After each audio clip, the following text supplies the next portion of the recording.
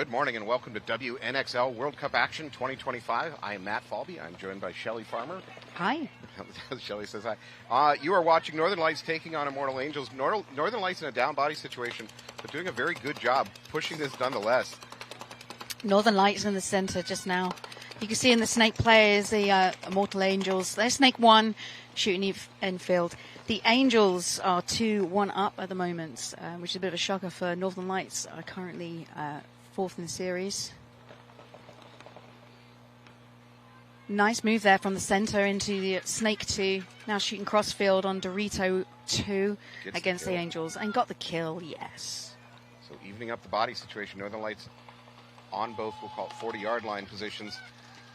That's another player down for Angels from the home, which is their key player with the communications. You've got the snake player here. And wow, another kill. Nice snapshot there. Immortal Angels at one point had, I believe, a 5-on-2 body advantage, and they're just throwing it away, or Northern Lights is snatching it from them, however you want to characterize it.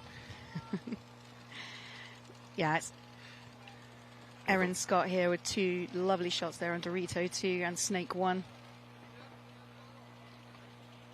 Erin's now looking. Does she see the Dorito? She's going to catch the Dorito in the back here in a second. There it is. No. We're down in a one-on-one. Just missed her. Dorito players now push to Dorito 3 for the Angels. It's one-on-one situation again. We had one earlier. We'll update you with everything that happened this morning. We apologize for the not having us live for commentary for the first 2 matches. So I'd give the Angel player a slight advantage positionally. She has more movement options than Erin's. Erin is a little bit stuck, kind of on an island behind that mini temple. I like the mini temple though. You can come out and snap shoot really nicely. You can tuck in your elbow and just expose your loader and goggles. Oh, Erin might be out of paint. I think she is. She's just done the do-si-do, which is the stroke at the back. Mm-hmm. And they've just used the last pod there as well for the Angels player. Now, if I'm Erin and I'm low on paint, I got to think about getting gun dominance for a split second, make that bump to the next bunker. The best way for her to end this thing is to hit the buzzer. When she's this low on paint, start moving. Absolutely, Matt. I mean, they're down on points as well. The Angel player may have recognized that because she dropped back. Oh, great move. And that Angel player is Crystal Weltzin, number 15. She's played really well today. I think a player to look out for. So Crystal Weltzin, number 15. She plays Dorito side for the Immortal Angels. Earlier on today, the only point that she won against Vibe, it was all her 3-pack.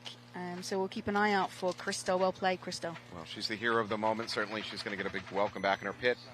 Rolling out to the field now, you can have San Francisco Sirens on your left, Suricatos on your right. Suricatos up by 1 point. Still plenty of time on the clock. So for the build-up for the WNXL, shout out for Instagram, Girls Play Paintball 2. They've been doing some stats. So you fans out there predicted that Suricatos would win this match by 58%, Sirens 42%. So see what happens.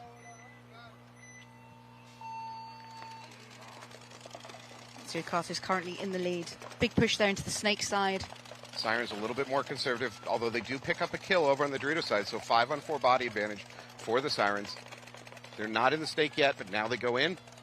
Suricatos have lost Sofia Galadio from Dorito side, so the Dorito side is now free. If Sirens can capitalize on that, they can push Dorito side.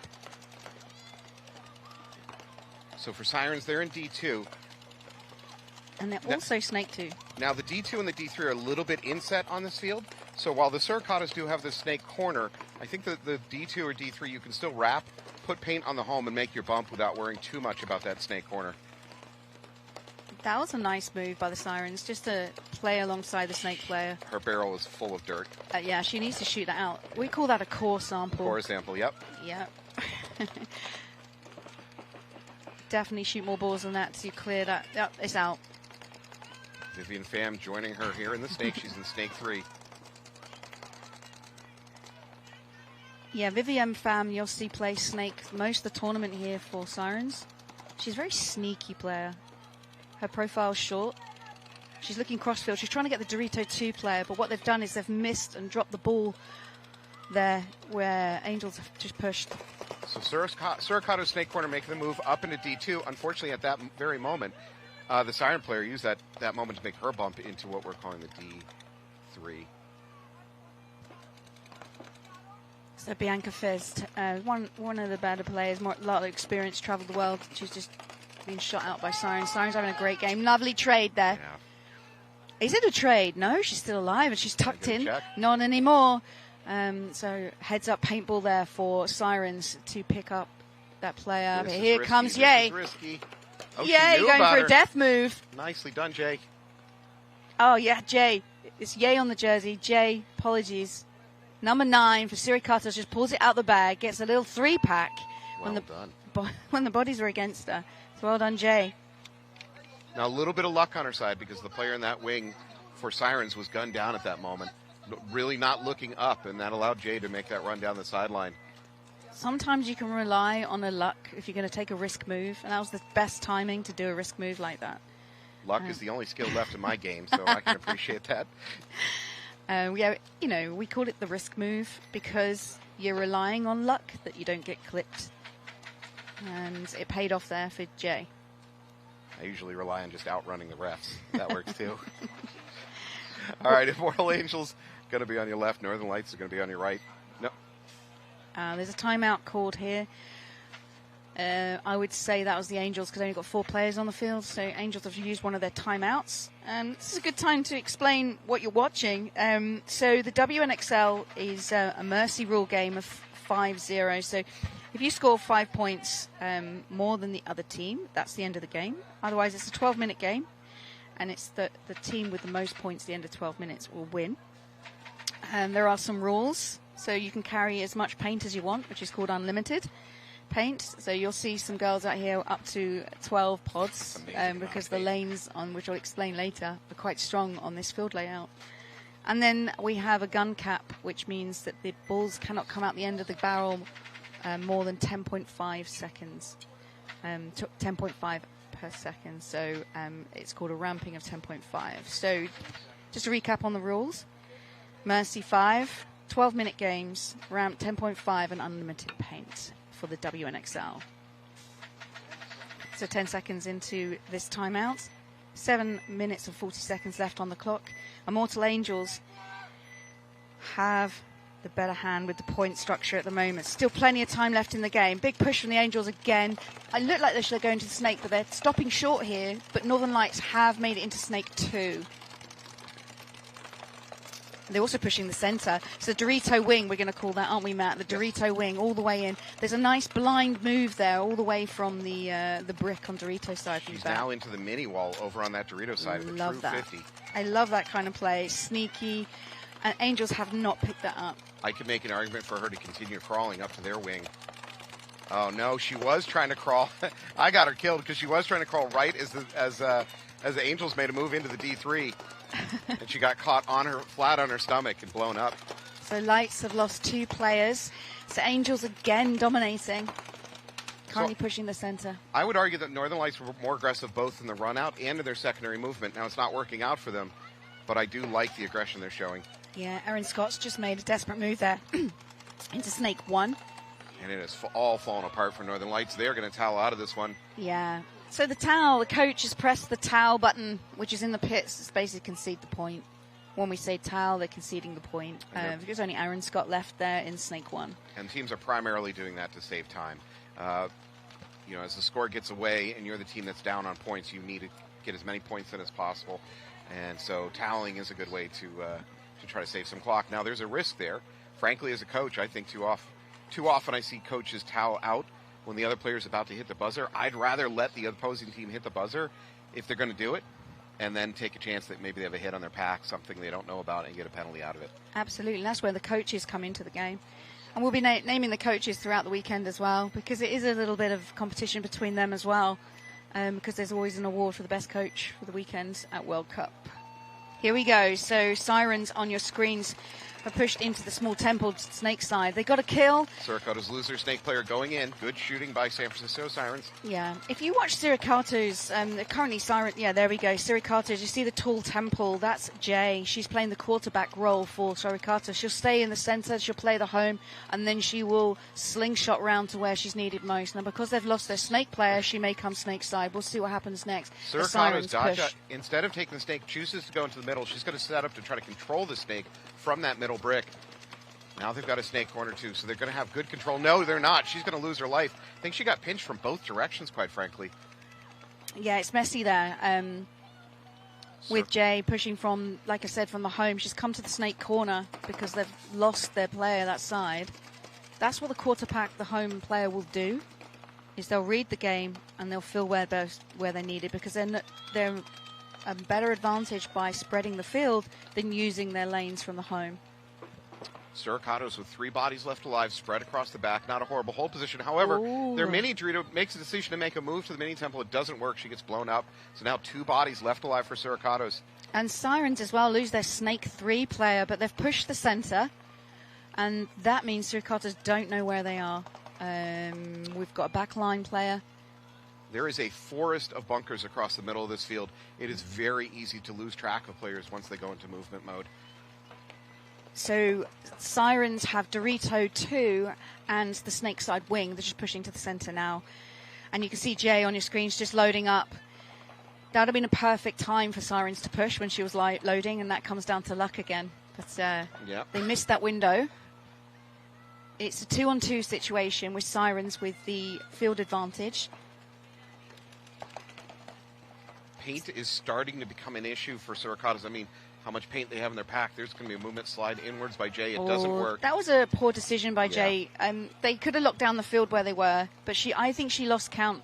I think she thought it was like a 2-on-3 or 2-on-4 situation. Oh, I don't like this move either. Into the mini Dorito for the last Suricatos. That is an awful place to try to survive and hold the game.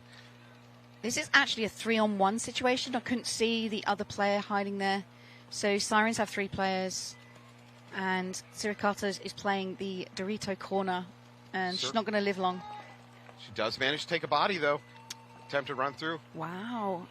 It looked like the Sirens player pushing through there was breaking paint. So possibly not. No. Sirens player look a little relaxed. They're not 100% certain there's even still somebody alive.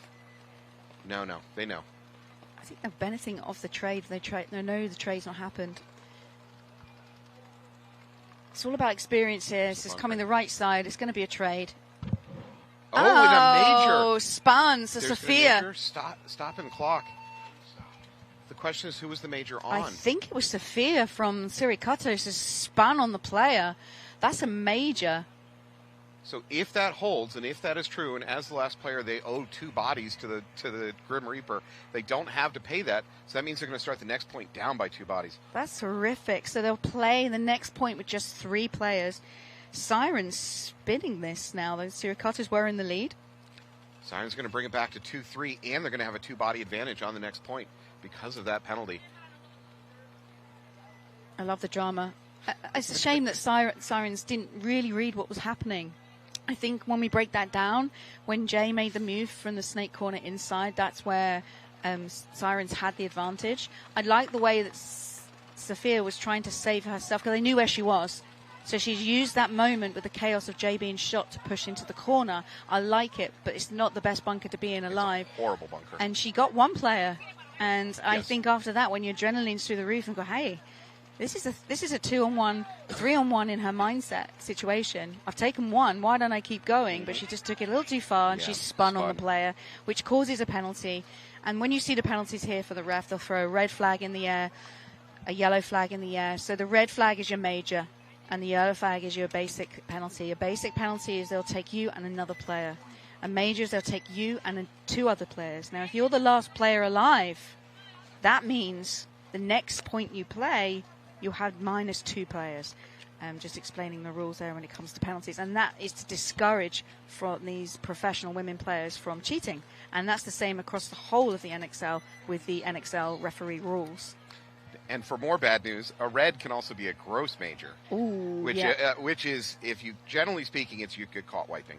If a ref sees you attempting to ditch a hit, That's a gross major. That's still going to be a red flag because they don't have a third flag on them. Yes. And that'll be 3 bodies for 1. And shout out to the refs as well. So on this field we have 10 refs with 1 head ref and a head coach ref on the sideline. Our head ref is JD. Our off-the-field ultimate ref is Mikhail this weekend. From Colombia. Northern Lights into Snake on the break. And up to what we're calling D2. Now into Snake corner, now into Dorito corner. Really good movement by Northern Lights. I mentioned that at the previous point. I'm going to bring it back up. I like the way Northern Lights are attacking. Now they're up to the D3. I agree. The Northern Lights attacking me. They're all the way into Snake 3 as well. I mean, they've crossed the Snake. They're now in the other. Actually, they've crossed the 50 on both sides. They're in the other team's D3. They're in the other team's Snake 3. And this is the plan from the coach, which they've done well. Hang on a minute. When you see refs running in on the back line like that, it doesn't look good. You've got 2 refs looking at the back line there for the Angels. Nature's predator, a running Here we ref. go. There's a penalty. Yep. Whenever you see a ref running. And she's going to get the Snake. Nice move. Wow. So everything's falling in place for Northern Lights at this point. Although I think they might have just lost their Dorito attacker. They did. Yes. That's okay. They're still in great position. I think there might be 1 Angel trade left. The Dorito attacker traded with the home. So it's just 1 player left now for Angels in Dorito 1. And Northern Lights are all the way into their own Snake. So she's just going to shoot crossfield. I don't think this Northern Lights player is aware she's in Dorito. She is now. Dorito 1 is a nice free kill. She just missed the... No, she missed her. It's still alive. Northern Lights, by the way, have the kill count wrong. They still believe it's 3. And that's it. Last player taking the walk for Angels. Did she just get shot by her own team? Yeah. That was a bit what we call a bit of blue shooting. Oh, no. But, hey, they got the point. We've all done it. Let's not pretend like we haven't. We've all shot a teammate sooner or later.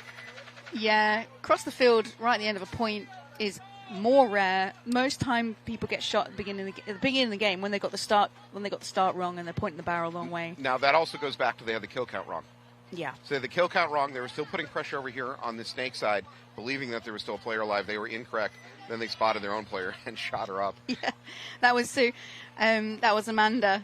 Amanda Atfield just shot her teammate Marie Theriot. Shelley's naming names. Absolutely. She's not letting this one go. Amanda's the captain, so Marie, just keep quiet there. The Marie was the one that was shot? Yeah. Okay, Marie is supposed to join us next match up here in the booth. Oh, okay. She'll have a lot to say about this incident. If she knows. All right. If she knows. Sirens on your left. They're down 2-3. We got 2.5 on the clock. Sirens are wearing like this turquoise-colored jersey. I really like that color. From San Francisco. Relatively conservative breakout. It works, though. They get the first kill over on the Dorito side. Oh, yeah. Two bodies. So 5-on-3 advantage now for the Sirens. And they're pushing Snake side now. Double up the Snake. Oh, it's the Snake train. Yeah, they're just open running. They're not. Oh, they lose their Dorito side player, though. Sirens down. Really good read of the field. Very good read of the field. She's just gone in for the buzzer. Because at the end of the day, you just need the point. Yep. So that's going to leave about 2 minutes on the clock with the game tied up 3-3. Love it. I can't yet say to you what the average length of time for these points are. Each layout is a little bit different in how quick it is to win on these fields. So 2 minutes. 2 minutes, easily a point can be scored. I don't know about 2 points. So I would say on this next point between them, if you lose that next point, you're in a world of trouble to try to come back. Absolutely. I mean, we've still got nearly 5 minutes left of this other game. Angel, Northern Lights. Yeah, so Northern Lights and Angels. So Angels in the driving seat at the moment, 3-2, but anything can happen. So to be fair, this is this bracket. It's anyone's at the moment. So Suricatos versus Sirens, Northern Lights versus Angels. And going back to Girls Play Paintball 2 on Instagram, the voting was for Suricatos to win and for Northern Lights to win. So let's see if we upset the apple cart. Now you're calling, now you're calling out the fans, whether or not they know what they're talking about. Absolutely, it's all about the fans. Shelley's taking scalps. So this is a good time to talk about what happened earlier on today. So in the first bracket, Sirens beat High Rollers 3-2. And Vibe beat Immortal Angels 4-1. Nice, comfortable win. Yeah, and in the second bracket, we had Femmes Fatale, who mercy ruled Nevermore's 5-1. And then we had Heroines, who also mercy ruled Tika Zahana 5-0. And now we're back on this bracket. Heroines and Femmes, both some of the favorites coming into this event to win it all. Yeah, so Femmes top of Group A and Heroines top of Group B. So far, taking care of business. All right, Immortal Angels on your left, Northern Lights on your right. This is Immortal Angels on your screen. Northern Lights a little bit more aggressive into the snake. They're going to lose that snake player, though. They have great shooting off the break for the Angels. I think this is where their game has got better. Their break shooting and locking it down in the first 10, 20 seconds of the game has changed their style. Immortal Angels pushing up to the can in the middle, which we really have not seen played yet today. Another Northern Lights player dropping off the Dorito side. This is swinging the way of the Angels. Northern Lights need this point. We're now approaching 4 minutes. Yeah, Northern Lights have 3 players. They're pushed Dorito. Dorito 1 player is just taking out the Angels player, pushing up the center. Sloppy move by the Angels player. She crept up the middle. Just a little bit too slow. You're out in the open a little bit too long. And Northern Lights were able to capitalize on that. The head ref just took one to the chin. JD. That's what I got distracted there. And Northern Lights got a bounce there from Angels. Angels now into Snake 1. So here we go. So the Northern Lights player just got a bounce from Angels, just pushed from the small tempo into Snake 1 and now crawling up into Snake 2. She's going to bypass Snake 2, go right to Snake 3 for Northern Lights. Angels realize that, and they're also pushing Snake side. In a down body situation, I like what the Northern Lights player is doing. She's going to have to come up with something. She needs a few kills fast. Absolutely. And Northern Lights are pushing the width with now in Dorito 2. Angels spread the field. Yeah, nice. We've got in alive. Northern Lights are showing a lot of aggression on this layout, which I like to watch. I don't know. Did the Northern Lights get in there clean? Yeah. Okay, another body into the snake for Northern Lights. Got the backup. So Northern Lights have the real estate here on the field, but they are bodies down. Now Angels drop back into the snake corner. The mini Dorito, she is clean. That's a clever move. I mean, Angels don't need to force this. They're 3-2 in the lead. The time now is 2 minutes 45. We're going to see more points here. This paintball is quick. And we've got the snake battle here on your screen right now. Northern Lights on the right. Standing up on the snake. And what we use is that little bump we call the nipple. And now crawling in on a sneaky move. Is she aware? No, she's not. I thought she was. Anna Urquhart. She's going to get a free kill now. That wasn't a great move. Oh, they both miss each other. Not anymore. How did she not pick that up? That's a trade. Not a great trade for Angels, to be really honest, because that leaves the snake completely owned. Oh, we're back over to Dorito side. There's the battle here. So Northern Lights potting up. This is when I'd move. The Angels just trying to read the field. So Angels isolated over there on the Dorito side. They got the Dorito corner and Dorito 3. Huge advantage here for Northern Lights if she can get down the snake, turn the field on its side. Just because they got the spread on the field, they might be down in bodies, but they've got the positions. No, I think it's 2-2. Do you think it's a 2-2? Yeah. Now it's about to be a 2-1 advantage. Oh, she threw away her body by the Oh Northern my Lights gosh. players. Okay, this is all on, I believe it might be Aaron Scott here. The Angels are completely unaware of her presence. Aaron Scott is just sneaking up the snake, and you're right. She's got to hold her shot until she's got a clean one. Don't give away your position. Now. I hope she killed her because she's just revealed where she is. Yep. She gave up her advantage. No, she did not get the kill. Damn. Aaron would be so frustrated. But the other player for Angels is not aware. Still not aware. She's aware there's another player, but not where Erin is. Erin is in their snake too. So essentially got a one-on-one. Erin has to win this one. They're now under 60 seconds. For the Immortal Angel on their side of the field, she just needs to know the situation and go hit the buzzer. This would have been all Erin's if she'd have made that kill. Wow. Oh, hang on a minute. It's all turned round. There's a penalty. I'm not sure if the penalty came in before the buzzer was hit. So there's 2 players left for Angels. But there was a penalty. So this may be turned around. So we're getting a 1 signal, so that was a minor. There's only 2 plays left. So it is just a question of timing. When did that penalty go up? I believe, based on listening to your voice, that the penalty might have gone up before the buzzer. I'd say at least 2 seconds before the buzzer was hit. But it doesn't matter, because if there's only 2 players left and there was a penalty, then that's a no point. Let's see what the refs will decide. Which, frankly, a no point isn't what the Angels want, but it wouldn't be that bad. We're at 47 seconds. A no point still puts them in the driver's seat on this match. I'm just watching the body language from the refs. Are they going to make a decision now as to whether that buzzer was hit before? But I think it's going to be a no point from what we saw up here in the Tower of Power. It's a nickname that Matt gave our tower here. I have to make myself feel a little grandiose. You see the head ref there in the tower, so that's just in front of us.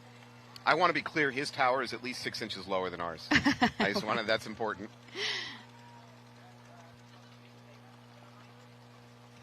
So yeah, I'm just earwigging the JD here, and it's a minor.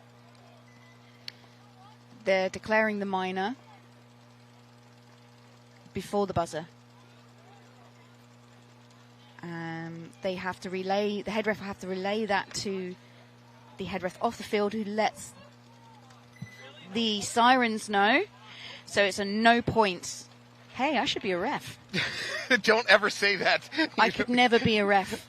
I couldn't do it. I've done plenty. I commentate. I write. That is it. So I'm going to go on my rant here. Yeah. I believe that, you know how some countries have required military service? You know, you hit 18, you owe them 2 years. National service, yeah. Right? I think we should do the same in paintball. I think every paintball player, when they hit a certain point, they owe this sport 1 or 2 years of reffing.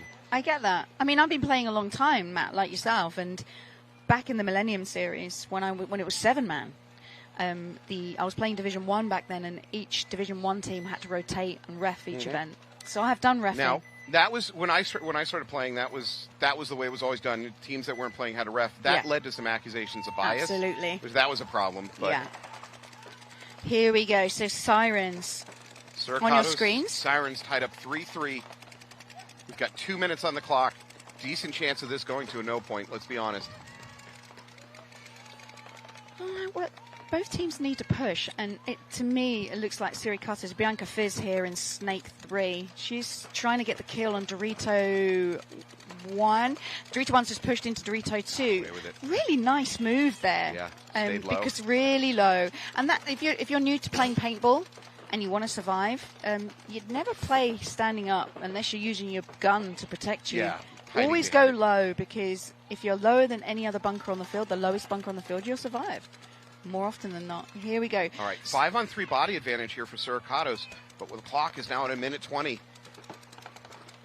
Bianca Fizz gets a shot across field. She just dropped the ball there on Dorito 2. Honestly, she was their best chance of winning this thing with less time remaining. Absolutely, and Bianca's going to be kicking herself about that. It's just a huge loss. Bad timing. Sirens respond by taking the stake themselves. What she needs to do is lip cross, stop any run-throughs with this kind of time left on the clock. 60 seconds now.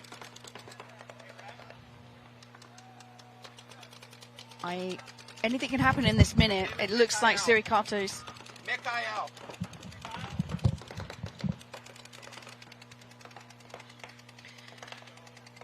So Matt is just talking to the head ref. Just get an update on that. But Suricatos have the 50 line. Ooh, Stay low. Northern Light. Yeah, Sirens she needs to hold on to her body. That's the most important thing, to run this to time. We're now at 30 seconds. If this snake dies, it flips the whole field. Now we have a run through over here on the Dorito side. Oh, Sophia missed the shot. How did they miss? They missed each other. Oh my goodness! But Stunning. no, the Dorito player did get this middle player. Oh, Jay forgot about the snake player. Here's a chance. I believe this is the last player left alive. Yeah. She's got to go. 9, 8, 7. Go! She's not looked at the time. She's not looked at the clock. There it is with 7 seconds on the clock. 7 seconds. Get in, Sirens. What a turnaround there. That's Jamie San Roman. Jamie San Roman pulled it out the bag there for Sirens. Congratulations to the girls there. It's now 3. It's now, wow. So they tied it up. Tied it up. Yeah, 4-3. There we go. So they won it. Congratulations. What a last-second miracle. Frankly, they were definitely at a disadvantage there. Big move up the Dorito side. Kind of blew it open. They're loving it. Shane Pester there. He's the coach, cuddling the women, coming through to the nets. It's great to see. Crazy. What a match. So Sirens take the win against Suricatos, which is an upset there for the fans with Girls Play Paintball 2, who predicted Suricatos to win that matchup. That's why I don't bet on paintball. Don't bet on paintball. Or any sport, really. I tend to agree. Sport. Yeah, it's road to ruin. All right, Immortal Angels with a 3-2 advantage. The last point went to a no point due to a minor penalty there in the last couple of seconds of that game. So advantage here for Immortal Angels. They just need to dig their feet in, fill up some sandbags, cross up their lanes. Now, Northern Lights so far this weekend have been the most aggressive attacking team I've seen. So I have to give advantage to them a little bit in terms of the situation. Let me dial it back. If there's a team that wants to be in a down point situation with this much time, Northern Lights are probably best equipped to handle it so far of what I've seen this weekend. But it's still not a situation you want to be in. I agree, Matt. I mean, Northern Lights have more experience when I look at the rosters, and they are pushing the game plan with an aggressive side, but they're just not capitalizing on their positions. They're missing little shots. Yep. We've seen that in the story of this match so far, that it could have gone either way with shots not made, and Angels are capitalizing on that. And it's good to see Immortal Angels. So they are seeded at the bottom of the group. They're seeded number 10 in Group B, and we all love the underdog. True. I think we're going to go to a timeout here. I hear a coach telling his team to come off the field. Okay, yep. A coach for Northern Lights has asked for a timeout. Aaron Scott leading the troops over to the side netting. 2 minutes does not feel like a lot of time for a timeout, to leave the field for a timeout. It's crucial here for Northern Lights. It'll be interesting to see what set play. But I see the Angels are actually leaving the field. They're going back to their pit. Oh, it's a no point. I see what's going on. So as a no-point situation, you do not switch ends of the field, and both teams were lined up on the wrong side of the field. Makes sense. And do you know what? I think I genuinely would have made that mistake as well. All right, welcome here to WNXL, let me be correct, 2025 World Cup. I'm Matt Falby. I'm joined by Shelley Farmer. Hello, everyone. Shelley has joined us from UK, if you can't pick up by the sophisticated British accent. I wouldn't say it's sophisticated. It's a London accent. But, yes, I am from the UK, and you're from Canada. No, I'm from New Hampshire, which is damn close to Canada. See, I'm going by the accent there. I've completely insulted my anchor. That's a fair... Maybe I use the word thank you or please too often. Yeah, maybe you're polite. I was too polite. You didn't hear me saying anything in metric, did you? Because then I'm going to get ripped apart by my No, my teammate. Not yet. Not yet.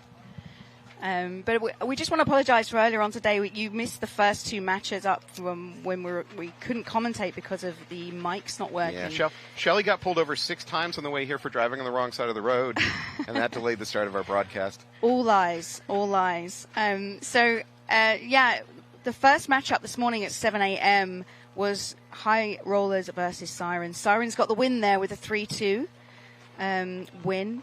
Vibe also won that bracket against Immortal Angels, who we're seeing now on your screens. So they got beaten by Vibe earlier on today, 4-1.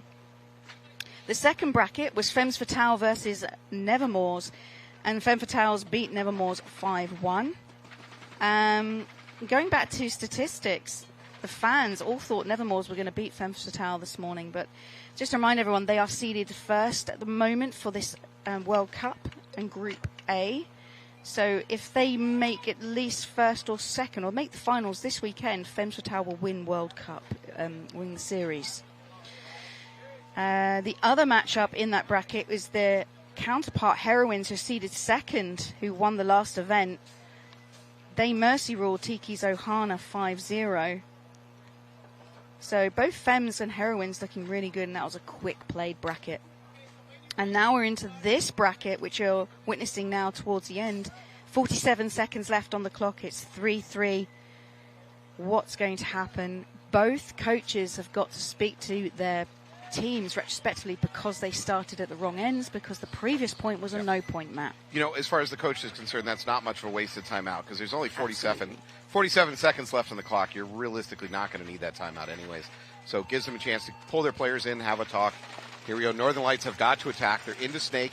Oh, nice move there from the Angels. I really like that move into Snake. It was clean, and they're crawling all the way into Snake 3. Minor on the Dorito side for Northern Lights, so it's up to the Snake side now to win it. Oh. Now we're at 30 seconds. I'd hate to be that Dorito player that got that minor, but here we go. It's all happening in the Snake.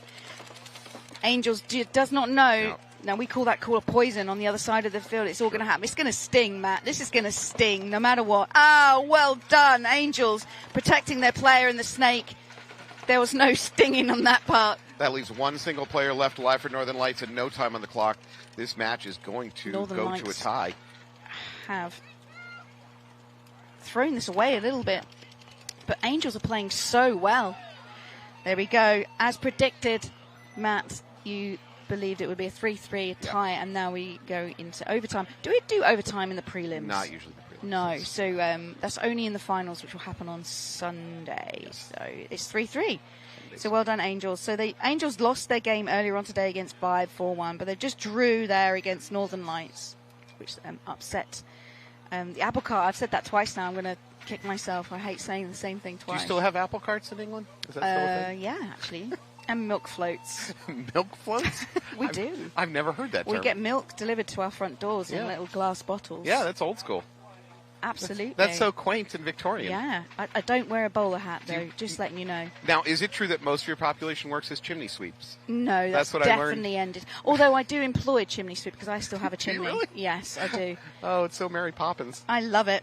It's amazing. I mean, we have to clean the chimneys this time of year because next month is an important time of year for someone that works in chimneys. So I believe I might be incorrect about the overtime situation. The refs are not leaving the field. We do have a couple seconds left on the clock. Literally, we had, I believe, 3 seconds left. It's 20. I mean, that's your break time. That's your break time for 25 seconds. It's a good time to actually mention HydraFit. They sponsored this matchup. The previous matchup was sponsored by Paintball for Purpose. Now, Paintball for Purpose have a silent auction here at World Cup today. If you make your way down to Paintball for Purpose tent, as you walk into the main event here at World Cup, it's just situated on the left next to the G1 sports tent at 5 p.m. today. 5 p.m. if you're here at World Cup for the silent auction, and all money made goes towards helping those who need in regards to mental health, and that includes veterans suffering from PTSD and also obviously our civilian services from PTSD that use paintball as a outlet. We are going to overtime. Immortal Angels versus Northern Lights, 5 minutes on the clock. First point wins it. If by some miracle or disaster this all 5 minutes gets used up with nobody scoring a point, we'll go to one-on-ones. Very unusual for that to happen, but possible. People love to watch one-on-ones to decide matches. So much pressure. I had a one-on-one once back in 2023 when I was playing with Fems against Suricatos. It was Lady, actually. I did win that, so that's good, isn't it? That's good in the prelims. That's like life. It's a lot of pressure because when Todd Adamson shouts, "Shelley, you're staying on." Did I do a good accent then? Shelley, you're staying on. That was pretty good, yeah. And then it's you. It's you. You got to go. One-on-one. Yeah, we love one-on-ones. I love the drama. So stressful being the one-on-one player, though. I quite enjoy it. Oof. Quite enjoy it. So, I mean, Angels, I can't recall Angels or Northern Lights ever being in that situation when they have to do one-on-ones. I'd have to go back through our catalog here at compsports.com and look at all of our previous matches to answer that question. It is very unusual to make it down to a one-on-one situation. Hey, I'm really happy we got overtime point here. You know, previously, just before that, we thought with prelims there's no overtime point, but this is good. At least we know we get a winner, and that really helps with the scoreboards. So Northern Lights on your screens, they're playing on the left. On the right. No, you are correct. Your scoreboard is incorrect. Immortal Angels on your right, Northern Lights on your left. Ignore the screen. I always go by the jerseys. You're right. There's Angels now. They're in Snake 1. Looks like they're just sorting out a little bit of a core sample, so not shooting at the moment from Snake 1 as Northern Lights capitalised on that and pushed all the way into Snake 3. Northern Lights again being the more aggressive team. They're now into D2 also. And now in their snake 3. Yep. And they've also pushed the snakes. They have snake 1, snake 3, and Dorito 3. So once again, Northern Lights are pushing the agenda and have the real estate, all 5 alive, and their anchor player is playing snake corner. Angels are just digging in at the moment, just a little bit of survivability, which I like. So they currently have Dorito 1, the back line, and plus the temple and snake 2, and Angels have just pushed into Dorito 2. So even though Northern Lights have locked it down, Angels are still pushing. There is a free kill for this Northern Lights player in their snake 3. If she slides back just a foot and looks cross, she can see the Dorito. She's going to kill her mirror in the snake, though. Now she's under a lot of pressure. She's going to take a walk. Yeah, so both snake players. So still slight advantage for Northern Lights because they do have a snake player still alive. Number 7 here in the snake 2. It's a great kill there by Erin Scott. She just backed up the snake players playing the snake 2, so she got the snake player on Angels. So 4-on-4 situation. Erin Scott is in snake 2. Erin has the ball. I think she could drop and crawl, frankly, to get to the next snake 3. I don't think anybody has a shot on her. It would have to be a really lucky drop shot. Look how tight they're playing. I like the way Angels are profiling themselves within those bunkers. Remember, they still have 3 minutes left. They don't have to push the agenda. And Northern Lights are losing this match at the moment compared to expectation because they're rushing things. True. Angels just delaying it, but Northern Lights do have their Dorito 3 and Dorito 4. Erin's starting to wrap on that snake 3. It's dangerous. She's looking for kills inside. If she doesn't see a kill quick, she should drop and go. She does. She's going to take their snake 3. I'd go all the way. Now she's under threat from their Dorito. Yeah, I'd go all the way. The Dorito 2 for Immortal, I don't think is aware of Erin's presence. Someone is. Erin's getting pressure. No. So now what she's doing is gunfighting, and she's lost it. So in essence, the decision that Erin should have made was just to drop on her belly and go to the next snake player, and then take the temple. Because you've got 2 now on Dorito's side. Angels just playing as tight as they possibly can. You can see them now on the screen. Oh, there's going to be a minor on Northern Lights. Actually, there's a minor on both teams? Wow. So that's unusual. That is. So penalty on both teams. So that took 4 players off the field of play. Now, frankly, that hurts Northern Lights more than Angels because Northern Lights are already down bodies. And it's hurting my mind because I'm trying to figure out. So we've got 1 player left for Angels who's in the Snake Temple. Northern Lights have noticed the situation, has pushed back into Snake 1. I like that. Which is not a great defensive position. Either drop back to the mini temple. It's not a great defensive position, but it's a position where you can read the field and go, what's going on? What's happened to my team? I think we might be in one-on-one here. Yeah, it's a one-on-one situation. She's in a bad, but the Northern Lights player is in a tough defensive position for one-on-one. Yeah. She doesn't have good secondary movement options, and she's at a disadvantage gunfighting from it. And she's looking into the sun. Yeah, good point. So Angels have the advantage here with 1 minute 15 seconds left on the clock. One-on-one situation. What a matchup. She's using the small pin as a blind. Clever move. She's going to tuck her in. She's got to fight for her life here, Northern Lights. Stay up. You've got to stay with the dominance. It's all about training here. Exactly. If you have gun dominance, don't let it go in this situation. I think she heard us there, Matt. So here we go. So that's Sarah Conda from the Immortal Angels. She thinks she's been shot. She's got a bounce on her legs. The refs are looking. So Northern Lights have the dominance. I'm just trying to see who that is for Northern Lights.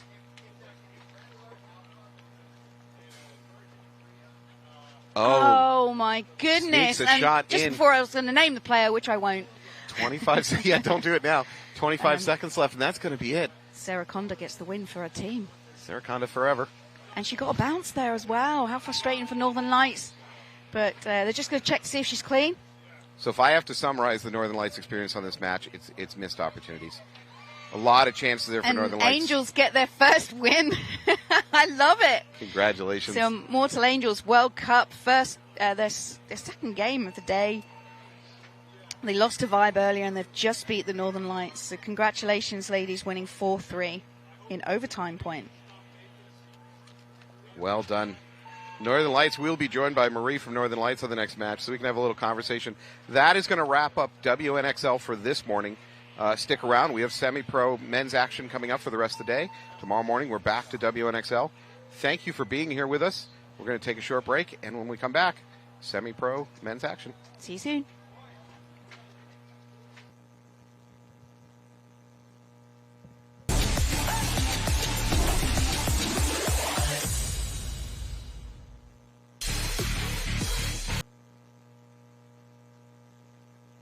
Celebrating 35 years, Blast Camp is one of the most historic and longest-running facilities in the country. From low-impact paintball parties to the Mid-American X-Ball League, we can accommodate any play style. Our world-class facility has many amenities you don't often find at paintball facilities. So come experience history. It's not just paintball, it's Blast Camp. Inside you somewhere lies a Hydra. An immortal, multi-headed monster born for the battle. But the Hydra mentality buried inside you must be cultivated through chaos.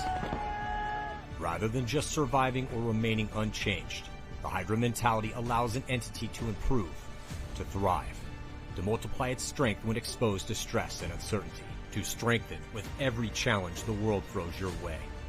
Every time the Hydra gets its head cut off, experiences a loss or a failure, it becomes stronger by growing two heads in its place. The Hydra must seek war and discomfort in order to become the best version of itself. Be like a Hydra. Seek out difficult challenges, power through every hardship, and understand this stress test is a blessing which makes you stronger. This is the Hydra way. You're practicing, but are you actually improving?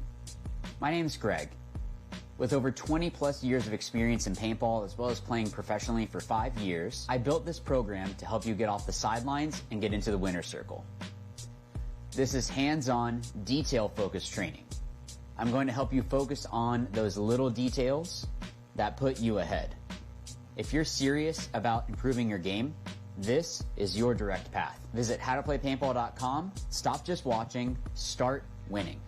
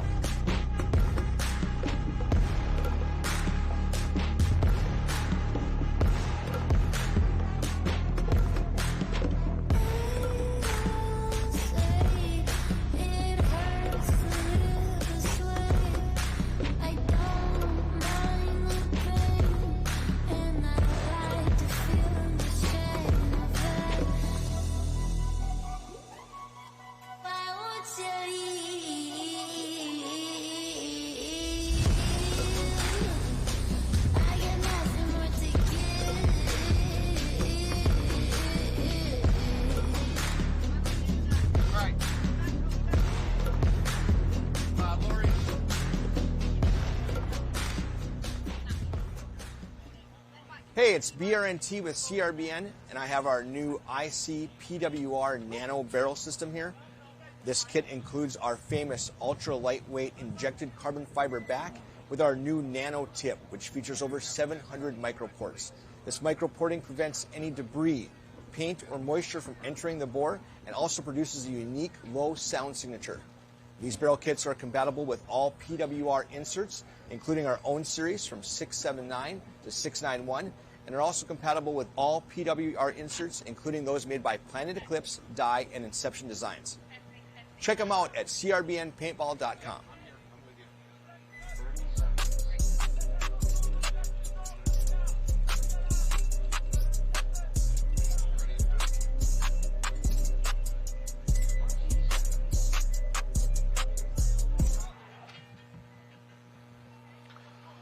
Welcome back to World Cup 2025. I am Matt Falby.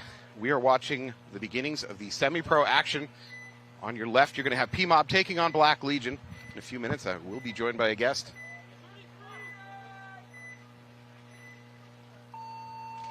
We are off.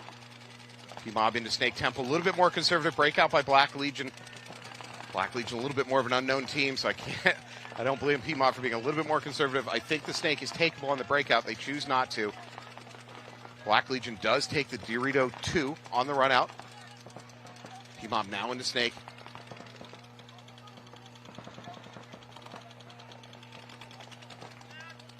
All right, still 5 alive, both teams. Get our first check on the Snake corner here for POB. He's live. First body dropping now for Black Legion along the back line.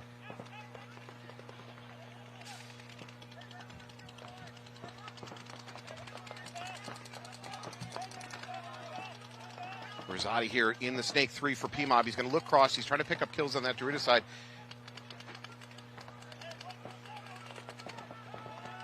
Black Legion's going to lose their Snake corner now. Everything going the right way for POB. Black Legion moving to the Snake Temple. Now they're going to lose their Dorito side also.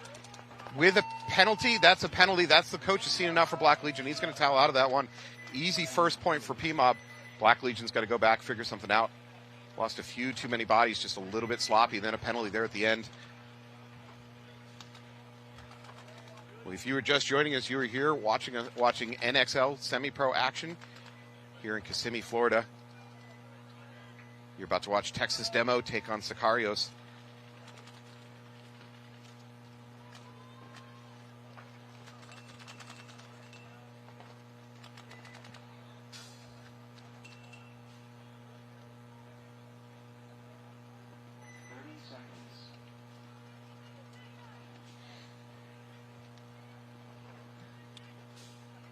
Texas Demo taking the field to your left. They come into this event 16th overall.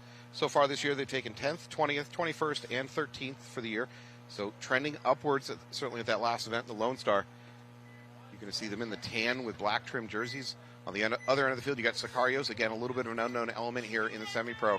They're in the black jerseys with the red trim.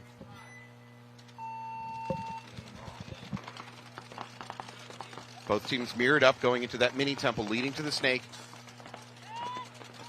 Texas Demo a little bit more aggressive. They're now into the D2. First body dropping here for Siricato's.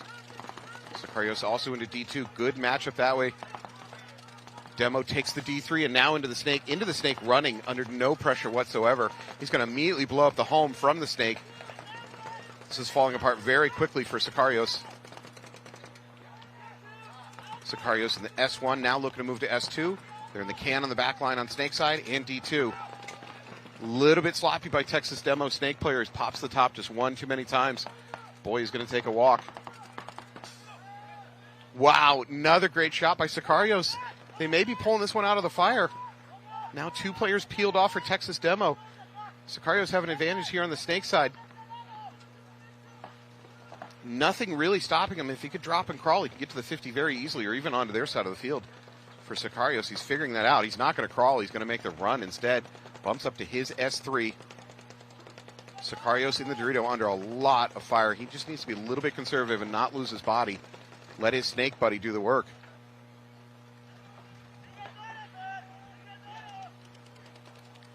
Now Texas Demo attempts to spread a little bit wide, moves from the home to that Snake side can on the back line. Nobody has picked up on the Siricato's yet in the Snake.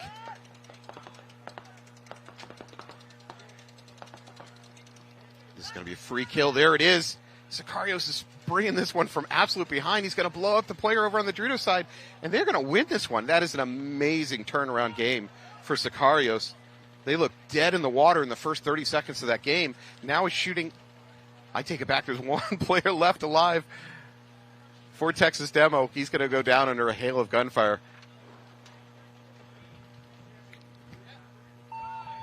Great come from behind win by Siricato's.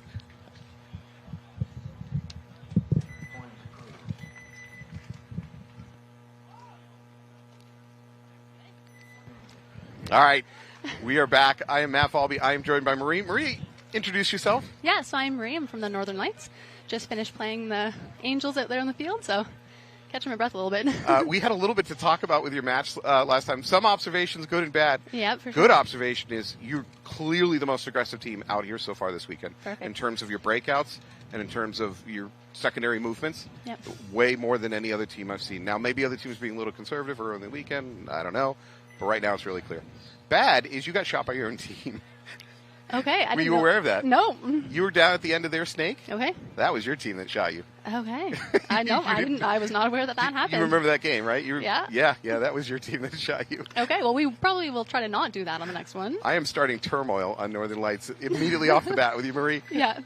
I'm just going to make sure they don't watch this part so we don't, go into tomorrow liking each other. You have some talking to do. All right, Black Legion on our left, Preferred Mob on our right, P-Mob up 1 point. Wow, incredibly... Wow, I don't know what's happening over there? Black Legion just all sat at the home. They had 4 guns sitting at the home shooting. And he just stood there, too. He didn't even move forward. 4 guns. Well, they do manage to pull out a 1 player, 2 players taking a walk. Yeah, so they've got 3 players. 4 players gone. I take it back. So that is P-Mob with the 4-gun breakout. Well, at that messy start there, they pulled it off. I think there might have been a false start, and then everybody else froze in place. The buzzer went off, and they all just stayed where they were shooting. P-Mob's going to win that one with some great shooting. Yeah, the buzzer was doing a little funny things when we were down there, too. It's always also a problem. You have so many fields packed so close together. Occasionally, you'll hear the other field's buzzer go off, and it can cause a false start. Maybe that played into it. I don't know. Your chance to shout out? Oh, my chance to shout out. All right, well, definitely Lux for sure, keeping us out there with our guns, making sure we're not shooting hot. We also got Vendetta, too. Vendetta's been sponsoring us this year, which has been amazing, hooking us up with pods so we don't have to travel from Canada with pods, because that's not so fun. Yeah, and we got Finley, too. If you haven't had a hat, go get a Finley booth. Go get a nice hat from them. What do you do with your pods at the end of the event? Hits and miss. You just give them away? Or you sell them off? Yeah, or we throw whatever we can in our gear bags. And just try to jam them in there? Yeah. Filled with paint? No paint, no. It's way too heavy. All right, Sicario's on your left, Texas Demo on your right. Sicarios with an amazing come from behind win on that first point. Sicario's snake player might have taken one. Sure enough, he's not going to make it, nor is his buddy into the snake corner. What do you got over there on the Texas Demo side? Got someone heading into the snake here, into the Doritos. Oh, moving into the center. Very aggressive secondary moves by Demo. Perhaps they know the kill count. Well, this should be a free kill here for Flores. Yeah, so they got 3 heading into the snake side over here. 1 up the center, 2 up the snake. It took him a surprisingly long amount of time to hit. No, I don't think he even got him. How did Flores not get that kill? Ref checking him He's now. moving up here in the snake here. He's getting right into their snake. That player is alive for Sicarios. I don't know how he's tucked into that juice box there. That was a Pulp Fiction moment where he just every shot went around him. 9 lives. There we go. Not anymore. He's run out of lives. That was a heavy snake. P-Mob is... Yeah, I'm sorry. I said P-Mob. My bad. Texas Demo is going to lose a player to a penalty for overshooting. I understand what he was doing. He was running to bunker a player that was leaving, and his gun came up. There's no real harm, because they got plenty of bodies to fulfill the game. I, by the way, love seeing that. Refs throwing penalties on overshooting, I think is great, because it's unnecessary. It doesn't add anything to the game. Yeah.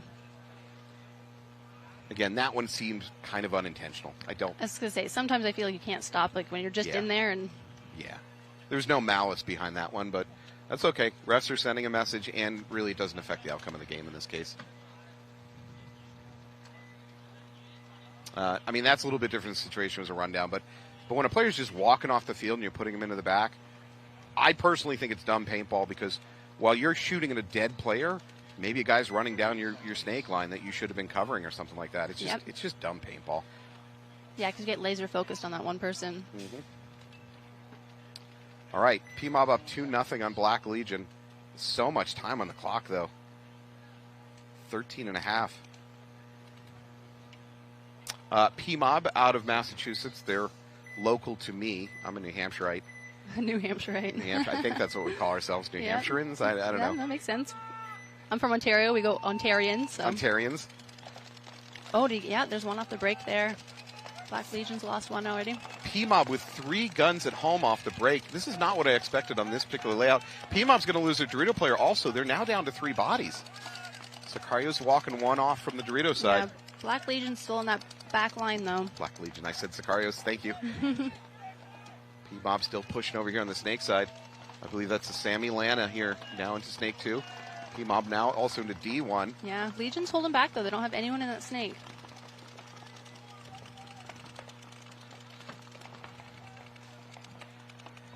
Making a little bump from the can into the Snake insert mini temple for Black Legion. Black Legion now into Snake. Now Legion's into the Snake here. Let's see how far he's going to crawl up. Okay. So we got our Dorito moving up on Legion here. Sammy Lana for PMOB looking cross. He's trying to get into a gun battle with that D2. They're pretty mirrored on both sides.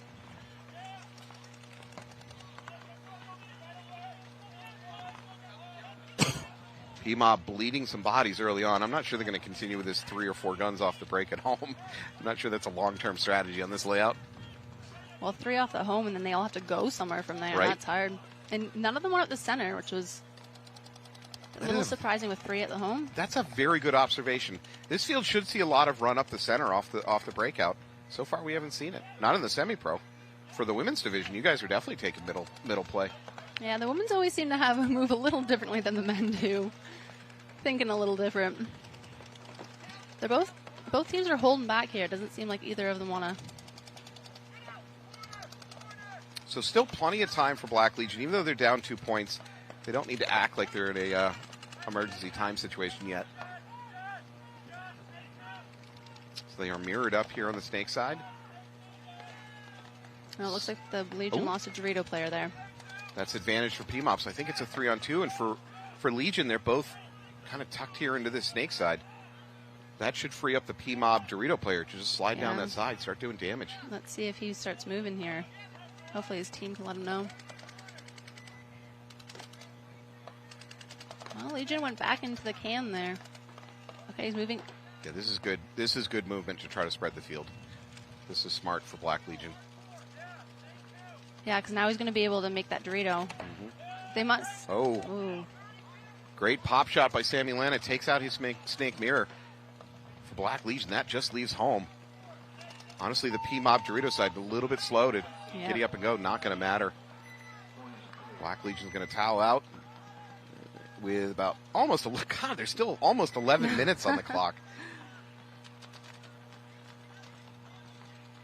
So we have 1-1 here for Texas and Sicarios. How much did you guys ladies, get to play? I'm going to call everybody guys. That's fine. Yep. How much did you guys get to play on this field before coming here? How many practices did you get in? So 2 days. Oh. Yeah, so just the Saturday, Sunday before. So we have 2 full days going out. I myself, coming from Ontario, so I fly out to BC, and then we drive to Seattle and go to Doodlebug Sports. So that's where we're playing. Such an aggressively named field. Yeah, DBS. They usually call it DBS. So for this event, World Cup, because World Cup starts on a Thursday rather than a Friday, I feel it makes it even less time for teams to practice, right? Well, especially for me for traveling. Like I was out in BC, and then I had to fly back to Ontario to fly to Florida, so it was a lot of going back and forth. You lose almost on a day, really, because for us, we have to travel here that much earlier. Well, glad you made it. All right, Texas Demo tied up 1-1 with Sicarios. Demo could be up 2-1, but 2-0, but they really blew their first point. So Sicarios going right up to the Snake, right in there. Good aggression by Sicarios. They're going to lose one player off the back line, though. Now Demo losing their Dorito player, so 4-4. So Sicarios, I guess the Demolition has that middle Dorito there, so. So 2 Texas Demo players attempt to take the Snake at the same time. Their Snake corner went, oops, sorry, sir. Oh, look at this in the Snake here. We got a mirror here on the Snake 50. It was a poison. The Sicario has to know about it. He does. And he stays alive. Yeah. Fur clean. He's asking for a check. He looks clean. Nice. He makes it in clean, too. That was great. Yeah, that was a great move by Sicario's Fur. Demo the Doritos picking up over here. Yeah, there we go. That's it. That was a great game by Sicario. Sicario's coming out strong. I mean, Texas Demo had to be favored in this matchup, but so far. honestly, Siricato's threw away. I take it back. Demo threw away 1 point. Siricato's fought hard, so they're going to go up 2-1, assuming he's clean. I have to say that. Well, he did get that ref check, so that would...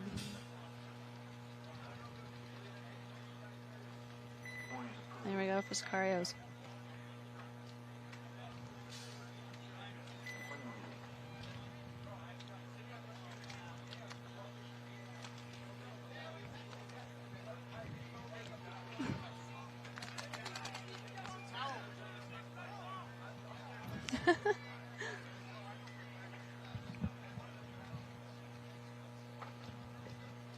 All right, let's see how Black Legion does this. 10 minutes, 44 seconds on the clock. Black Legion's got a big hole to dig themselves out of. They've got plenty of time to do it, but 3-0. It's a lot to ask. PMOB, a very veteran team. A lot of these guys have been playing for a long, long time. Some of them from the old 187 crew back in the day. They got to have an advantage here in this kind of situation. For Black Legion, I can't give you a lot of information on their background, but they got a little bit less sloppy deaths. I think so far that's been their main undoing. Let's see if PMOB goes with 5 guns on the break. Not this time. So he didn't go right into the snake. He stopped there at the Aztec. Siricato's, however, into the snake immediately. They're up to S2, looking cross at that Dorito. Oh, Black Legion just made it up in there. He just went under a lane there. PMOB knows about it. They immediately get a body up to this wing. He's going to put a gun on the snake, try to act as a break. So we got 3 guns from Mob here on the snake. Oh, good shooting by Black Legion. They catch the snake dive by PMOB.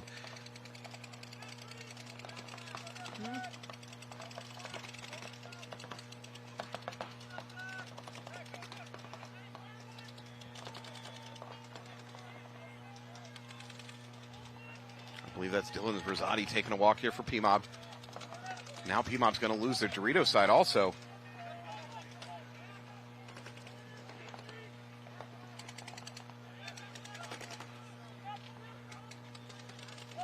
All right, so 5-on-3 body advantage for Black Legion. I wouldn't blame PMOB for going into story time mode, which is kind of the universal call for slow it down and just kill the clock. Especially with them being up 3. They just have to hold Legion back. No. Legion's just lost one of their snake player.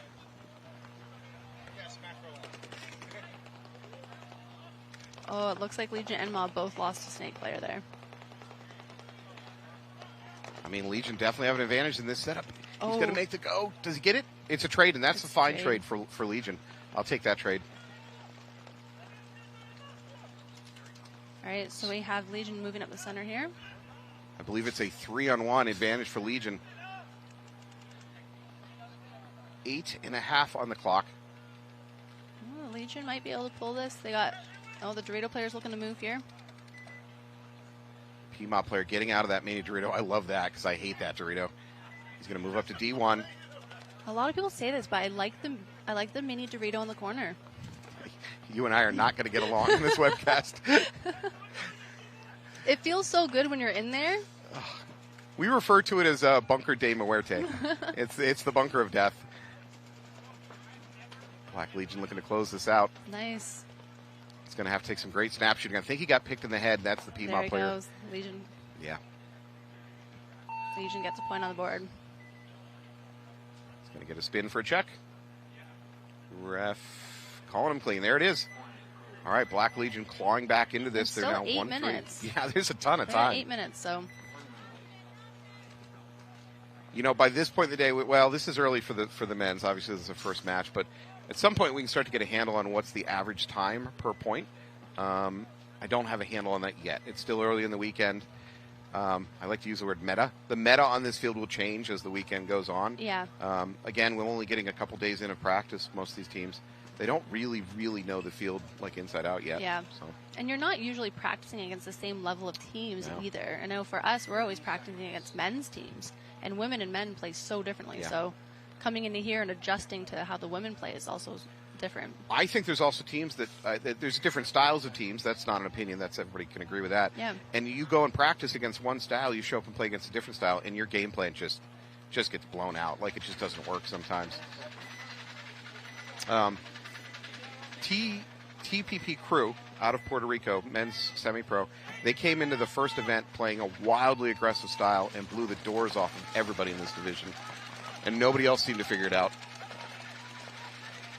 Looked like this Sicarios almost shot their snake player off the break there. Well, they did manage to shoot one of the demo players taking a walk. Two of the demo players taking a walk. 5-on-3 advantage. Sicarios now moving up the Dorito side. Wow, look at him after the Doritos. He's going all the way up. Wow, they all just took advantage of those 3 players walking off. Look at everybody flying upfield for Sicarios. What a good read for that team, though. They all moved up together. Texas demo going to wow. towel out of that one. I don't blame them. Sicarios were just coming at them like a pack of Zerglings.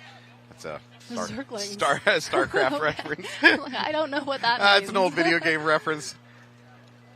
I'm sure there's definitely some video game people that knew what that meant. About 10% of our audience knows what I'm talking about. I don't know. I'd be surprised. Probably a little more. All right, well, demo, things are kind of coming undone a little bit for them. Sicarios now up 2-1. How much time? We got 10 and a half on the clock. 10 minutes. That's a lot. Well, so far these points seem to be going really quick. All right, rolling back out is PMOB. PMOB is going to be on your left. Black Legion on your right. PMOB making some unusual breakout gun decisions. I'm not saying bad. They know better than I do, but at one point we saw 4 guns up on the breakout, which was bizarro world.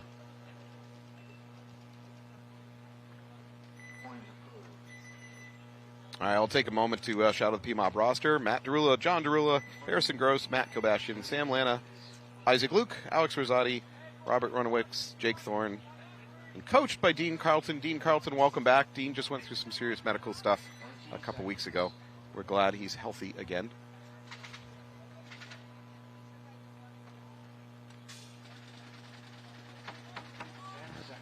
Ten seconds and we are off.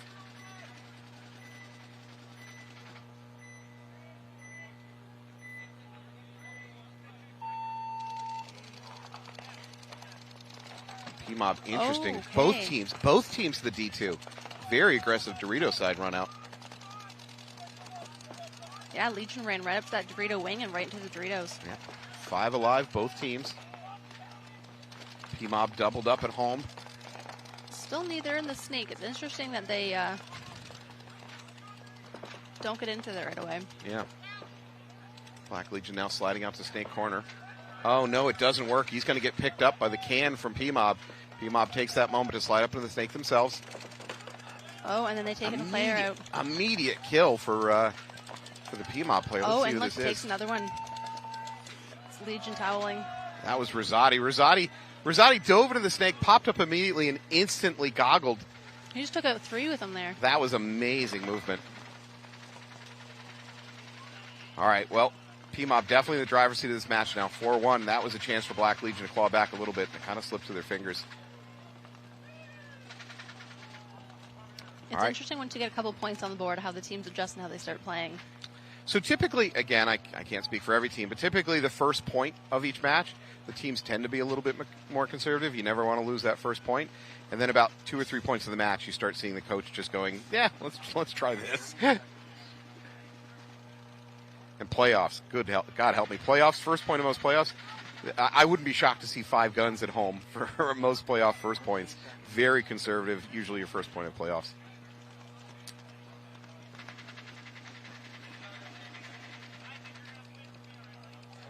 So Sicario's up now.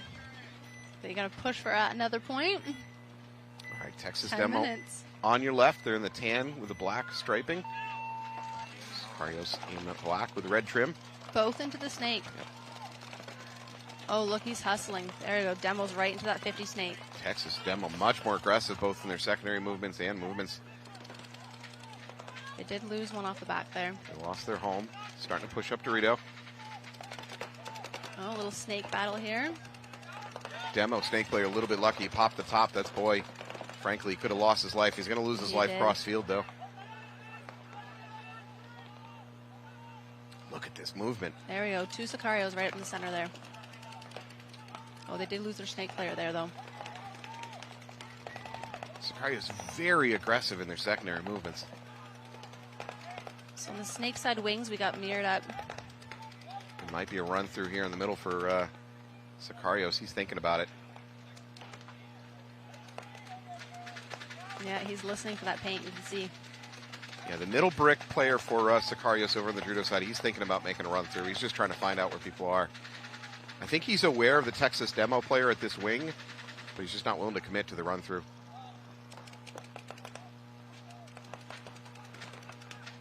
Interesting, neither of them are wanting to go up into that center brick and get the other player, though. They're very... This might be the run through? No, now they're just doubling up over here on this wing. Okay, so Sicario's got 3 in the center there and 1 on the Dorito. We got both wings covered in the brick. All right, Marie. Texas demo took the mini Dorito. There they are. Let's find out if you're right. Oh, Sicarios throw a body away over on the Dorito side trying to cross the 50. Oh, see, he's loving that mini Dorito over there. I can feel it from here. This is on you. You have to defend the mini Dorito. It's value. Munoz. You can see so much of the field from that mini Dorito. Because there's no bunker in front of you to hide behind. You're not even a short player like I am. Now you should learn a lawn chair. Oh, there it is. Mini Dorito taking a walk. All right, this wing here on the demolition's going. Does he take 2? Did he get away with that? No. All right, well, Munoz managed to take 2. It's not really going to matter. No, there's a major. He did not take 2. He took nothing. That's going to end this point, and they're going to start down by 2 bodies. Texas demo, nothing is going right for them for this match. Yeah.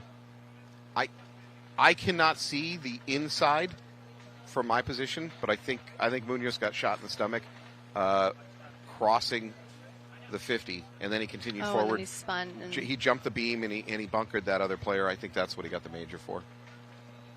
He's arguing his case, but...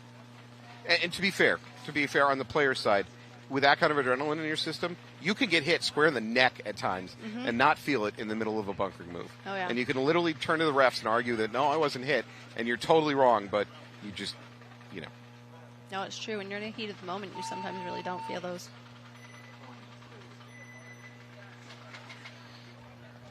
All right.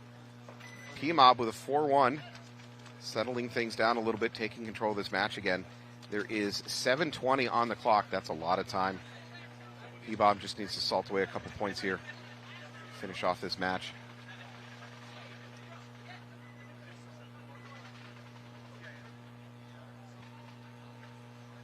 Do you see this jersey walking out there for Black Legion? Is Star Quest? It says Star Guest. Star Guest. Oh, I don't know who that is.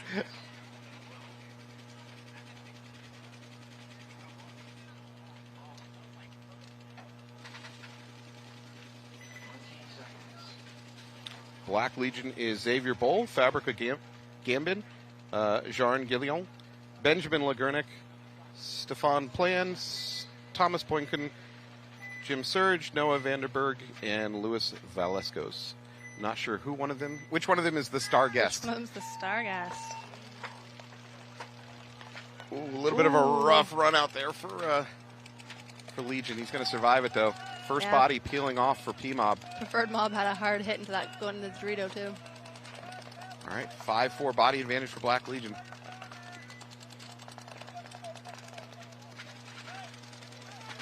So Black Legion's down 3. They do shoot one out of the Aztec there. There you go, Black Legion now pushing up to their Snake 2. Snake corner. Mob's looking inside, though. He does not... Looks like maybe he's having some gun issues there in the corner. And they don't have anyone in the Snake, so Legion does... PMOB has Snake corner, but Snake corner's looking cross. Frankly, if Black Legion can recognize that, they can go ahead and start making a push forward down the Snake. There's really nothing stopping them. PMOB now takes the can on the Snake side. That might allow him to shoot down into the Snake. If this Black Legion player tries to take the inside route to the next he might run, walk, or crawl right into a gun. We'll see.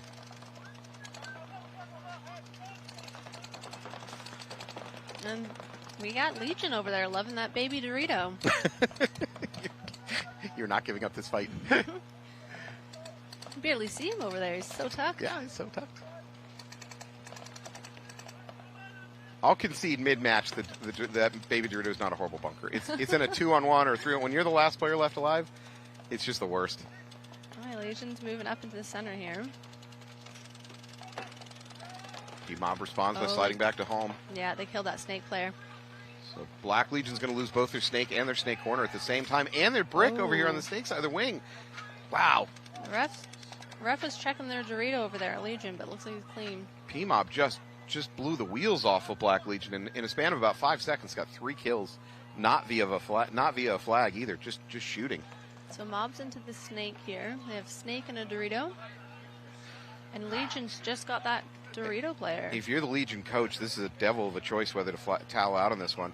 Towel out and you're down 5-1, but if you don't, the PMOB could just milk this clock down to nothing. Legion is in a good bunker. This is Matt Kilbashian for PMOB working the snake. Not the normal place that Matt plays. He's a big player, super tall. Matt coming back from a real serious knee injury last year.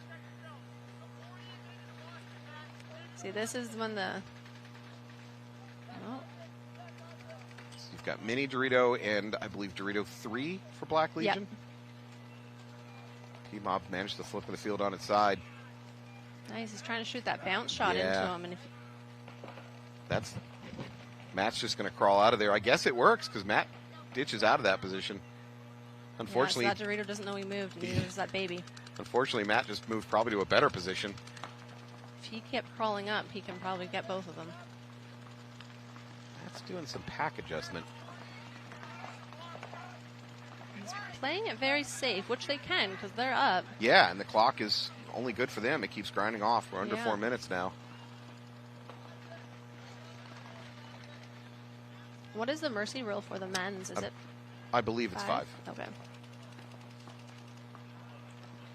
Okay, so he's shooting back at that Dorito now. That Dorito's tucking in. They do have 3 on Mob. If I'm Black Legion coach, I really have to think about toweling out of this one. This is just because you're now slipping below the point time-wise. That's a trade. Trade is fine for PMOB. They're going to walk it in. Yeah, 3 minutes on the clock, and that's another point for Mob.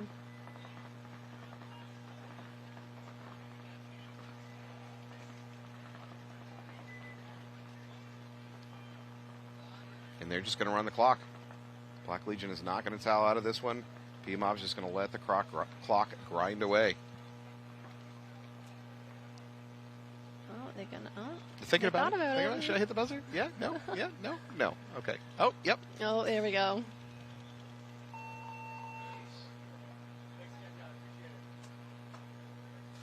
So I'm not entirely sure who the PMOB coach is this weekend. Traditionally, they're coached by Noel Tran, but Noel Tran is playing this weekend for Upton crew. A lot of the PMOB members are old 187 crew teammates. So what is this 187 crew? It's a team out of Upton, Massachusetts, where Fox 4 Paintball was a long-term tournament field in our area. It was owned by Dave Painter. Dave is now a member of the NXL organization. I'm not sure what his actual position is. Magnificent mustache, you see in the tent. But he will be playing this weekend. He'll be playing for this Upton crew. The man with the mustache. Yeah. Mustaches are really back. There was a time period in American history, North American history, where you didn't want to get caught dead with a mustache, but not anymore.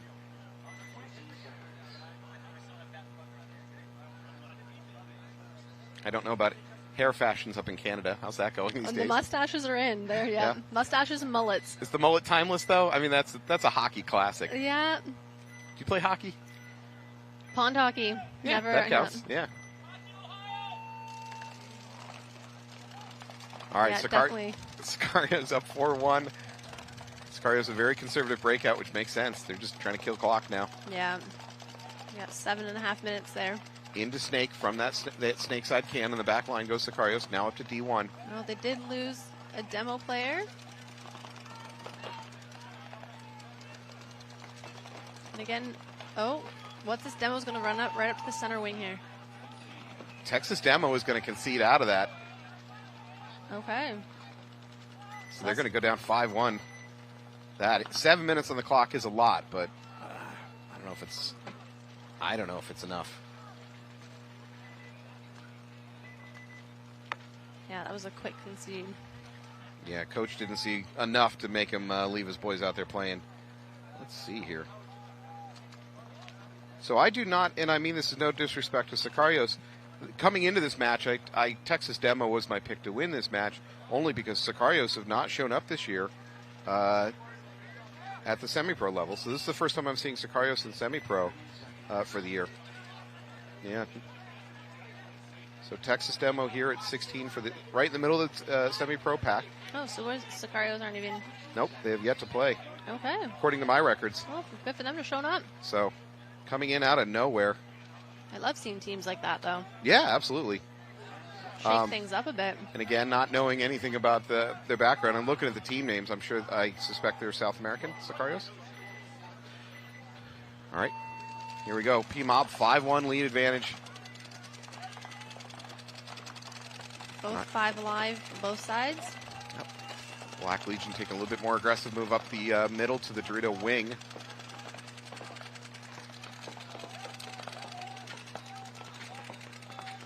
Mob's at double home.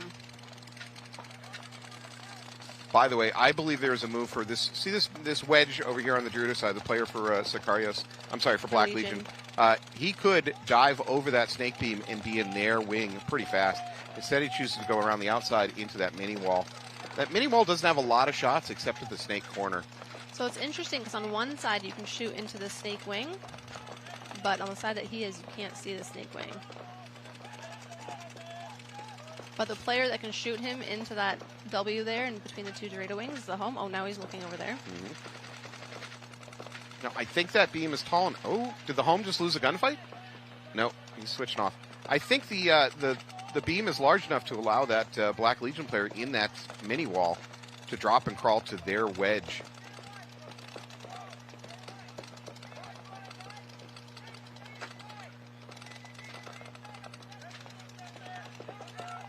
Yeah, and that home's not looking at. Home's pretty concentrated on the snake with no one in the snake on either teams. So we are now approaching the 1 minute mark for this. For Black Legion, the match is out of hand. It's beyond their reach, realistically, but definitely want to win a point here for both Pride and maybe for playoff seeding. Really early in the weekend to tell you who's going to go into playoffs, but let's see what happens at 60 seconds here. PMOB player peeling off from that Dorito side. They refill it quickly into that little mini Dorito. We got both players into the snake now.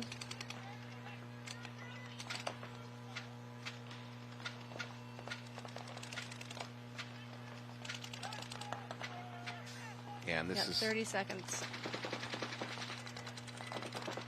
I'm not sure Black Legion has the resources now to launch into PMOB and win this in the last 30 seconds. No, they did shoot another one off the Dorito there. Good. But they lost their snake player, Legion did.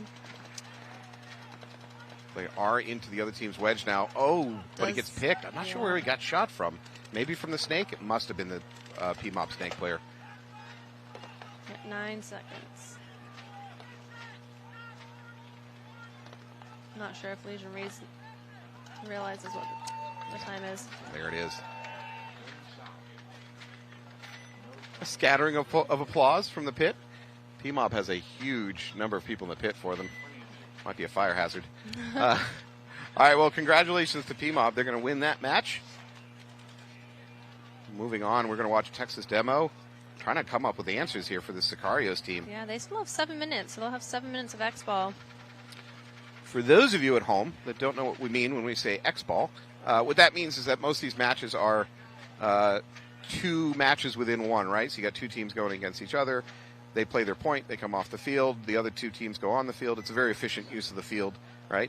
But when one team runs the clock out, one match runs the clock out faster or reaches mercy faster, the remaining 2 teams go into X-Ball, which means they have only 2 minutes between each point to get ready and get back on the field. It's very stressful for the teams that are in X-Ball, unless you have a big team. I was going to say, definitely start appreciating your pit crew when that happens. There was a false start by Sicarios. They heard the other field go off. That's fine. They re-tagged. They're good.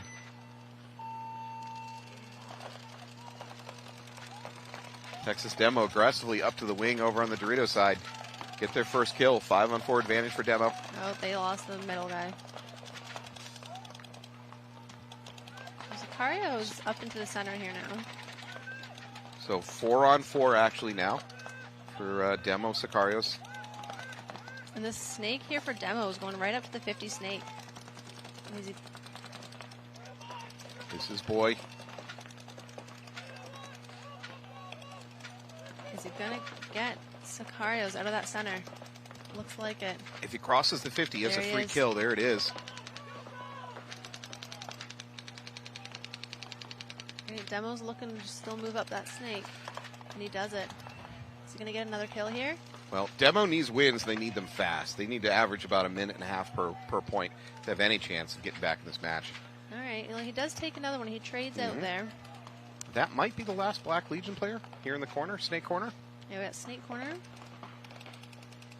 Looks like Sicarios, yeah, with one player. So his mission is just kill clock. Stay alive, kill clock. Shoot your gun enough to make Demo slow down a little bit, attacking you, but don't overcommit to gunfights. Demo's got 3 across here. Yeah, for the last player for Sicarios, he's really got to stay on that Dorito side. The Dorito side's what's going to kill him. And there, Demo goes running down. They get to the corner. Sicarios is going to get blown up from his own corner. Look at them moving in. There it is. All right, well, Demo's got a point on the board again. Good. Hey, shout out to the last player on Demo that was not last player. The player going to bunker. The last Sicarios, he held his gun. He could have easily lit him up and been justified in it. That's Munoz. So good sportsmanship. Thank you to Munoz. All right. Well, Texas Demo gets the point they need, but do they do it fast enough? We're now at 5.5 on the clock, 3-minute differential. That works out to about minute 45 per point on average. It can be done. It can be done. Especially on this field. Especially for red flag flies. That's the fastest way to win a point is the other team gets a major. Pro tip, every time you pull a trigger, just yell, "That's a penalty." See how it works out. I mean, players do that already, so. Can I ask you, Marie, when you shoot somebody in the foot, do you even bother asking a ref to go check the foot? To go check for someone else's foot? Yeah, you shoot somebody, an opponent in the foot. So yes, only because once a ref gets up in their space, it interrupts. you're going to throw them off just a little bit. Yeah, that's true. That's true. So even if they don't call them out on it, it interrupts them just enough that you might be able to make a move from that. Yep. Or run up and shoot them, not in the foot. Most players' cleats are so covered in paint by about match 2. Shooting in the foot there's almost no purpose to it. But yeah, you're right. If you can get the ref on top of them. Yeah, still shoot the feet. Makes them flinch, right? Yeah, it's true. It's true. Same thing with barrel tips. Yep. Anything to throw the player off and get them to. Yeah. Shooting somebody in the barrel tip is almost a waste of paint, but. So satisfying. Well, it throws off their accuracy if you can get it down their barrel. Into the hopper shots. That's, yeah. Oh. Then you know they're going off the field and they've got a goon fest to go I don't through. wish that on anyone. So if I go way back in the day, JT Revolutions, the Revy hoppers, for a very short time they made a rubber shell version.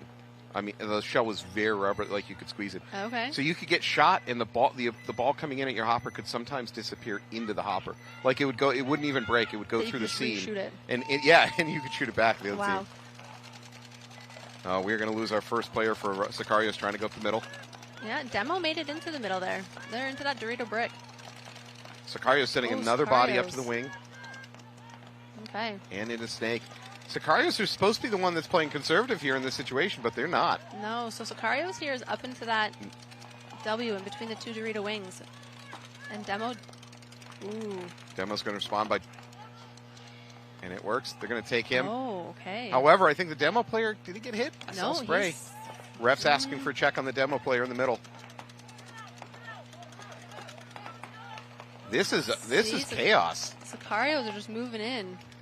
And that demo player in the center did get hit. That demo player is probably lucky there's no penalty. He didn't actually shoot afterwards. He stopped and let the refs come in. True. Absolutely true. That said, just staying on the field with a hit on you, it can be justified for a penalty. Oh. Sicarios, Texas Demo's going to concede that one. That, nothing about that point played out like I expected, Marie. That for everything, the situationally, Sicarios should have been the more conservative, spread across the back, just line up. But they didn't hold back. Hell no. No, they pushed forward and fought. They threw bodies at the problem. Very Russian of them. The World War II reference. I got all the old references. Stick with me. Perfect. All right, so we're in X-Ball, so this will mean they're going to have a 2-minute break between points because there's no other team waiting to take the field. Texas Demo down 4 points with 4 minutes 23 on the clock. Minute a point. Ugh, yeah, very unlikely. Very but again, unlikely. like you said, for point spread, like, get some more points on the board for Demo if they can. Yeah, and Sicarios, you'd love to win this on a point differential on a mercy. Again, that's going to help you if it's a playoff. There's a lot of semi-pro teams, so point differential tiebreaker stuff matters getting into the playoffs. How many semi-pro teams are there? I'm going to go to the big book of knowledge here. Big book of knowledge. Big book of knowledge. For this weekend, I don't have the exact number, but I'm going to guess it's around the 20 to 23 mark. That's pretty typical.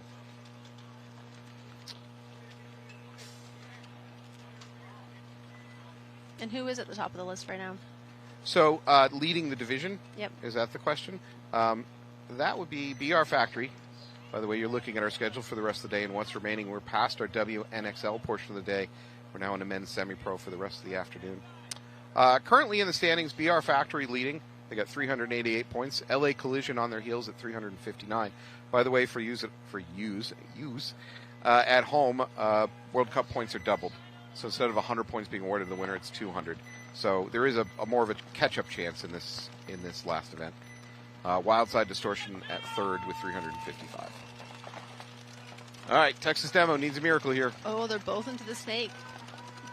Texas Demolition just so fast into that 50 snake. Sicarios is quick to shoot at them. Demo did take D3. So Demo's great positioning at the 50s. Still 5 alive for both teams. No, as I say that. Just gets his hopper there. Yeah, boy got clipped. But Demo's right in there to fill. The snake's filled. I mean, the Demo players have to be aggressive. They cannot turn any of these points into a grinded out. Oh, the Sicario snake just gets another one there. I really don't hate that from Sains of number 24 of Texas Demo. It was a risky move making that bump, and he died for it, but given the clock situation, he has to. Mm-hmm. Oh, 2 refs running in. Oh, yeah. I believe there's 1 player left alive for Demo in that mini Dorito. Oh, he's going to get a kill. know. That's Marie's kill. Does he get another one? No, he's going to die out of there. All right, Sicario's going to win this one, go up 7-2. That should be a mercy. That should be a mercy, right? Hesitating to hit the button.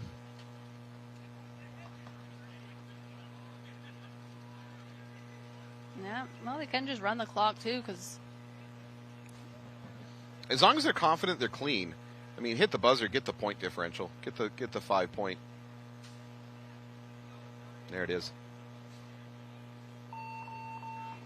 All right, assuming it's clean, Sicarios with at least to me, somewhat surprising just because I didn't know who they were coming in today, win over Texas Demo. Congratulations. PMOB also taking care of business on their side of this match. That is going to be it. Marie, thanks for joining us. Perfect. Glad I could be up here. You're welcome back anytime. Take my job, please. Take my job. I don't know. I was hesitant to come up here this time. Shouldn't be. All right, and thank you. We'll be back from commercial in just a minute.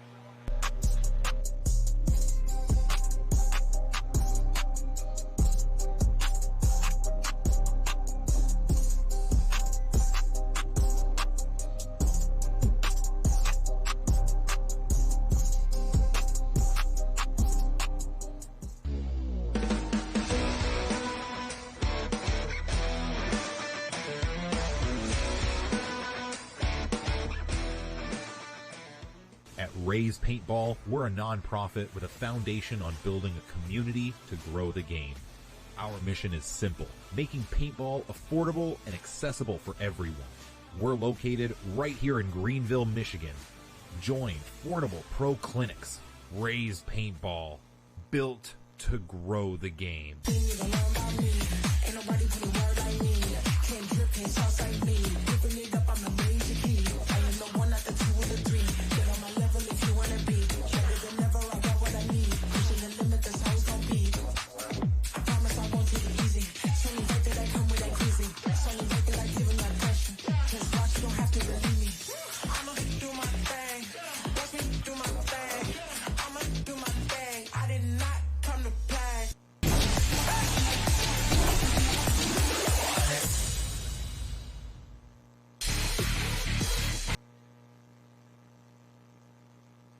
Celebrating 35 years, Blast Camp is one of the most historic and longest-running facilities in the country. From low-impact paintball parties to the Mid-American X-Ball League, we can accommodate any play style. Our world-class facility has many amenities you don't often find at paintball facilities. So come experience history. It's not just paintball, it's Blast Camp. Inside you somewhere lies a Hydra. An immortal, multi-headed monster born for the battle. But the Hydra mentality buried inside you must be cultivated through chaos. Rather than just surviving or remaining unchanged, the Hydra mentality allows an entity to improve, to thrive, to multiply its strength when exposed to stress and uncertainty, to strengthen with every challenge the world throws your way. Every time the Hydra gets its head cut off, experiences a loss or a failure, it becomes stronger by growing two heads in its place. The Hydra must seek war and discomfort in order to become the best version of itself. Be like a Hydra. Seek out difficult challenges, power through every hardship, and understand this stress test is a blessing which makes you stronger. This is the Hydra way. You're practicing, but are you actually improving? My name's Greg. With over 20 plus years of experience in paintball, as well as playing professionally for 5 years, I built this program to help you get off the sidelines and get into the winner's circle. This is hands-on, detail-focused training. I'm going to help you focus on those little details that put you ahead. If you're serious about improving your game, this is your direct path. Visit howtoplaypaintball.com, stop just watching, start winning.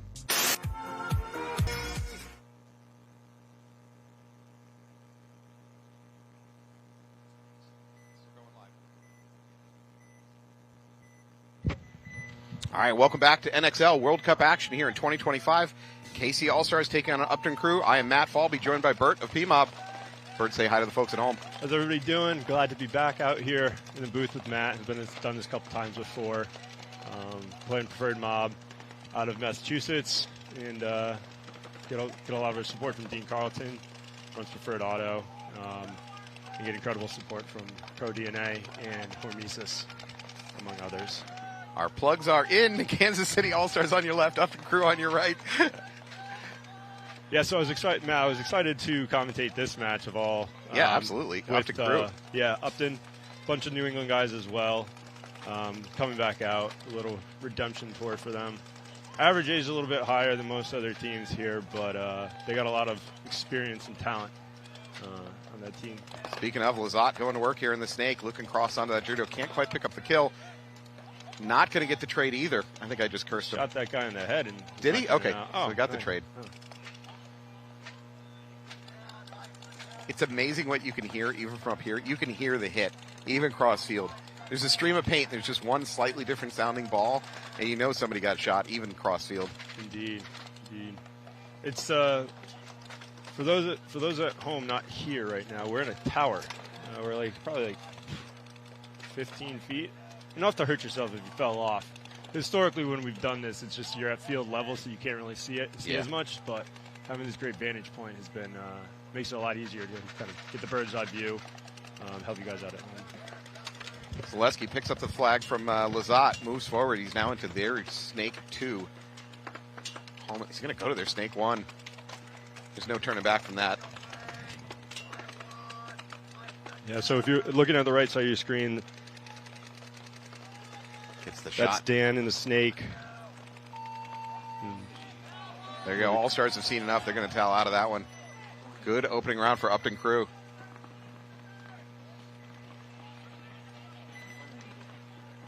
So I don't know if it's for trademark reasons. I expected Upton Crew to be out here as 187 this weekend because that was their former team name. I suspect Noel is trying to play with the brackets a little bit.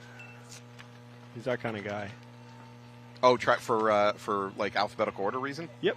Ah, very clever. I hadn't even thought about that. I'm also been promised that Dave Painter will be on the field at some point for Upton Crew this weekend. Oh yes, I do have I have their lines. And he will be bunkering somebody. That is a contract promise. I have line 2 coming up: Noel Tran, Mike Carlin, Brian Feinberg, Nick Roberts, Jeremy Moses Donovan. Subs: Dave Painter and Doug Grime. All right. I don't know about that. Rolling onto the field now. You got Shock versus Miami Effect. Shock on your left, Effect on your right. Miami Effect coached by Chris Lasoya. Shock, if I'm not mistaken, should have a Thomas Taylor on the team there somewhere. So Miami Effect loses the 2 Y guys off the break, so now you just have 3 guys in the inside bunkers. And on this field, that's going to be very tough to battle out of, just with being able to get wide for Shock. Shock's already up in the snake 4, as you guys see on your screen, and it's going to be very difficult for them to stop that bleeding in the snake. Whereas you're seeing that player going into the other team's snake, Mini W, right? He can effectively just put that cannon and keep going. There is an opportunity for bounce shots here in this situation.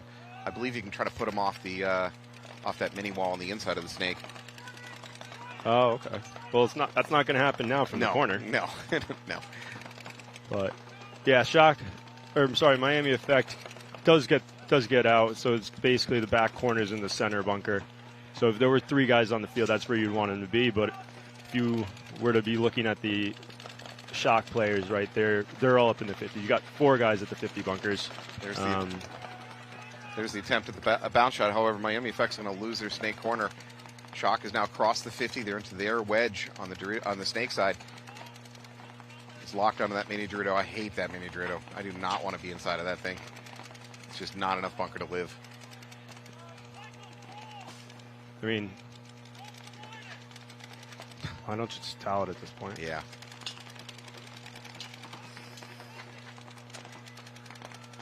They could get 2 majors and still win.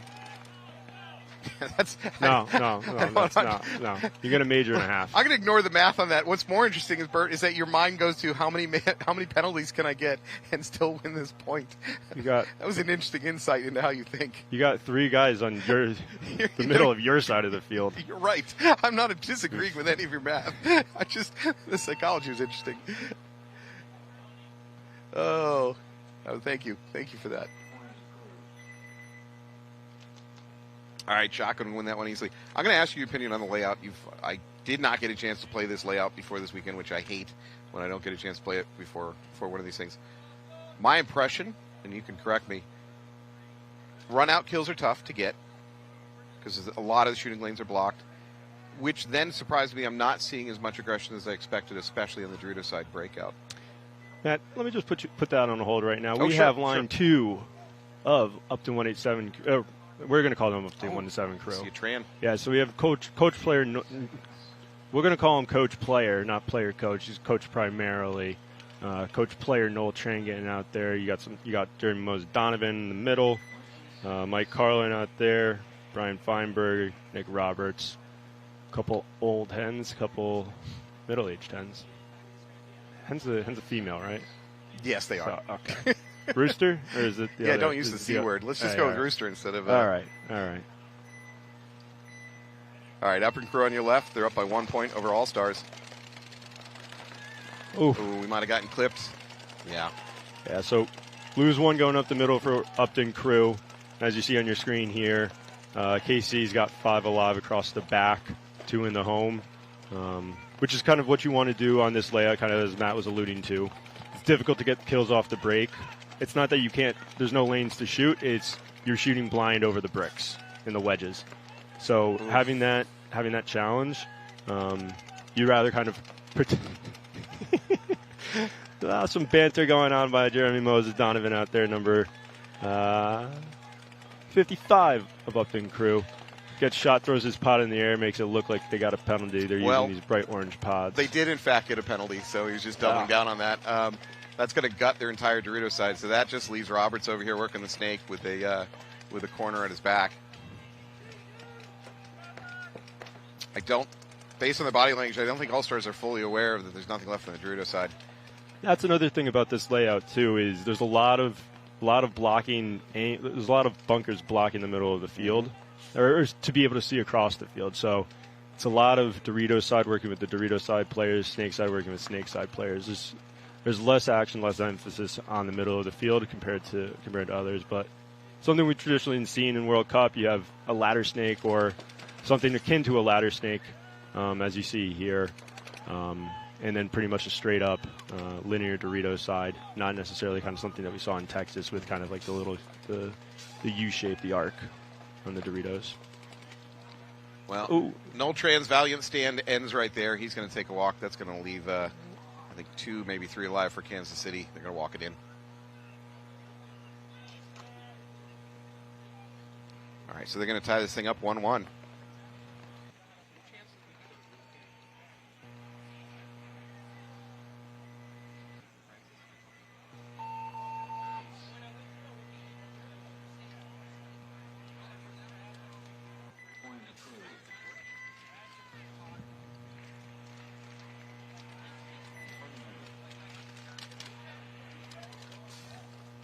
We'll get it in.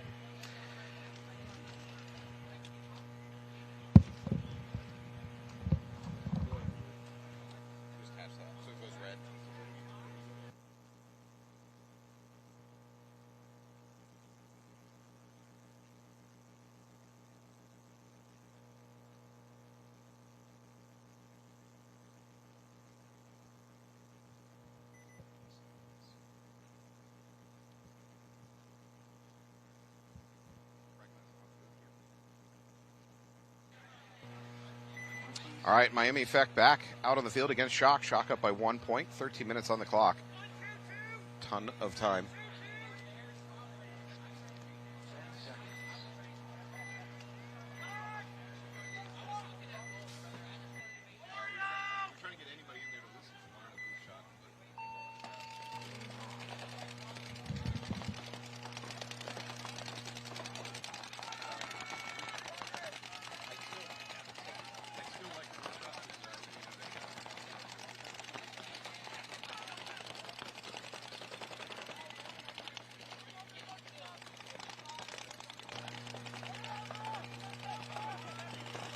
All right, Effect on your left, still 5 alive both sides.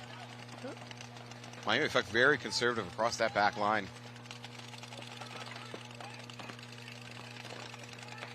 That's okay on this field, kind of as I was mentioning earlier. Right, there's a lot of chaos in the middle in terms of bunker locations, so it makes it hard to check things off. Mm-hmm. Right, there's a couple key blind spots where you have to commit to a bump. To be able to make it, you got to go through one of those spots, making it a bit more challenging. Speaking of challenging, Miami Effect chooses to take that stand-up can in the middle. It looks like Shock chooses to get a minor. A lot of interesting choices out here at the moment. So that Effect player now going to get out of that can into the wing, the little wedge on the Snake side. Same time up to Snake 3. They're going to go right through.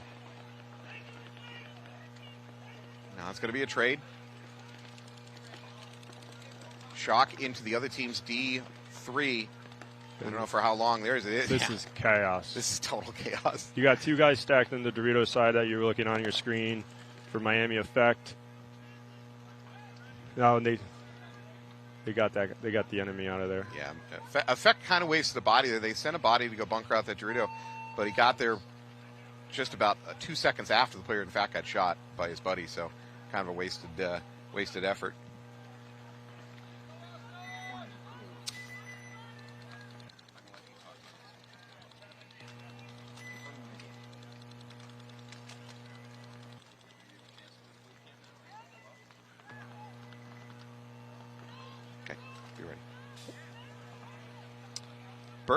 Thanks, Matt. So part of what we're doing with paintball in New England is, right, it's a very close-knit community up there. So we're trying to grow it around Cam's Crew. It's a local organization for one of our good friends that's been in the New England industry for quite some time, Anthony Montoya. His son Cam is battling leukemia. He came down with leukemia a couple of years ago. It's in remission now. But what I'm doing with that is to show my support. I'm working with One Mission, the organization that they partner with, the Montoya family partners with while Cam was going through his treatment. We're going to be running the Boston Marathon in April, so looking to kind of grow that initiative beyond the New England community. It is a great charity. And great people. Montoya, shirt off your back kind of people. All right, we are off and running. Allstars on your left, Upton Crew on your right. Allstars still doubled up at home. Actually, both teams doubled up at home. KC Allstar first to make a push. They're up to that wedge on the snake side. Kind of a conservative game plan so far by both teams, to be really honest. Only a small push by Allstars up the middle to that wedge.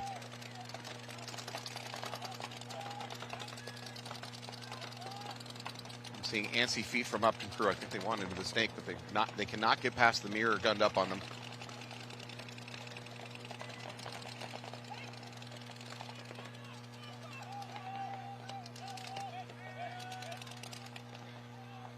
All right, Crew is going to lose their first player out of home, so 4 alive. Now 3 alive. They lose their snake insert player. Allstars in full control of the snake side. Now up to D2. Crew is going to try to stem the bleeding by getting to the snake corner.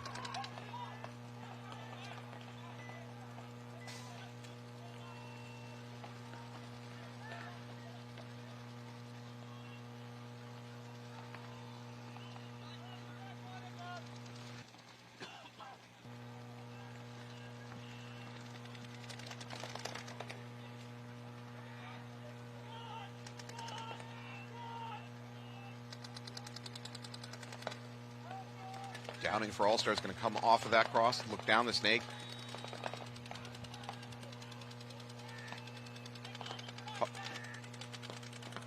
Allstar's being really conservative at this point. It's a game's tied 1-1. I understand, don't want to take the big risks, but frankly, they're up majorly in bodies and position. This is the game that 187 Upton 187 Crew. Apologies, audience. Same thing. That 187 wants to play, right? They're going to want to play a slower game. They're going to want fewer points. And, right, KC playing into that, right, not being the aggressor too much, right, them getting those advanced positions and still, attempted run through is not going to work. Allstars waiting with a gun crossed onto that snake. Sorry, Greg. Is that Greg Lazat? Maybe Max. That looks like Max. Well, valiant attempt, not going to work. Yeah. Yeah, it would have been good it would have been good for KC to step on the throats a little bit harder so that 187 couldn't breathe, where 187 was able to kind of stick it out, right? Try to pick off some kills from those defensive bunkers. So I expect to see kind of what we saw there. I expect to see this. This is what I expect to see in this field. Snake is obviously important. You counter the snake. One of the ways to counter the snake is to get a player up the middle to this brick, put his gun onto the snake to prevent them crossing the 50, which I think will then lead to teams sending run-throughs through the middle to clear out that brick to allow the snake player to move. I just see this chain of events with this layout. I can be totally wrong, but that's my guess at the beginning of the weekend, the way I'm seeing it laid out. Oy, might be having a stroke. I'm much more skeptical of there being less action, or much more skeptical of action like that not happening, where at this level, these guys were not trying to make mistakes, lose bodies, so you're trying to be coordinated through that. So you got that snake guy on the inside in that mini W that Matt was referring to. Looking inside, you're not necessarily going to want to send a missile up the center to get shot and then potentially draw a penalty. Yeah. Right. So Shock loses their guy trying to advance up to that wedge, just as Matt was alluding to help cut down the snake. He literally got shot while flying through the air in his dive. Got picked up by anti-aircraft fire. Shock's also going to lose one of their home players.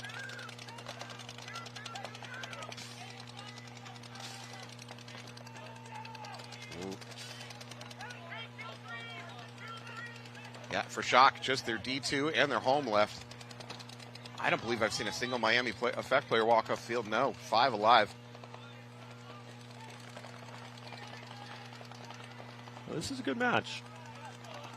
Both teams have had back and forth points, and they're both playing very similar. Aside from that first point, which was just massacre. Yeah. These points have been rather competitive in terms of making the right moves, seemingly, from what we've learned about the layout. So that was a big sideways fill from home out to Snake Corner. Should not have gotten away with it. He did. Meanwhile, his buddy's probing up on the inside. That's not going to work over in the Doritos. So at least one Shock player left alive. 3 on 1. Which is okay, but as you guys are seeing on the screen, right, these two Miami Effect guys on the Snake side, right, they're blocked out by bunkers all throughout the middle of the field. They did not see the Shock player run from the Snake Corner to the home, to the Dorito Aztec, all the way up the Doritos. Yeah. Right, so that shows you how easy it is to get lost, and to the point of, right, as a player, right, you want to get lost. If you're that last body, you want to kind of find yourselves in a position to catch somebody sleeping. Yep. Best way to come back from that kind of down body situation is catch somebody off guard. They don't know where you move. So, yeah, good point. All right, rolling back out. Upton Crew down by 1 point against Allstars. Allstars a very, very good team, one of the top teams at semi-pro. So for Upton Crew to even be a 1-2, moral victory. Don't tell them I said that.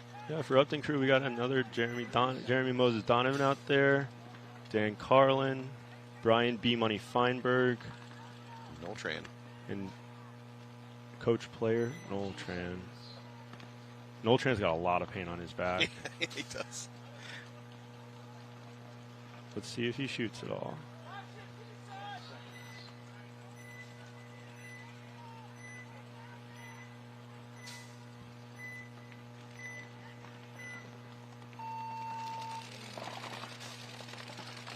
Upton Crew doubled up at home, take the D1 on the run out. Allstars a little more conservative. Pretty similar breakout by Allstars, doubling up that home, kind of as mentioned earlier, right? That's where that's the best shots to shoot over the blind spots, those bricks. That's able to really key up on any break plays. But as you guys have seen, most of the points, there haven't been many kills off the break. The anomaly is when you get that multiple kill off the break point that Shock had against Miami Effect. But it is difficult, right? There are ways to get around it. So you want to kind of put your guns towards those higher percentage kills. Is this a raccoon tail I'm seeing? Yes. Is this an ode to... Yes. Yeah, if we can get the booth to zoom in on the snake guy for Upton 187 crew. He has a Davy Crockett-esque hat.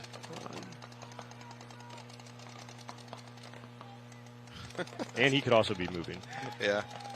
Because he's just shooting on the wire. And is this an ode to Dale Costas? Another New England player that wore a raccoon tail his pretty much his whole career. Yeah.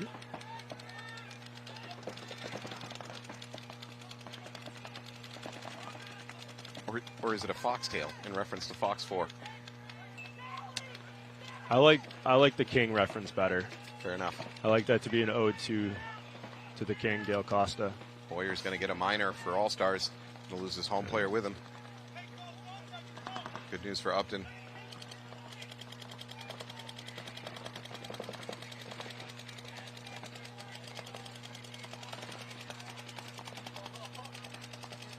This picture right here, folks, as you're watching on the screen, this could have been 10 years ago. With a couple of 187 players. Pro team for a number of years, coming out of Fox 4 in Massachusetts. Has since closed down.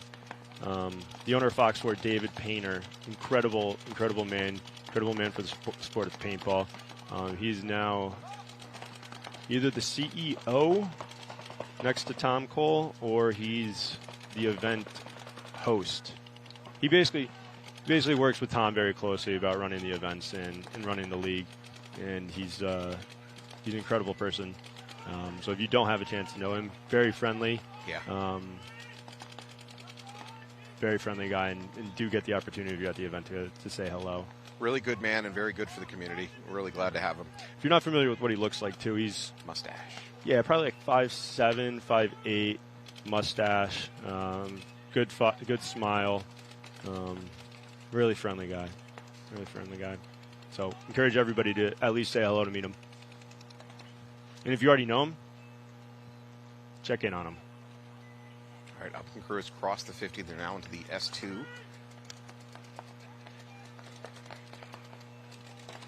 Now on the screen, you're seeing a shock player in the Dorito hiding. You're seeing not a lot of paintballs coming through the air because that gun sounds like it's not shooting 10-2. No. Because, not that it's not in a different mode, I just think his gun can't shoot that fast. Definitely not in 10-2. Well, I also saw him squeegeeing earlier, so he might be eyes off at this point, and his gun might have defaulted to a lower rate of fire. This group of guys, I would think it would be the other. I think it would be. They just don't know how to turn their guns on to the right setting, or just have a gun with low batteries. Yeah, or that. That's another possibility. I would say, and this is a tip for everybody at home: if you're playing and your gun's rate of fire slows way the hell down, actually the number one thing to check is the batteries in your loader. Because your gun's only going to fire as fast as your loader allows it to. And anyways, I all the time working the tech desks for AG Paintball in Ware, New Hampshire. People come in and say, my gun won't shoot fast. And I say, can I see your hopper? What does that have to do with anything? Oh, man. All right, Miami Effect back out. 2-1 lead over Shock. How much time we got? 9.5. 9.5. 20. Shock 6 overall for the year right now. 15th place in their first event. Then 6th, then 4th, then 10th. Miami Effect currently 21st overall for the year. 28th, then 23rd, then 20th, and then 11th. So you'd have to say that Shock was favored coming into this match, but so far Miami Effect give them everything they can take. Congrats to Chris Lasoya.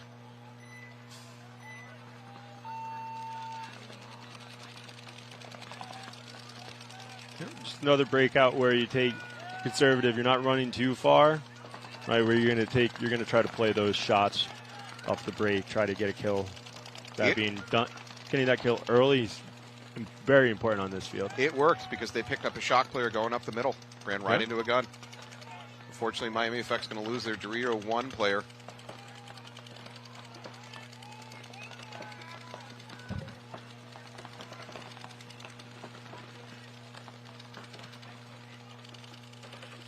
I believe it's a 4-on-4 at this point.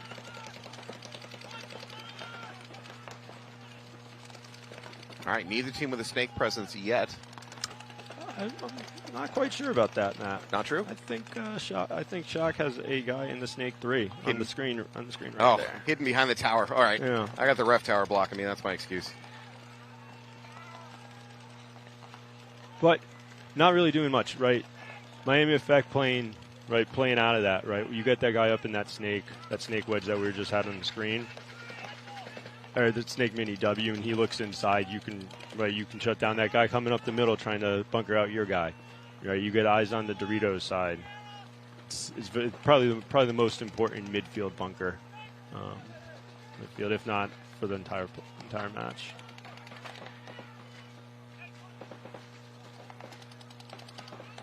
But as you guys see at home right now, you see the wedge on the left side of your screen has a Miami Effect player. I'm going to talk a little bit quieter because I don't want them to hear us out there because the guns are starting to slow down.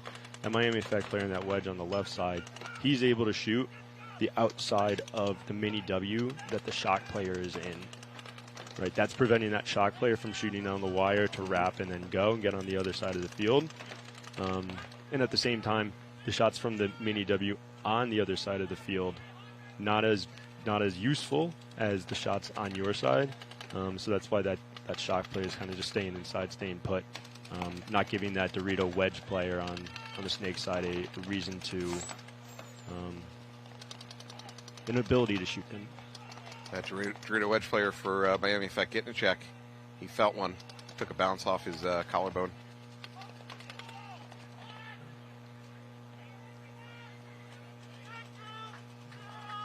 So this point's really slowing down. Yeah. Shock, you have the snake mini W on the front of our screen. You have that tower and kind of that upper middle right quadrant of the screen, you have another guy in the Doritos. You have the guy in the snake corner. And then for Miami Effect, you have a guy in the snake, a guy in that Dorito wedge that we were talking about, the home, and that looks like it because the Miami Effect Dorito guy is kaputs. So he must have gotten shot down the wire. Yeah. That's going to leave his boys very difficult. The D3 for Shock can now look crossfield. It's putting a lot of pressure on home. It looks like he picked up the snake. Oh, my God. Oh, my God. So 2 left alive for Miami Effect. Miami Effect guy got gogged, and he just walked in the pit with the gog hit on him. Sorry. That's for any kids out there getting into paintball, learning paintball, do not do that. Do not walk into the pits with the face hit on. That's one way to get your mask smashed. Yeah. All right, Shock player drops from Dorito, crawls into their wedge over on the Dorito side. Especially with the hit in the dead center of your mask. You're right. Oof. Can't see it. You got to see it. You can't miss it. It's an admission of failure. Here we go. Shock tried to make a bump. I don't think he got away. He did get away with it. Now he's going to drop back. Make up your mind, sir. It's a good point. It's been over 4 minutes. 4 minutes, 10 seconds. Oh, blown up. So I think we're at 3 on 1. 3 on none. 3 on 0. That was a good point. Yeah, that was a really good point. Hard fought. No easy kills on that one. No. Chaos at the end. It ended quick, but it was the right moves, the right. Not everybody's in the right spots, but they were in good spots for the most part. That was tough luck, though, running into the pits with a hit. You're still on that, yeah. Ditch that out. I'm going to ask your opinion. I know you've practiced this. Do you think that the Dorito side or the Snake side is the win condition side of this field? And you can win from either side of the field, but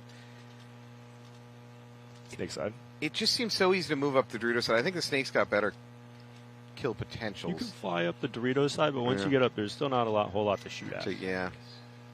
What my personal opinion from the last couple of years is you have a Dorito side where it's a survivor game. You put 1-2 guys over there that just kind of hunker down, and you put the guys who get up the field, the missiles on the Snake side, right? That's the work together. That's the side that's going to win matches.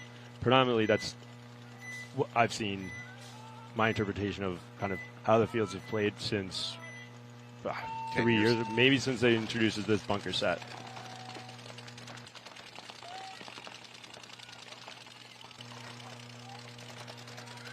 All right, first player peeling off here for Allstars. Allstars down to 4 bodies. Yep. So it's a 4-on-4 right now. Neither team has a Snake presence, but Casey has a guy at that Snake Aztec that's the closest to the Snake. 187 crew has matched them. All-Star Snake insert chooses not to take Snake. Instead, he goes up the middle. He's going to drop and crawl to the middle brick. At the same time, Upton crew gets into the Snake themselves. S2. Upton crew gets his gun up. For that All-Star player in the middle, he's looking Dorito side. At some point, he's going to switch back, and he's going to have a gun waiting.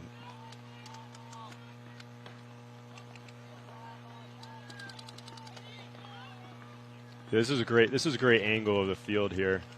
That Dorito, that Snake corner angle, where it really shows you that just so much of the field is just blocked. There it was. Casey, middle brick player, turns around and comes back to the Snake side, and a gun just waiting for him. Got blown up from the Snake. However, Upton Crew's running like that. I know, it's a weird gate. Jeez. Upton Crew's going to lose their player up the middle. Looks like another Upton Crew peeling off from the Dorito side, though. Yeah. So for All-Stars, we have Dorito 3, Snake 2, and this backline can on the Snake side. They've now crossed the 50 into the other team's D3. Things are going to get real tight for whatever's left of Upton Crew. Matt, it's spicy right now. You got to talk quiet because they're right here next to each other, but they're at each other's Snake. All right. Upton Crew going to towel out of that one. Yeah. That's what you'd want to do with just 3 minutes left. I like the move with 3 minutes left. Right. I mean, we can see this is the first match where I've seen things slow down to this extent. Most of today, including the WNXL and the first semi-pro, it's been moving much faster than this. So this is kind of a lower scoring game than I've seen, actually, for both sides of this match. Got a question for you. Last match, PMOB, you're playing Black Legion? Yeah. Right? There was one point where I think you guys had 4 guns at home. Was that a false start buzzer situation where you guys kind of panicked and stayed there, or was that the plan? Because I swear to God, I saw 4 guns standing at home shooting on the breakout and 1 runner. I can see that from our guys. It was interesting. It could have been more orchestrated. Could not have been. I wasn't there for it, so. No, you're not taking any responsibility for that one. I think you guys ended up winning that point, so all's good.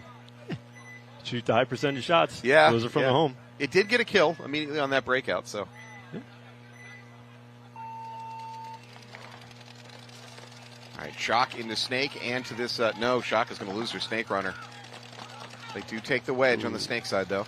So there's 1 death off both sides, off the Snake side from both teams. Shock has filled that gap, though. They have that Snake wedge guy. Yep, as you're seeing on the screen.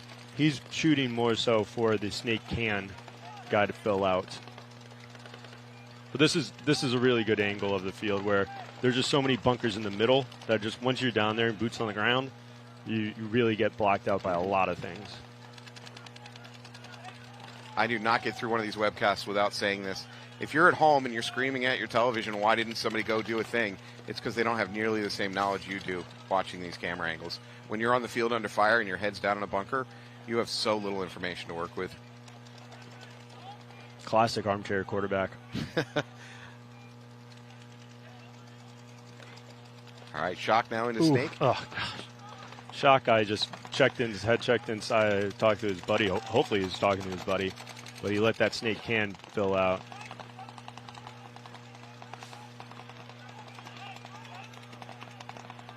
Shock in full control in this over here. They've crossed the 50. Ooh, he's going to get a check. He's going to get a minor.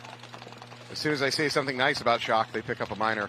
It's going to gut their Dorito side, just leave 2 players over here in the Snake area. Yeah. So that chaos, that was a good move by the Miami Effect guy. He was sitting at the home, but as they were just pulling guys, the Shock players trying to communicate, figure out who's still alive. Miami Effect guy goes from the home to the Snake side with Brick. Very important because the only 2 Shock players still left alive are on the Snake side. So just it shows you a quick, small penalty. Well, no penalty, small, but a penalty can swing the game completely. It just went from a 4-on-2 to a 2-on-2, and that the 2-on-2, the 4 that went through the 2 are in a tough spot. Right. It is so easy to get a penalty even when you're not trying to cheat. Yeah, he got that in his hopper going into that bunker. Yeah. That was a tough one. All right, Spidey sense tingling here for number 19. He expects a run through. Oh, he looks goodness. off it at just the wrong moment. Goodness me. Oh, he was he was locked on to exactly that move up the Drew side, and he looked off it at just the wrong second. That's brutal. Yeah, Snake player in a no-win situation there. Like you were saying, Bert, 1 penalty, and that flipped the game completely around. At that moment, the flag flew. Shock was all across the 50, including crossed it with 4 alive bodies. Mm-hmm. And then they still end up losing the point. That's rough.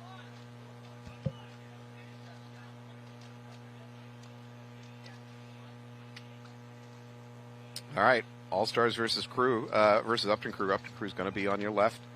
What a line this would have been. What a line this would have been if this was 2019 or 2018. That is both complimentary and insulting at the same time. Eddie, Max, Doug, Pike, Dan. Not a lot of people would beat them back then. See if they still got it. I mean, again, Kansas Allstars is a very legit semi-pro team. They may not be at the very top of the bracket, but they've been banging away at this semi-pro thing for years, and they're a very good team. So Upton Crew being 2-3 against them right now, I'm going to say they still got it. Yeah. Eddie's a really good gun off the break. Dan's very athletic. Josh is good. Josh has got a good intelligence out there. All right, let's see if Crew can lock it down. They go 2 at home, relatively conservative breakout. They do lose a body trying to get to the Snake corner. Now there's going to be some laundry coming in against Crew. So one snake player off the KC Missouri team dies. 187 loses their front snake guy off the break, gets a minor. It's 3 on 4. Now it's been blown. 2 on 4, and that's going to be it. Yeah, you just see how much emotion it means for KC to beat a former pro team who has not played together in probably 6 years. Oh, against the crew. This one means a lot to them. Mm-hmm. Little Ohio State, Michigan-esque level of passion. Cincinnati born myself, so you know which side I come down on that one. Oh, do we have Smiley Joe on the field? One of the photographers, one of the pro photographers. I'm assuming he's following Upton crew. That makes sense. Be prepared for that. Yeah. Couple New England guys up here in the booth from that probably 15-ish foot platform off the ground. Smiley Joe, another New England guy. Upton 187 crew, New England team. Two New England guys in the booth. This is an opportunity to start yelling things like "Go Pats" and "Go Red Sox," and the world can do nothing to shut us up. Well, we have the future with the Red Sox and Roman Anthony, so the league will understand that. Drake May is Tom Brady 2.0. I said what I said. All right, Miami Effect, 3-2 advantage over Shock. If anybody in the audience wants to talk Red Sox, happy to. Yeah, come at anytime.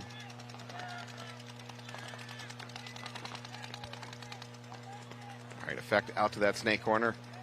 Still 5 alive, both teams. It's good. 2 minutes left, 1 point game. Miami Effect's got that point. They have been more conservative. They have not taken as big of risks as Shock has throughout this match. So them having that point plays in well to the style of play that they have and sitting back waiting for Shock to run into their guns. Not necessarily run it. They haven't necessarily ran into their guns, but they've absorbed that pressure well.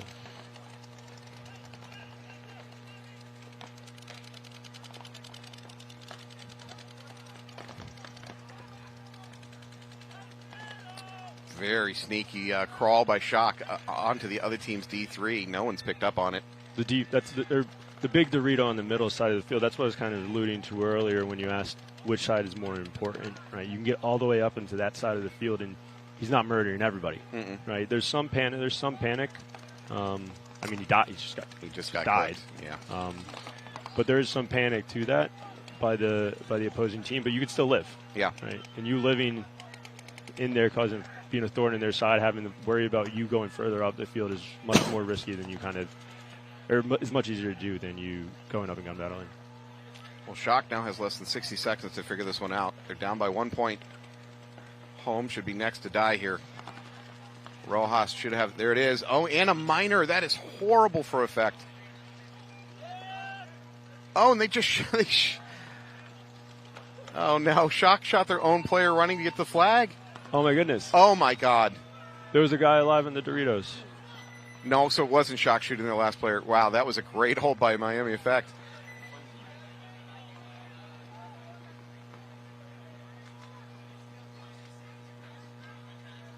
That Shock guy looks like he's got one of those... the tails? Yeah.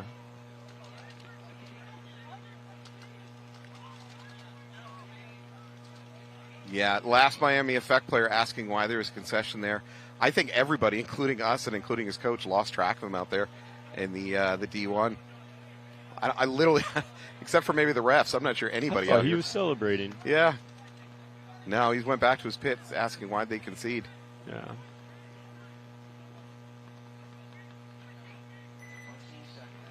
You just feel like your coach has no faith in you when he tells in that situation.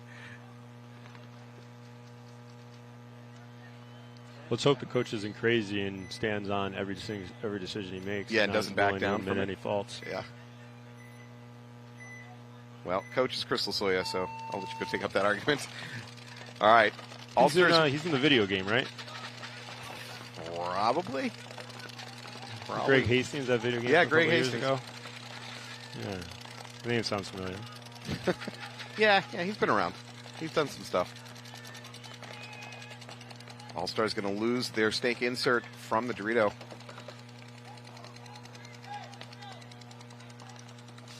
However, Upton Crew losing their judo player, so 4-4. Wow, that was that an aggressive concession? That I still felt like Upton had a chance there. I'm not sure I would have toweled out quite that fast. Was that player coach Noel Tran making that decision, or was that Dave Painter making that decision, or was that somebody else? Somebody leaned against the buzzer? I don't know. Buzzers don't hit themselves. Yeah, that seemed a little aggressive, toweling out on that one. All right, well, shock Miami effect. 25 seconds on the clock. Do you think either team's gonna full send? Doubt it. But what do I know? I'm just another guy, just like Johnny Manziel. Well, that's an old reference. What's he doing with himself these days? Not in football. No. Probably made some money off that YouTube documentary now. Yeah. It was a good one. Threw away his career. All right, here we go. Those Untolds are pretty good. Looks like both. Oh, they are sending it. Yeah, a little bit of aggression. Yeah, sending it. Interesting.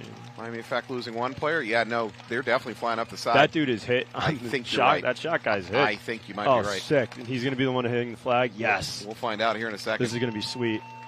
He got hit on the loader.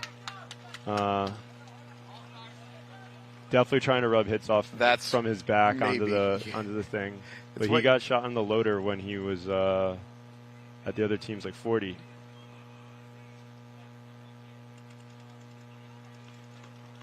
Wow. If he was hit, he got away with it. Nice. I would encourage you at home to rewind the broadcast, take a close look at that one. I don't know. I don't know. I thought I saw a spray come off too, but yeah, it wasn't one of those sprays where it's the bunker and break, though. Not when you're standing in the middle of nowhere. Yeah, that's a tough. Yeah, hard to make that argument, but you can't see everything. Yeah. I will say the reffing at this level is very, very good. It's fair. It's reasonable. I'm glad to hear a player say that. I agree. Now, you know me. I kind of always come down on the ref side because I know how crappy their job is. I think we've all done it. God. But this ref crew is good. They're very good, and they try to get it right. So even if this is, to me, what separates an average ref crew from a good ref crew, when they screw up, and every ref crew is going to screw up, they're going to make mistakes. This ref crew will stop and try to make it right. They'll put players back into the field, restart the games, which you never see anywhere else. Right. Most ref crews just go, no, we didn't make a mistake, get away, go, it's over, shut up. This ref crew will say they made a mistake and try to figure out a way to make it fair. I can attest to that firsthand. It's a very hard job. One of the hardest things about running a paintball field is finding refs for kind of run your local tournament. Yep. And by having guys that are willing to come out event after event. I have said most ref crews are assembled by guilt. Meaning you get that Thursday phone call going, oh my God, I have to have you reffing this week and I'm so desperate. Yeah. That's how most reffing crews are assembled. No, the refs here, it's a very tough job, guys. Give them some slack, right? Some of them don't care. It's not right. You can't talk in absolutes here. Sure. But it's they keep it equitable. All right, Upton Crew is definitely trying. They're trying. They're not just going to sit on this one and let the time run out. They're down by 3 points, so realistically the match is out of hand. But for pride, if nothing else, they're still fighting this one. That is you folks on the screen. You're looking at new father Jeremy Moses Donovan, father to Leo, husband to Maura.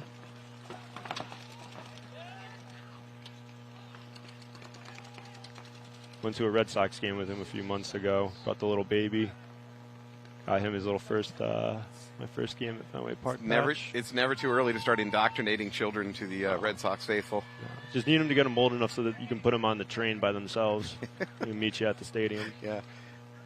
Well, let's be honest. We're talking Boston fans. You need them old enough to designate drive for you. That's what kids are for. All right. Great point by Upton Crew. Again, it's not going to bring this match back, but I was listening to a Joe Mazzulla podcast. He was talking about how he used to sling sausages on Lansdowne. Phrasing.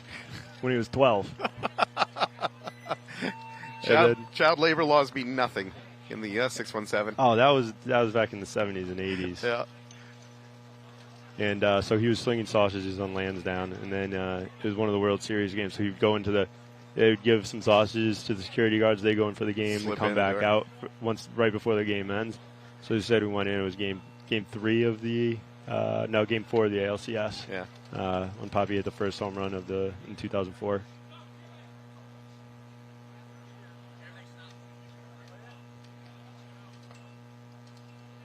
All right. Miami Effect, 48 seconds on the clock to pull out a miracle here. Down by 1 point. Take a moment to thank PB Warehouse for sponsoring this webcast, PB Warehouse. Check them out, pbwarehouse.com. Also, brand new to PB Warehouse is some JT custom packs with PB Warehouse logoing. Can't find it anywhere else. Dude, why would you call out that you're trying to start the point with 6 bodies? Don't say anything. Okay, I probably shouldn't say this on air, but playing a lot of 10-man myself and with my team, I'm convinced that I can get my team on the field with 11 bodies, and it will not get noticed.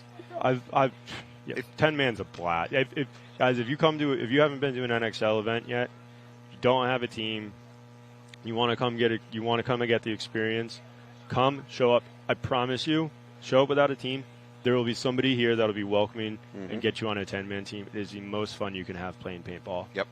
Playing at one of these events is outstanding. You could talk to anybody, myself, anybody on Preferred Mob. You can go to the registration booth at the NXL. You can go just about any vendor. They will find you a 10-man team. It is the most fun. It's a very welcoming community. So if you're scared, you haven't been to an event yet. And I guarantee somebody will even loan you a gun if you don't own a mechanical. Yeah, if you don't have any gear, you could show up without any gear.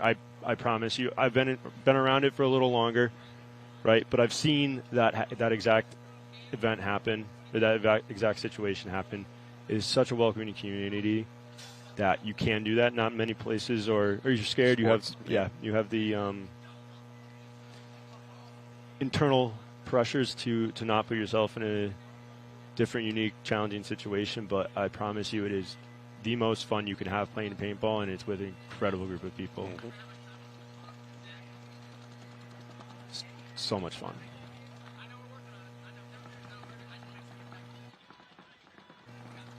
And I'm not kidding about showing up with no gear. Yeah. Yeah. There's always somebody that has an extra setup to loan you. Yeah. Oh. Yeah, we were at practice last week, and Preferred Mob, we practiced Wolfpack, Battle Creek, and first point of the day was a little slick. They got one kid had like turf cleats on, and he just kind of like did the Charlie Brown with the legs up in the air thing. This kid comes up and gives him the cleats off his back. It was wild. Wow. But yeah, he gave him the cleats for the day, and kind of in that at the end of the day, just he gave him back and dab him up, and it's incredible, right? Had never met him before. This will be my moment for my old man speech, right? I was playing tournament ball not well. I was playing tournament ball all the way back in the late 90s, early 2000s. When I hear people today talk about how great the old days were, I'm here to tell you this is a better time to be playing tournament paintball than it was back in the day. Not that we didn't have a great time back then, not that there weren't great camaraderie and good ball, and all those things are true. But nowadays, playing paintball, it's just a better community, and I think more fun, and just generally less, can I say this on air, assholery? It's just all around. I'd rather be alive playing paintball right now than 25 years ago. So enjoy it.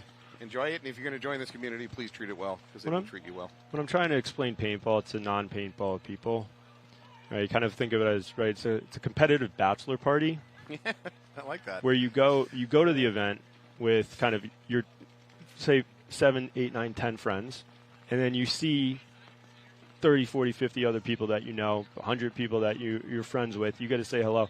How many friends do you have that you see at least 3 or 4 times a year? Yeah. Kind of as you're getting older, life takes hold.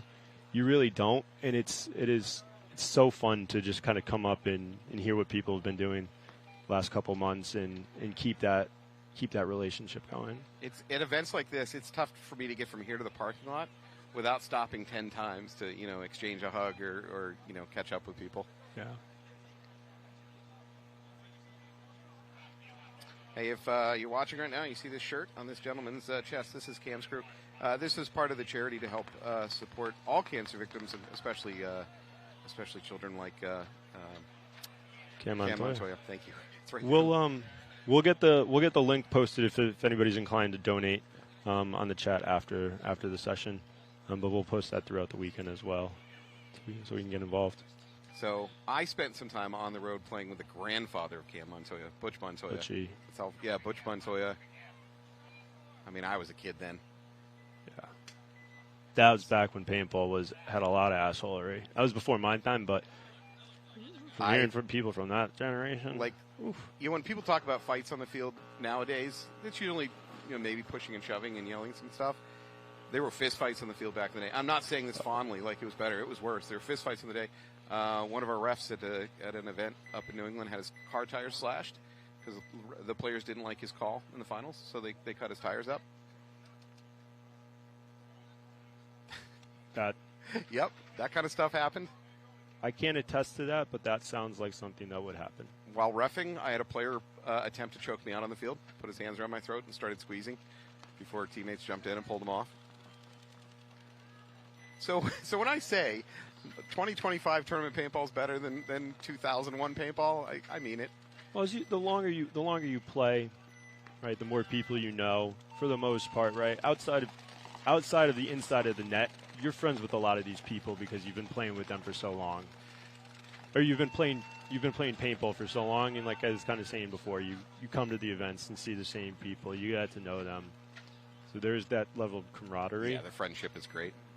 All right, Miami Effect throws it at the wall. They try with 25 seconds left.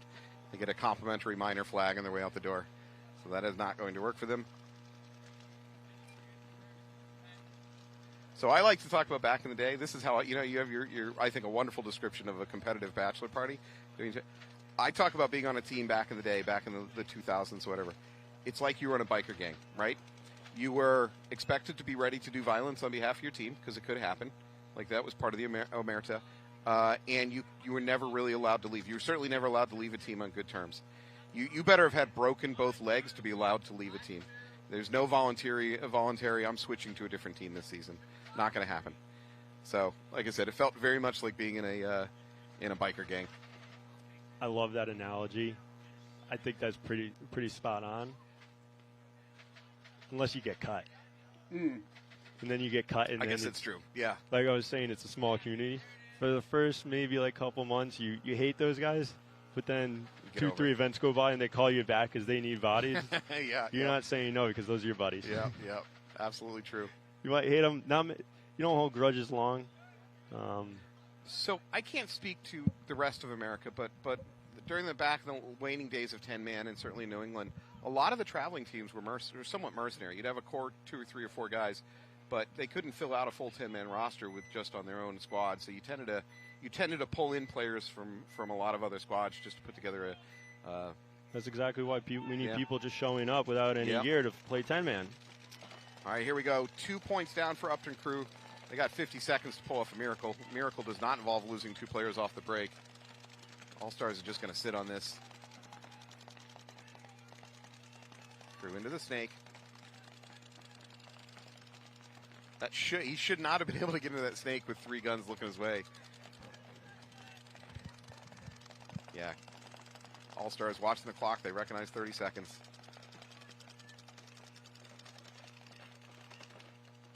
Oh. Allstars does lose their home. 2 players. 3-on-3 now. Go, Dan. Yeah. No, go right into a gun. 2-on-2. Well, check. It's smart enough to check them off, but. All right. The miracle comeback's not going to happen for Upton crew. That is going to be it. Bert, thank you so much. We're done? We're done. I mean, you can just stay up here. No, that means we're going to have to play in a little bit. Yeah. So I think I got another hour break, but I got to go hurt the cats. All right. Hey, thank you so much for joining me. We're going to take a break. When we come back, more semi-pro action. You're going to get to watch Bert play a little bit more this afternoon. No, you're not, guys. Are you done for the afternoon? Yeah, no, we're playing over on the HK field. Oh, okay, you're on the HK field. We'll see you tomorrow. We'll return tomorrow. We'll see you tomorrow. All right. So. Thank you for joining us. We're going to take a commercial break. We'll be right back. Thanks, guys.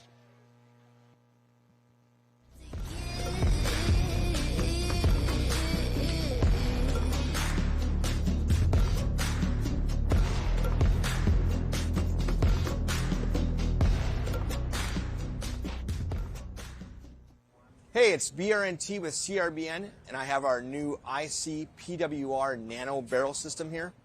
This kit includes our famous ultra-lightweight injected carbon fiber back with our new nano tip, which features over 700 microports. This microporting prevents any debris, paint, or moisture from entering the bore and also produces a unique low sound signature. These barrel kits are compatible with all PWR inserts, including our own series from 679 to 691, and are also compatible with all PWR inserts, including those made by Planet Eclipse, Dye, and Inception Designs. Check them out at crbnpaintball.com.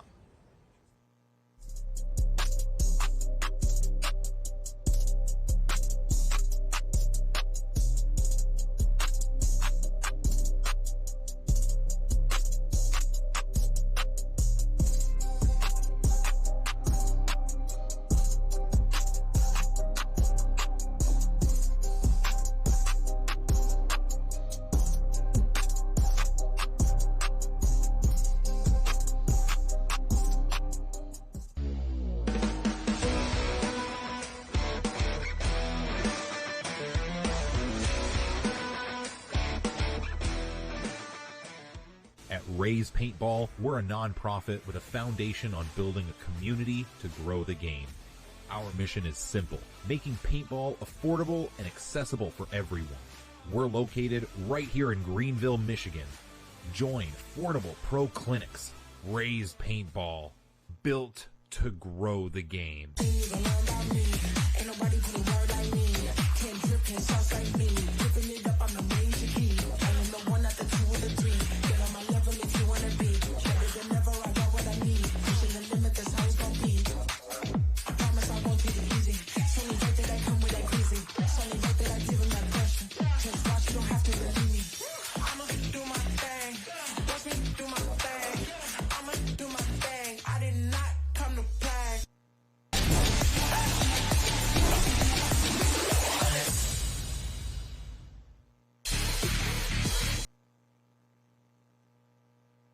Celebrating 35 years, Blast Camp is one of the most historic and longest-running facilities in the country.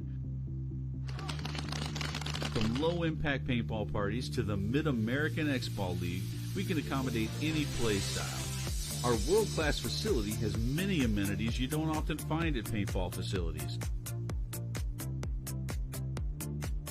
So come experience history. It's not just paintball, it's Blast Camp.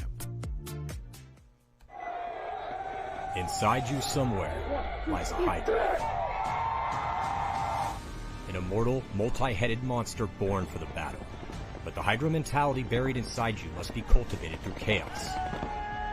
Rather than just surviving or remaining unchanged, the Hydra mentality allows an entity to improve, to thrive, to multiply its strength when exposed to stress and uncertainty, to strengthen with every challenge the world throws your way. Every time the Hydra gets its head cut off, experiences a loss or a failure, becomes stronger by growing two heads in its place. The Hydra must seek war and discomfort in order to become the best version of itself. Be like a Hydra. Seek out difficult challenges, power through every hardship, and understand this stress test as a blessing which makes you stronger. This is the Hydra way. You're practicing, but are you actually improving? My name's Greg. With over 20 plus years of experience in paintball, as well as playing professionally for 5 years, I built this program to help you get off the sidelines and get into the winner's circle. This is hands-on, detail-focused training. I'm going to help you focus on those little details that put you ahead. If you're serious about improving your game, this is your direct path. Visit howtoplaypaintball.com. Stop just watching, start winning.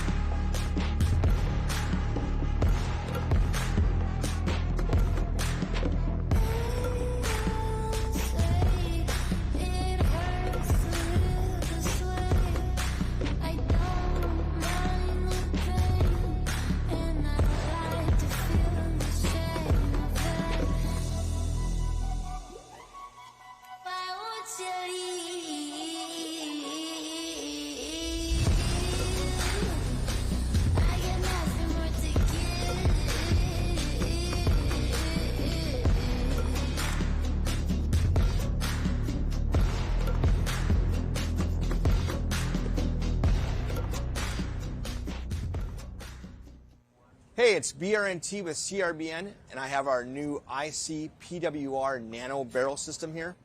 This kit includes our famous ultra-lightweight injected carbon fiber back with our new nano tip, which features over 700 microports. This microporting prevents any debris, paint, or moisture from entering the bore and also produces a unique low sound signature. These barrel kits are compatible with all PWR inserts, including our own series from 679 to 691, and are also compatible with all PWR inserts, including those made by Planet Eclipse, Dye, and Inception Designs. Check them out at crbnpaintball.com.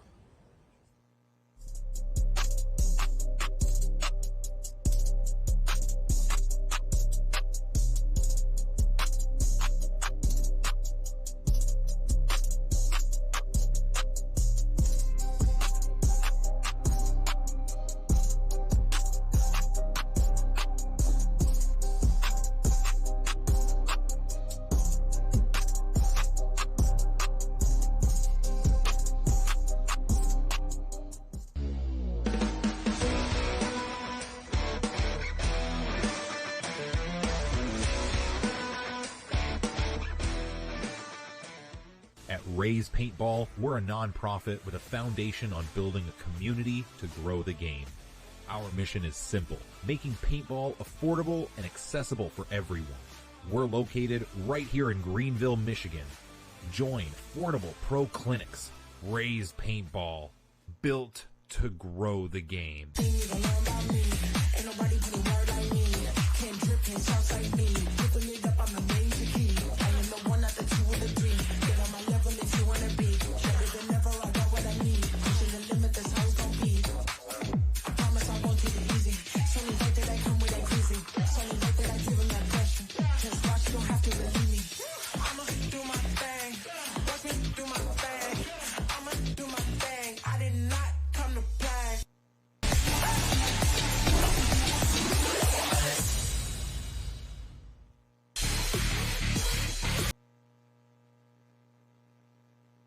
Celebrating 35 years, Blast Camp is one of the most historic and longest-running facilities in the country.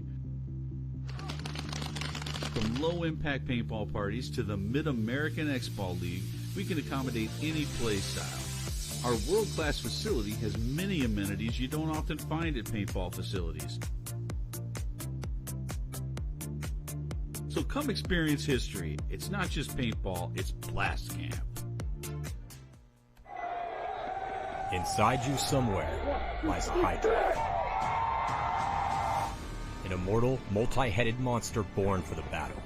But the Hydra mentality buried inside you must be cultivated through chaos.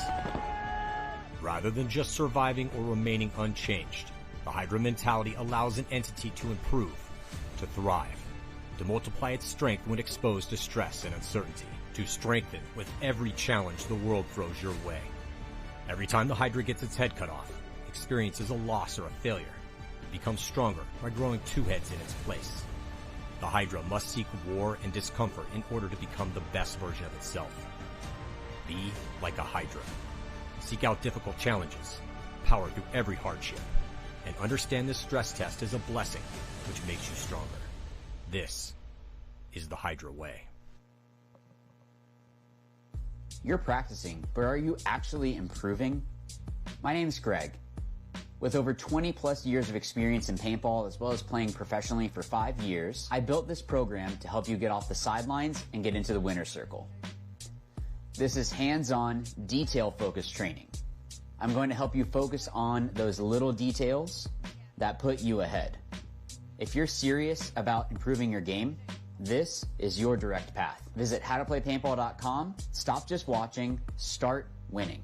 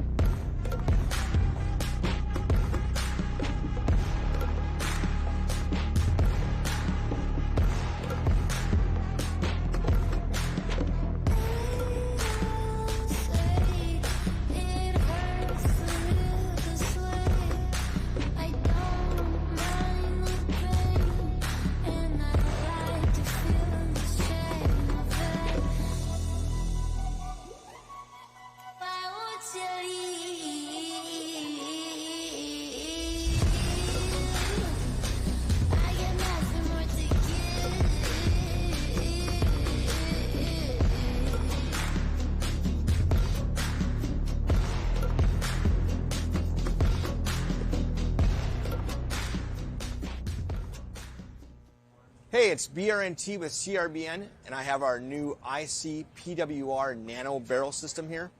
This kit includes our famous ultra-lightweight injected carbon fiber back with our new nano tip, which features over 700 microports. This microporting prevents any debris, paint, or moisture from entering the bore and also produces a unique low sound signature. These barrel kits are compatible with all PWR inserts, including our own series from 679 to 691, and are also compatible with all PWR inserts, including those made by Planet Eclipse, Dye, and Inception Designs. Check them out at crbnpaintball.com.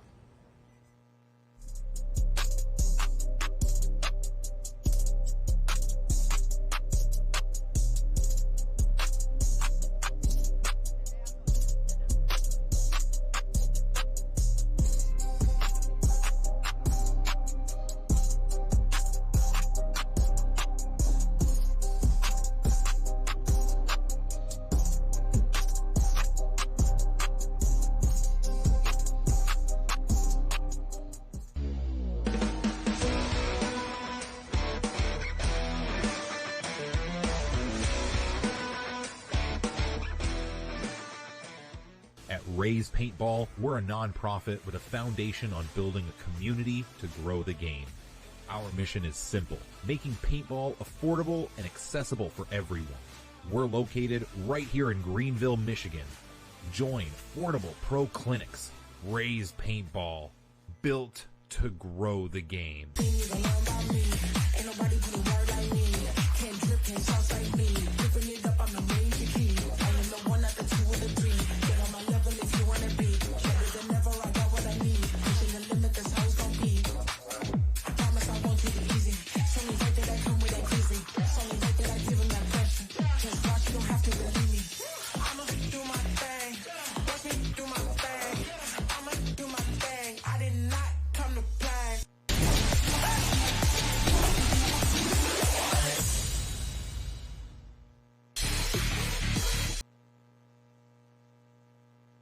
Celebrating 35 years, Blast Camp is one of the most historic and longest-running facilities in the country. From low-impact paintball parties to the Mid-American X-Ball League, we can accommodate any play style. Our world-class facility has many amenities you don't often find at paintball facilities. So come experience history. It's not just paintball, it's Blast Camp. Inside you somewhere lies a Hydra. An immortal, multi-headed monster born for the battle. But the Hydra mentality buried inside you must be cultivated through chaos. Rather than just surviving or remaining unchanged, the Hydra mentality allows an entity to improve, to thrive, to multiply its strength when exposed to stress and uncertainty, to strengthen with every challenge the world throws your way.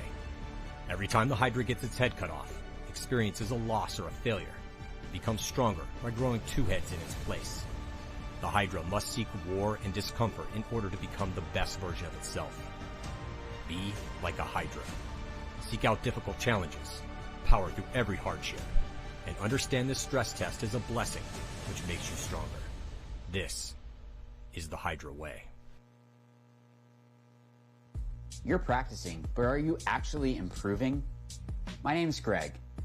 With over 20 plus years of experience in paintball, as well as playing professionally for 5 years, I built this program to help you get off the sidelines and get into the winner's circle. This is hands-on, detail-focused training. I'm going to help you focus on those little details that put you ahead. If you're serious about improving your game, this is your direct path. Visit howtoplaypaintball.com. Stop just watching, start winning.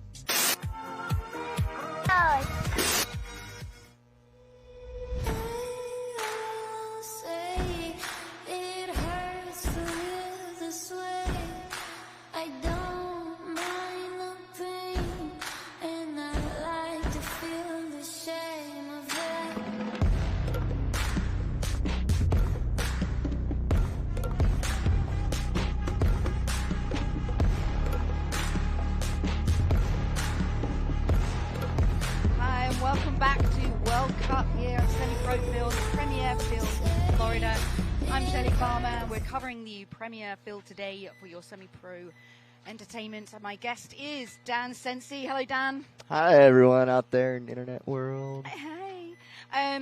So we have Denver Altitude and NYX on your screens, and the black jersey is NYX. And Denver Altitude in the light blue. Looks like we have some pretty similar breakouts. Guns seem to be set up exactly the same right now. 5-on-5. Yeah, so they are positioning on the identical field. in terms of what. And then NYX moving into the snake early.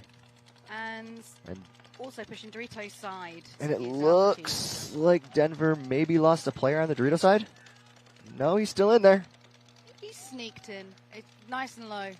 Yeah, I thought I saw a referee point him out. Have you played this field yet, Dan? I played this morning in the Masters division, the 40 plus. Yeah. It's always a good bit of fun. Happy to play extra paintball when you can. Absolutely. So, as it stands, we've got NYX and Dorito 1 and Snake 1 and the back line. For Altitude, still sitting in the center of the field. They haven't pushed Snake yet. They're pushing the Snake corner to get some width. That was a good move. Yeah, you expect him to wrap a little bit and shoot in this cannon. And that's Sammy Berry, number 89 for Denver Altitude, in the Snakeside Temple, and try to see if they can't force his way in here. Yeah. But it's real tough right there. It's a good move because there's a lane on him, so he's got through that somehow, whether it's over or under. And the home is also pushing Snakeside. Yeah, so we are still 5-on-5. I don't know how the field out here has been playing, but 5-on-5 for this long seems like a lot for this particular layout. Oh, here we go. Altitude use their player on the Temple and Dorito side, which is made Altitude push. Wow. What a fill backwards. That's a great move. From, that's a I Malloy think that's move. Dylan White making great, realizing they lost their Dorito side second player and 3 on this side of the field and filling back. So we are a fantastic there. fill, as you'd say. I think this is Dimmers in the Snake. He's the guy who shot the first Temple player out of Denver Altitude side of the field. Do we have a name for that? The little Temple on the Dorito side? We're just saying little Temple Dorito side, to be fair. Let's keep it simple for now. All right. As Altitude push the Snake wing in the center of the field. There's a lot of lanes locking down right now. Yeah, and NYX is shooting a bounce shot off the front of that Snake wedge, trying to hit Sammy Berry. But all the paint's breaking more than it's going anywhere. Some good paint. Does seem to be pushing him back a little bit, but not connecting. But it is still a body up for NYX, and they are seemingly very happy to chill out for a bit. Yeah, ref is interested in the home. Calls them clean. Yeah. So Barry here in Altitude, he's playing extremely tight because Dorito 1 for NYX has got him locked down. A good communication. You can hear Altitude. It looks like Mike Scordo is going to get up forward one more. That's going to, I think, even though they have the body advantage for NYX, that's a really good bunker. It's going to allow him to put a lot of pressure onto that. So Denver now all across the 30s, or 40s if you want to call them that. That was a creative move as a team. Really good comms from Snake 2. Push the Dorito side, which allowed the center push. So they've got both wings at Altitude, and they're both shooting outwards to stop the width. I believe that's Kyle Weaver in that Snake wing. And, just absolutely just trying to set the trap for, I think, Demers here. Yeah, it appears to be Demers. Yeah, he's got a line on the Snake 3. He's now wrapping on the Snake 2. Starting to get low on paint. Yeah. Starting to make some choices here. This is a very technical point. Oh, he's baiting him by throwing the pod. So he's took his own pod and thrown it at Snake 3. The good news is that'll be there later when he needs it. Yeah. So for those at home that don't understand that, when we say baiting, is trying to make that bunker move by throwing the pot to make that Snake player believe there's a player in there. So what will happen now is the NYX Snake 2 player may, if he's bought the bait, or if you saw it at all. Yeah, or go mug, which is another expression to go in close encounter shooting on the Snake 3. But he didn't buy the bait. But he's made him more nervous. So he's posted up, and there's less paint in the air. Yeah. And the NYX Snake corner, I think that's Mulsum, out there. He used to play with Denver Altitude, actually. Oh, okay. And so is this a revenge match? Or? I don't know if it's revenge so much, but you know everybody's aware. Oh, Scordo getting shot out of the Dorito. Key. That will free up NYX. So that is 2 bodies now. Mm-hmm. So and Dylan White laying down really, really low in the Dorito side wedge, hoping to catch a free body fill-in without knowing. It looks like they saw. He got it. Got Dorito 1. Great shot by Dylan White. Great mental play there. So now it's still a body favor for NYX.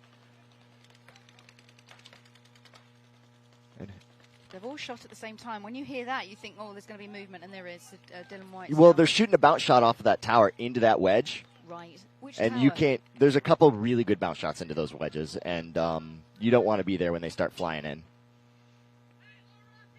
So are they shooting the Snake 50 nipple onto the wedge? They're shooting the tower in back into the Dorito side wedge. Ah, interesting. I like that. Oh, is that Dylan? Yeah, White? Dylan's jumped back into the 50, so he's in that 50. You can't see it on your screens right now. You've got NYX on your screens, shooting Snake 2. Mm-hmm. It's not Dylan. I see Dylan down here on the side. Oh, okay. Yeah, see who that is. Number 65? We'll figure it out. Yeah, we'll figure it out. But it was a great move. So But, he's posted on D side. Oh, that's Michael Scordo. So I don't know who is the initial Dorito player who got shot out of the Dorito 4. But Scordo over there getting creative. Really long point now. Yeah, and everybody's down to their last pot or more. Kyle Weaver going up. Like, Denver has better spots, but NYX has more of them. Yeah, you're right. So Altitude have more real estate. Did Kyle just get a shot on him? He did not. No. They're going to look. I think it's a bounce. Yeah. I think we saw it break off the bunker. Got nice and tight. So NYX aren't pushing the agenda, but Altitude have real estate in the field, so they're on the 50. And everybody's getting low on paint. We are now almost 7 minutes into this point. Am I crazy? Oh, Sammy moving forward, one more bunker. He's in a great protection spot too. If he can get Demers to make a mental error and try to come get him, Demeter's the snake player for NYX. Is that his name, Demeters? Yeah, he's playing so tight. It's key because as soon as he goes, Altitude will push. Well, they are trying to protect him from the snake corner, which I haven't walked this particular field, but generally on the layout, the corner can't see the wire. It's almost as waiting for a heads-up move. But like you said, can you see them if they go on their belly? No. No. So Sammy knows he's low on paint.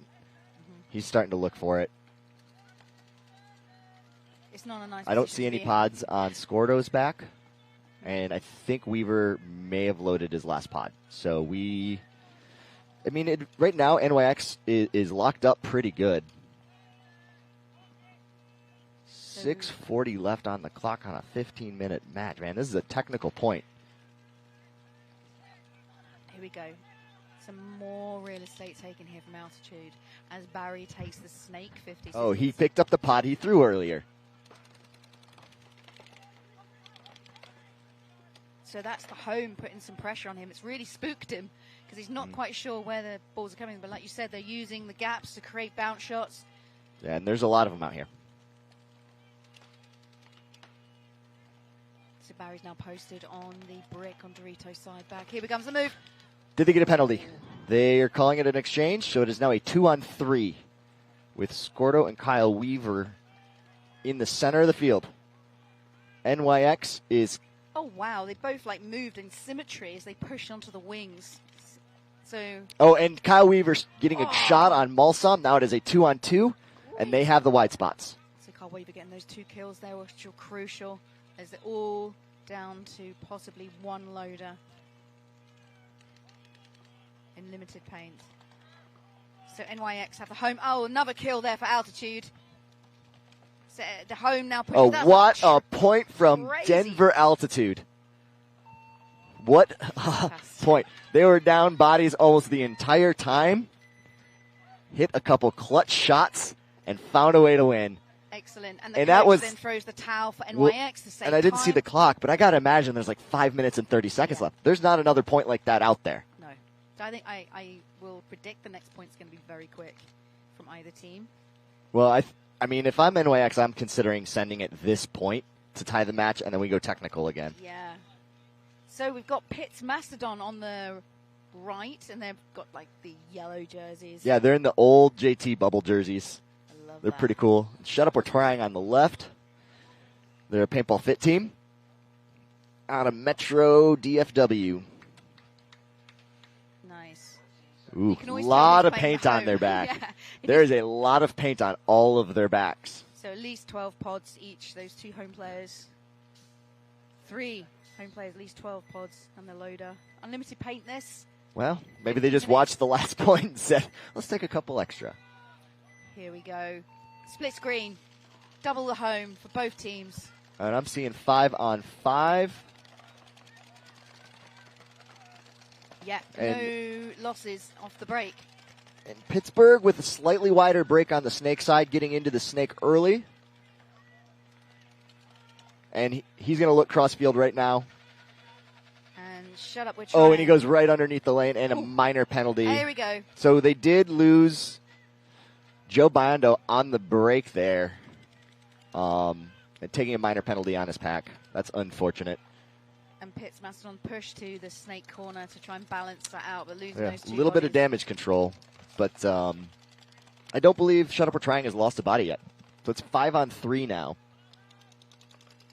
And they've got the center. And they push to the wing on the snake side. Yeah, and he'll play that heads up, making sure nobody gets in the snake. And while the rest of the we're gonna switch sides and start hunting a little bit. I think it's because he knows they've taken out the snake side and a penalty. He's probably Well- not sure about this feel into the snake corner. And you've Yeah. got the Dorito 2 on the other side. So that's a spread. So he's probably been baited by that move. Yeah, he's concentrating on that Dorito 2 player. But He needs some maybe he help. just doesn't think that Pittsburgh will move into the snake with 3 bodies. That they'd play that stand up in the back instead. I hear you. I think that's the decision making. And he's Also, doing some good this comms. player in the back, I can't tell quite who it is. He's the same height as the bunker. He's a big dude. Height I only wish for. Double-edged sword. Yeah. I think it's Pittsburgh Mastodon, you can see on your screens now on Dorito 2. And he's having that battle across the wing side. So he's trying to hunt for those. Yeah, and Phillips Loose in the profile center. He's shots. looking for something here. And did he shoot the Dorito player? Yes, he did. What So a it is great now shot. a 5 on 2. So he knew the player was there, so he's trying to find that like profile sticking out, and he's found it Well, there. he just stepped center straight it. in between the bricks and just was like, oh, free body. And Nice. yeah, I mean, if I'm Pittsburgh, I'm considering conceding this now in a 2 on 5. And Shut Up, We're Trying is extremely disciplined when it comes to high body situations. They play So very similar to Paintball Fit, Mastodon are locked and they up. work together a lot. And Yeah, but Mastodon are locked up, so if they're going to get a couple of kills with Shut Up, We're Trying his moves. you see him Then- shading everybody out. He's looking for that edge of the shoulder there, maybe the foot. Yeah. Here we go. Diagonal Great move. That's just using the blind spots. Got the kill. He trades, traded. so now it's a 4 on 1. Yeah, there we go. Phillips there with an extremely creative move. As soon as they lost the player and just have one player left, the coach for Pittsburgh has thrown the towel. The point then goes to Shut Up, We're Trying. And then back to Denver Altitude, NYX. So Altitude are Yeah, a there's point up. only 5 minutes and 21 seconds left. That was a almost 10-minute point for the first point. 9 minutes and 40 some odd seconds. So unless we have quite a few quick points, this is likely to go to an X-Ball game with Shut Up, We're Trying and Pittsburgh Mastodon. And it looks like the same lineup. Yeah, same lineup. And still a lot of paint on everybody's back. See if anybody drops any at the box. Some teams get creative and they'll load up a front player at the box with a bunch of paint. Yeah. And then when they get there, drop them. I'm just watching Carl Weaver now. He's in jersey number 57 for Altitude. So Altitude in the blue jerseys are now on the right. NYX in the black jerseys on the left. Split screen. So only one in the home for both teams. Mm-hmm. Oh, and a minor penalty assessed against Denver. That's a great So breakout. NYX has a shot here. NYX have an upper hand after their breakout. They shoot the home and the push and get the penalty. They shot the juice box. That's it. It was Mike Scordo in the juice box. Would you call it the jukes box? Yeah, because the home is the tower. Yeah. It's right in front of the dead box. I So like that, the juke box. Juice. Juice. A little juice That's box. me thinking juke. Yeah, NYX pretty happy to sit here in Dorito 1, the juice box, the home, the can. Yeah, Well, it looks like he's moving to the snake, which he does. And I think that's Will Coonan out there in the left field in the Dorito, just being an island.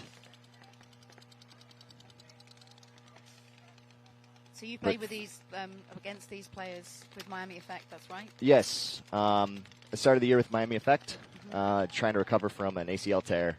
You had the operation already? I didn't need surgery, but it was enough where I couldn't run for 6 months. Yeah. So It's a horrific injury. yeah. Snake So we're corner. on the rehab stint now. Oh, okay. Bless you. So Snake, sorry, while we were having that conversation about your injury, Snake corner for NYX has taken a walk. Nice dome shot there. Yeah, I wonder who he must have stuck his head into a ball from Kyle Weaver. Yeah, he's shooting. He's getting, Kyle's really good. Yeah. I know the Denver players really, really well. They're missing a few players this event as well. So CJ Chamber, one of their main Snake starters, hurt his knee, and he's going to have to take some time off. And Austin Verbecki, one of their main Dorito side players, couldn't make the event. So they're down a few bodies. But they're still doing well. But yeah, this is a good team. And they all play together a lot and often. They're all local to Denver. They're not bringing in outside bodies. Well, you can tell that from that first point. It was so technical, and it was all over comms, and they moved together as a team. So NYX now have Snake 3 shooting crossfield. Altitude have Dorito 2. And I wonder if... So that's, Will just dominating Demers. You can see on your screens Dorito 2 on the far right.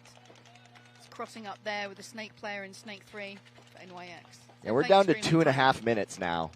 I think being down a body, Denver might just now be playing for the win, the 1-point win. NYX push to the Snake corner to Phil, but I think Michael Weaver's shooting skills may stop him at the moment. I spoke too soon. I was going to say commentary's cursed there because he got put in. He's alive. Put in. Yeah, with 2 minutes left, maybe Demers should have considered moving forward there, and getting into it with the Dorito player. I think they're quite happy in locking up and making them come to them. Well, Denver's not going to go anywhere. They're up a point. There's 2 minutes left, and they're down a body. Yeah. Will this affect the weekend though with low point win? A little when tiebreakers come around. Exactly. So I'd always go for the point. Well, if they get the point, yeah. But don't lose the point right now. Absolutely. So NYX. There that is. So I don't know if they saw that, but he's in a little bit of... So if he misses here, he missed. But here's the thing. If he comes off of that, there is a bounce shot straight off of the front of that 50 mini wedge, mini wing. You missed that on your screen, so he's pushed to Altitude Snake 3, and he popped up to get the Dorito 2 player and missed him. Yeah. That was key. That miss may cost him. So the Dorito 2 player is now tucked in. Yeah, and he's just going to focus on living as long as he can. There he is on your screen. Yeah, and he... So he's actually looks like he's playing the wire right now because he hasn't come back inside to see. Okay, he's coming back inside to see. He had checked. We'll see if he tries to get gun dominance here because that's the interaction that's going to decide this for the moment. NYX pushing forward into the Dorito 3 now. They hear the 60-second countdown. They know they need to push if they want this point and win the game. Yeah, and Sammy Berry in the Snake, he has 2 pods. He has enough paint to start rolling his gun. I wonder what the paint situation is for Will Coonan out there in Dorito 2. Demmer's trying to get creative and make something happen. Sammy Berry getting shot. We have 33 seconds. It is now 2. Will just launching. Getting he's shot. got ripped up there. And Kyle Weaver. So it looks like NYX is going to be able to tie this up. Yeah, they've got 20 seconds. 20 seconds. They got to figure it out. They have 15 seconds.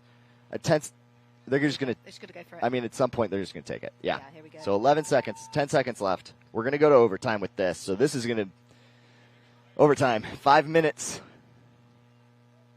Yeah. It's good in the prelims we do overtime here in World Cup. Cause, in the semi-pro division. Yeah.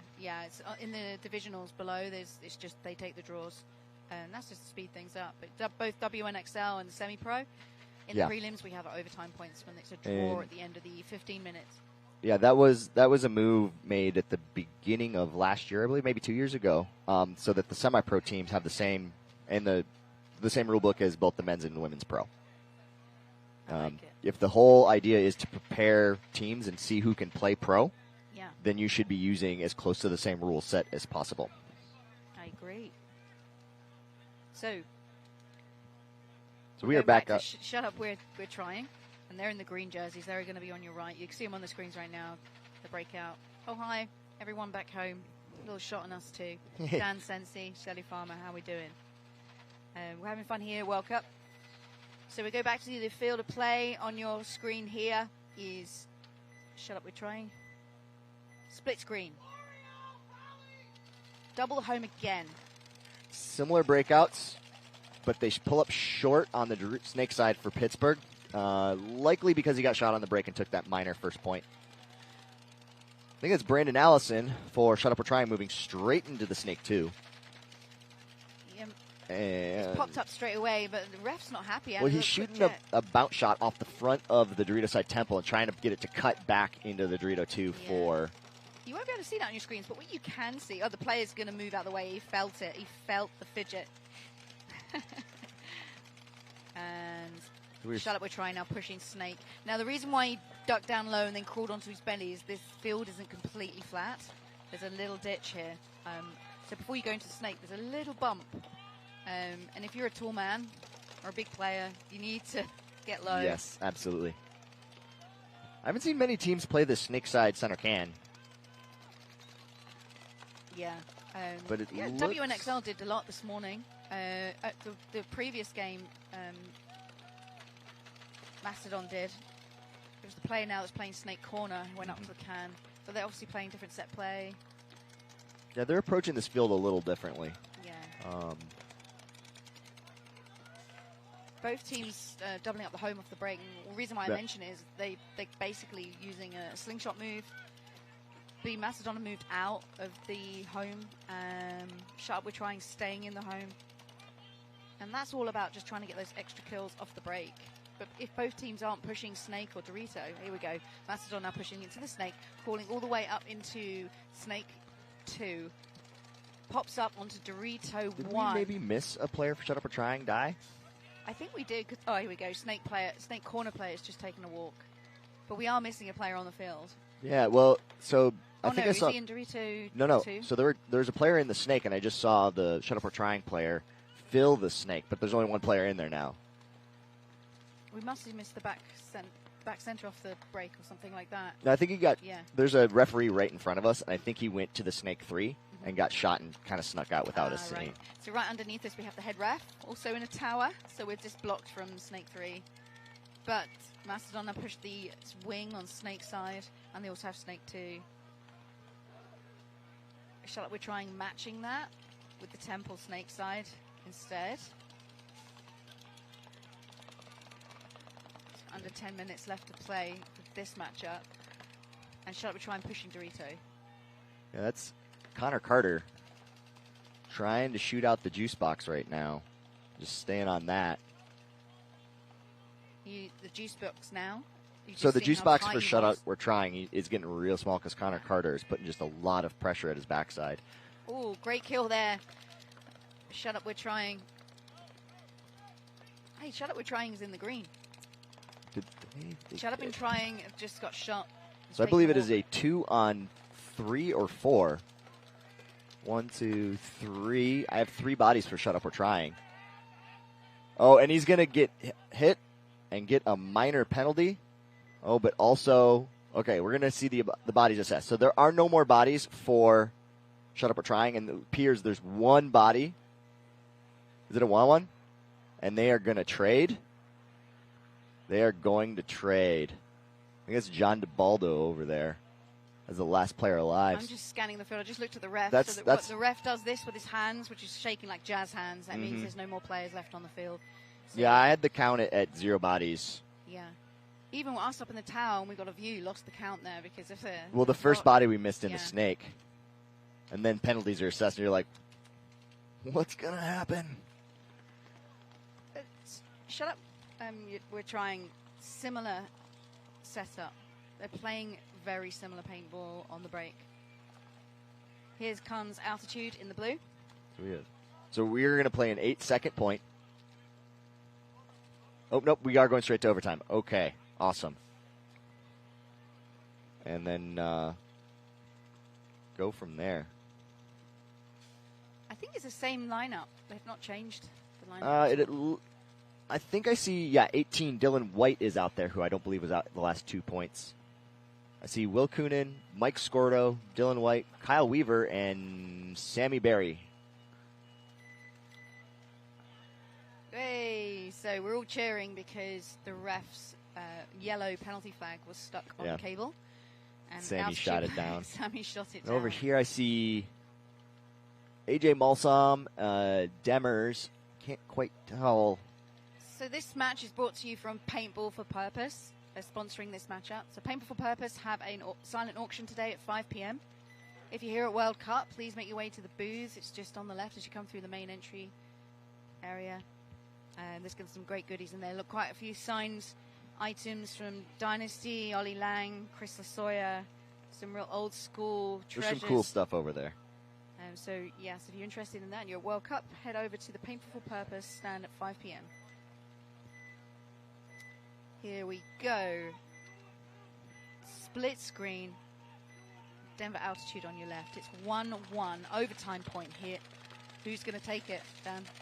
Predictions? I mean, I think Denver plays really, really tight together paintball. If we go 5-on-5 for too long, I think it'll deadmate and we'll go to 1-on-1s. Pretty similar, but I feel like Denver Altitude they deserve this win more because their communication has been great. They've picked it out. But NYX have been winning in regards to profiling and playing small and staying alive. Altitude has just pushed Dorito 1. Oh my gosh! And AJ losing a gunfight to Kyle Weaver. Kyle Weaver again. Kyle having a match. So it is now a body advantage to Denver. It's not nice as a paintballer getting shot. And that's pretty early. We're only 45 seconds into the point. You'd rather get shot moving rather than in your bunker. So Carl moves to the snake corner and gets through the lane. So he's in alive. So it's 5-on-4. There's Carl Weaver on your screens playing number 57. Like you said earlier, Dan, he can't get a shot down the line. And there's no real snake threat at the moment, so he's crossing field, which allows the home to bump out. Oh, but Dylan sticking his head straight into a paintball after the bump. That came from the opposing can there. Literally because he had paint in the air. Which I think might be Cody McDonald in there. Hard to tell with the headgear. It is hard to see, especially with you're not sure who's got what color headband. Oh, that's Brad King. There you go. Number 8. So we are 4-on-4. With Carl Weaver and Brad King getting killed in the overtime point. Denver slightly better field position being in Dorito 1 and 2 and the snake corner. So they have the wide spots on the snake side, and they have 2 bodies versus 1 body down the wires in the Dorito. So comms going across the field for Altitude. Oh, great move, but he ran into the corner. He aborted. I think he had to abort mission. Sammy switched sides right away, and I think they saw each other. And he's like, I will not go forward because my thought is that Sam thought he was going to dive into the snake, so Sammy shot low. Yes. And Demers was like, abort mission, and went to the corner instead and barely avoided the paint. didn't think he'd make it in because he ran into the bunker. Yeah. But little do-si-do. So Gave the bunker a kiss and he's back in the corner. And he's alive. Mm-hmm. So, just trying to see his Dorito side. It's matched up at the moment, both in Dorito 1. Yep, and then, so Denver has slightly better advantage on field position because they have Dorito 1 and 2, but backing up into the temple. That's an interesting decision.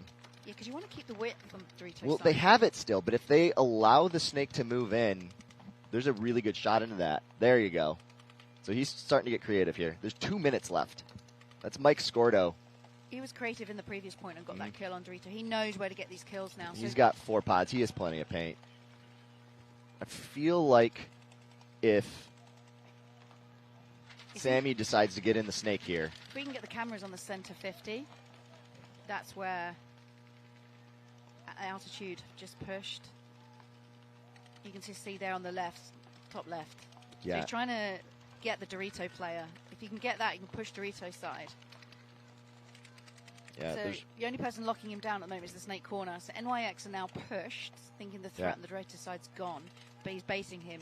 Yep. In the Dorito. They don't know he's there. No. So we've got double Dorito for NYX. Well, if the NYX Dorito player decides to just start running down the field. 60 seconds left now as the refs punch their fists. All players' heart races a little bit higher. How are we doing for paints? Everybody seems to have plenty of paint. Yeah, not like the first point. So, yeah, you can see Barry here on your screens. He's got at least 4 I'd points. like Sammy to see that he is his teammate facing the same direction as him and push into it and try to get this guy to face and bait him forward into a gun because I don't think they know he's in there. 30 seconds. So they're going to go for one-on-ones. And Will trying to get creative as well, trying to find a way forward. Well, I'll be picking Carl Weaver for the Denver Altitude one-on-one with his shooting today. I mean, he's been playing great, right? Yeah, number 57 there. He's out of paint. He's looking for it. He's going to cross.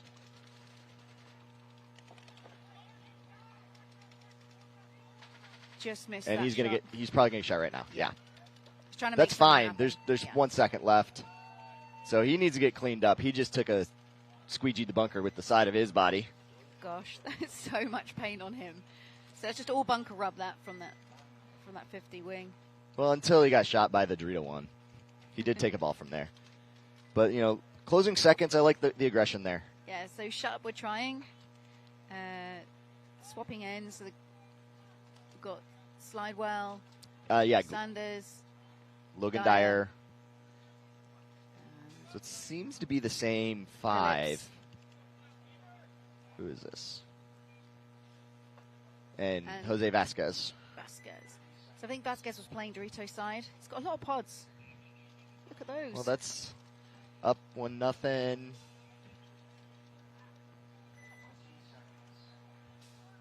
So Mastodon in the JT bubble yellow jerseys. You can see here at the start gate. Fist pump. So that's, they've got 8 minutes 20 to get a point back. But this bracket is really slow compared to the brackets before. Was it semi-pro here before? Yeah. So these matchups are just much slower. So here we go. Double the home for Mastodon. Oh, no, the ref's seen something. Running, pointing. It's all happening. He's pointing I don't know what that call is. That's no penalty. Thank you, no penalty. Bizarre. He didn't see it. That's Connor Carter. He got lucky there. So no penalty. He might have left early. Yes, it could have been that. Yeah, absolutely. So if you leave your bunker early, you're out. It's like. Or don't touch back. And Joe Biondo but getting shot. I was telling you about this field. There's a little bump there. You got to play really low. You got to dive. I think he just tried to take too much. Yeah. If he had been dove into the temple, he'd been fine. Yeah. But that juice box shooting cross, just staying on the zone. Mastodon, I've lost both. They've lost their snake advantage this side. Yeah, they have no backup. A lot of love from Shut Up, We're Trying. Yeah, I think that's Brian Warner in their home shooting the Dorito side. Yeah. Shut Up and Try now 2 in the snake. You can see. Yeah, they should swing this field pretty quickly. You say they play out and train at Paintball Fit? Yes. It's quite a successful field at the moment. I think that's Owen Goyne making the the fill from the Dorito Temple into the Dorito 1. It's a good move, and he made it. The Well, timing with that, was perfect. with that Snake 2 shooting crossfield, that bunker is very, very difficult to live in. I'm surprised he's come up and posted up this side. I would have Well, gone low and gone again. Yeah, I think if Sanders decides to, he can just go win this game right now.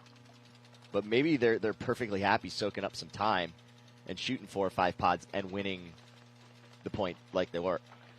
It means more, right? With World Cup, you don't want to make that mistake. Well, you up 2-0 and you soaked up 3 or 4 minutes of game time, like giving even less time for them to come back. Like winning fast when you're up isn't always a great thing. Absolutely. So you just take away that time. I said it's 15 minutes. Bring it down to a 5-minute game, 2 up, if they win the point, of course. Mm-hmm. So playing the time game. They're both sitting posted up on Dorito 2, which that's why I think it was a good move for Altitude, because it's like, hey. For Mastodon? Mastodon should look at trying to match on the Snake side. As well, on Dorito's side. Yeah. So they've loaded up Dorito's side. Shut Up, we're trying. Have got Snake side. Yeah, so right now, the entire Snake side is open to our left. That is Mastodon's side of the field. But maybe they don't know. It's entirely possible Shut Up, We're Trying doesn't have the count. And there's a concession. So the coach for Mastodon wasn't happy with the positioning and wanted to save that time. So they got 2 minutes. Okay. So. Yeah, so Shut Up or Try, missing a player this event. Logan Hansel. His son, Levi, was born during Cincinnati, so he's off being a dad. Oh, good man. Doing the dad thing. Absolutely. I've not been playing for 2 years, so I'm also a mom. She's 2.5. So yeah, you got to take a little time off, do the family thing. All right, so we do have Kyle Weaver on our left, and I can't tell, I can't tell who that is out there. He's all on his own at the moment. But, I mean, so Kyle Weaver's hit a lot of shots. I think it's Demers, the Snake player against the back player in a one-on-one situation. I'm going to take the 6'4" back guy. Absolutely. Kyle Weaver every time he's shooting. He's been playing real well. And it's a good choice there from the coach to pick out Kyle Weaver for the one-on-one. So big Demers going there. all the way to the corner. Coming all the way back. And he's lost. Kyle lost him. Clever. I like that. So it's basically he found him. He found him. Player against a shooter. This is what he found him. And now we're going to get into some gunfights. So Kyle Weaver's still in the home. There's some snap shooting. So the domination is coming from NYX. Certainly the dynamic move, making it a little trickier for Kyle. He's in a bigger bunker, but those bunkers are hard. Oh, and Kyle what Weaver. A shot. So Demers coming through in the one-on-one. Good for that kid. Dumps his paint. What a feeling for him to win that for his team. And Altitude, it was tight. 1-1 and winning on draw on the overtime point, winning on the one-on-one. Extremely technical. Great. As he goes back into his pits, pumped up. The whole team pumped up right now. That's what we want to do at World Cup. Go and pull something out like that for your team. That's huge later on. In the overtimes and being 1-0 instead of 0-1. Yeah. It's a much better feeling. I can hear the pits here at Altitude as well. I mean, gentlemen, they're all clapping their teammate coming in, which is nice to see. Because when it comes down to a one-on-one, it's harsh. Mm-hmm. And Kyle Weaver has got some great shots in that match. Yeah, so, Shut Up, We're Trying now. Back on our left. Pittsburgh Mastodon down 2 points, but this field can play very, very fast if you choose to. Yeah. So they are down 2, but I mean, on the divisional fields, it is playing quite quick for teams that want to send it. So Shut Up, We're Trying on your screen. Breakout, pushing the Snake only into the temple. Oh, and it got taken. Getting the kill. So Joe is now the wide body on the Joe Biondo for Pittsburgh Mastodon. Is the wide body over here, and he's only dealing with a a lane from the home right now. It looks like they're shooting a bounce shot off of the front of the Snake 1, trying to get a shot into...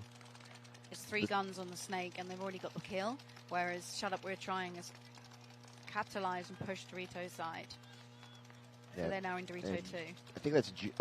and Owen going getting shot out of the Dorito side juice box. But moving into the Snake. So we are even bodies, but significantly better field position, I think, for Pittsburgh. With a Dorito 2 and a Snake player. I agree. And with no Snake presence right now, no Snake wire presence, nobody in there, nobody really challenging him except for drop shots over these beams. Which are a pain in the butt to deal with, but not impossible. So Mastodon are in Snake 3 shooting crossfield with Shut Up You're Trying is in a referee Dorito running 2. in to to no one likes that. he's rezoning. He's changing his zone. No, I think he's checking the can on Snake side, back row. Oh, a different ref. I saw somebody else. They both went running at the same time. We don't like that. But nothing's come of that. Everyone's still alive on the back line for Shut Up We're Trying. That's, John DeBaldo in the Dorito 2 for Pittsburgh. Trying to get a shot. Bounce shots again. You can hear the bounce shots. Yeah, and I think it's Glidewell just dodging one. So we're just under 4 minutes left of game time. DeBaldo taking another bunker. And things are getting real tight on the back line for Shut Up We're Trying. I can't tell where their 4th body is unless we missed one. Yeah, he's in Dorito 2. He is? Okay. Yeah. So they're playing very small on the back line, and they've got Dorito 2. We can't move anywhere because Mastodon have got the cross shot, Snake 3. And they also have the Temple on Dorito side. They've not pushed Dorito, but they have Dorito 3. So, yeah, Mastodon still looking at as I said it, they've moved into Dorito 1. Both Dorito side back players are looking to start supporting more directly now. I think it might be Brandon Allison for Shut Up We're Trying. That back left Dorito side, you can see Shut Up We're Trying in. It's hard to live in, but there is a nice line shot, isn't there, on the Dorito 3. Those tiny little Doritos are always difficult to live in. It just overhangs a little bit on this field layout, so you can clip Dorito 3, just not 2 and 1. So that's why he's remaining in that position and just zoned on that Joe, line. right now, let's see what happens. So he's just on his belly. He's looking to see if that home will stop him. Because the back line are very small. And they didn't see him go. No. The Dorito 2 can't see him. He should wrap and shoot this can in the back first. They're still shooting Snake 3, and he's now in their Snake 2, so essentially the Snake 5. And they don't know he's there. Missed the shot. He missed the shot. Home? He missed the shot. He's asked for a check off the ref. Oh, I think that looked like a shot. I think it was a bunker. Yeah, he's out. Did he's he out. get... The ref's telling him to come out. Do we know where that came from? The Dorito 2? Yeah, he's come from the Dorito 2 crossfield. Great shot. So he just missed his chance there. Yep. Great move. So Mastodon's number 33 takes a walk. Shut Up We're Trying is losing another body, so they still have the Snake side. Yeah. We've got so Shut Up We're Trying have the home and Dorito 2. And against Pittsburgh's Wedge, Snake 3, and a Dorito 4, maybe? That's Brian Warner in the Dorito side Wedge. John DeBaldo in the Dorito 3. 1 minute 30. Tell. So, yeah, 1 minute 30 seconds left. Mastodon need to push now. I think this is Carter in the Snake 3. He needs to start pushing the issue a little bit here. Yeah, that Dorito 2 is giving him fits, but, I mean, time, guys. 1:15 left. Shut Up We're Trying doing a great job just trying to lock this thing down. Brian's looking for the move through the center. I think he's going to go dunk this Dorito 2 out and let Carter work. There's a nice cross shot field here on the Snake 4. I think the referee taking a look, saying no. Clean. Getting shot by the Dorito 2. Brian getting shot. It's all happening. They're all pushing forward and getting taken out. So this match at this point with 42 seconds left. Shut Up We're Trying. One player left remaining in the back, Dorito. Yep, and it's a one-on-one. I hate being in a little Dorito on a one-on-one situation, but this is all about just wasting time here. It doesn't matter when he wins or loses. And did they trade? Did they trade? Are we taking a major penalty on Shut Up, We're Trying? Does that just happen? That's a penalty point then. Let's see if it's Shut Up, We're Trying. I'm not sure which player it was because it looked to me like a trade. I mean, we couldn't see the front of the ball, though. The reason why we went quiet was trying to listen to JD, the head ref, as to what's been discussed. Yeah, I mean, either it's going to go, the game's going to go to 18 seconds, and it'll be Macedon 1, Shut Up, We're Trying 2, or it'll be Shut Up, We're Trying 3, Macedon 0. Yeah, I still think Shut Up, We're Trying has got this. I mean, there's 18 seconds left. Yeah.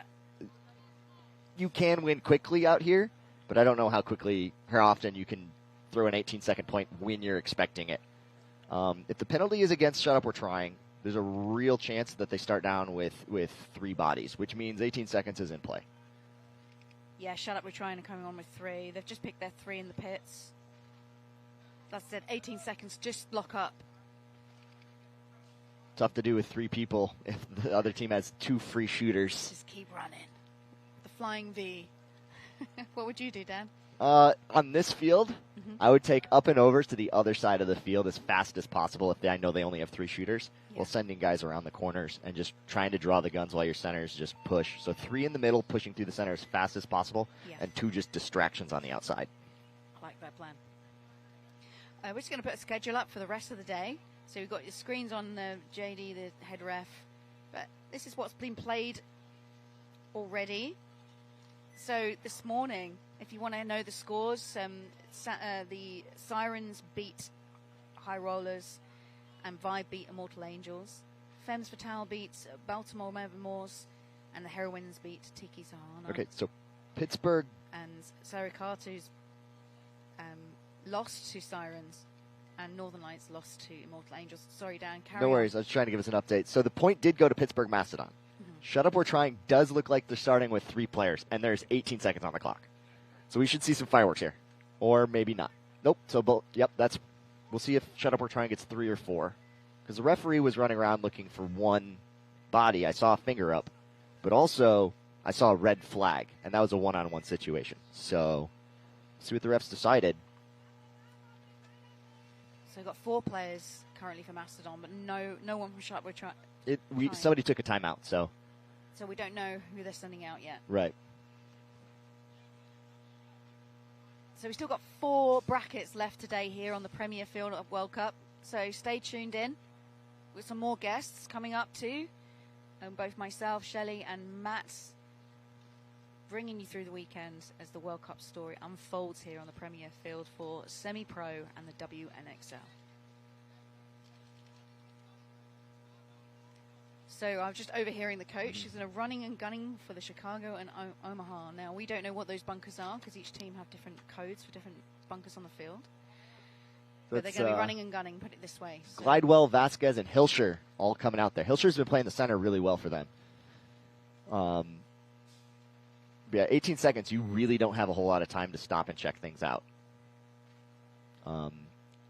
Joe Bondo and Owen Goin, both very fast individuals. Looks like Carter is out there as well.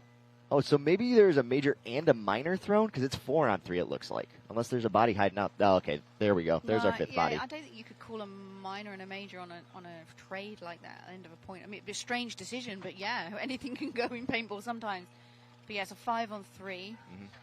The call from the ref was a major on the last point. There's 18 seconds left, and they have their fast players out. Looks like Carter there in the center, just hoping to grab a kill on the break. If he grabs a kill on the break here, I'm actually going to take Macedon to tie this game. If they get all 3 guys alive, it's in favor of. I think we're going to see the home and the 2 corners. Let's see. So cameras. They managed to shoot one on the break. That's great shooting. But and another Owen one. going. Here's another one. There's a penalty. And a minor. I mean, that happens sometimes. And all 3 alive for Shut Up. So there is 1 player alive, with 2 players alive for Pittsburgh with 6 seconds left. So this match is going to go to Shut Up, We're Trying. So congratulations to them. Nice one, guys. They managed to keep all 3 alive. So no points scored there, and they win 2-1. So congratulations, Shut Up, We're Trying. It was a good game at the end there. Made it interesting. Yeah. And the Colt Lukow, the coach for Shut Up We're Trying, called the bunkers on the break, and they shot 2 people from the bunkers. So absolutely great coaching from Colt. Great shooting from the 3 bodies to go out there and shoot 2 bodies on the break. That's excellent. So congratulations to Shut Up We're Trying. Yeah, and congratulations to NYX who won the one-on-one in that bracket. So coming up next, we've got TPP Crew versus Virginia Vendetta, and Project X Allstars versus the Bally Boys. So Bally Boys are from England, right? I don't. Well, the Bally Boys, I think, is a mixture of 2 different teams from the UK. But okay. I'll find out next, because that's exactly what I'm going to do now. Dan is go down to those pits and go, right, hey boys, who's flown over? Let's see. It is World Cup. We've got players from all over the world here in Florida. Here's your schedule. So stay tuned to your YouTube channel, MajorLeaguePaintball.com, for the Premier Field Semi-Pro here in Florida. We'll be back after a few messages. Thank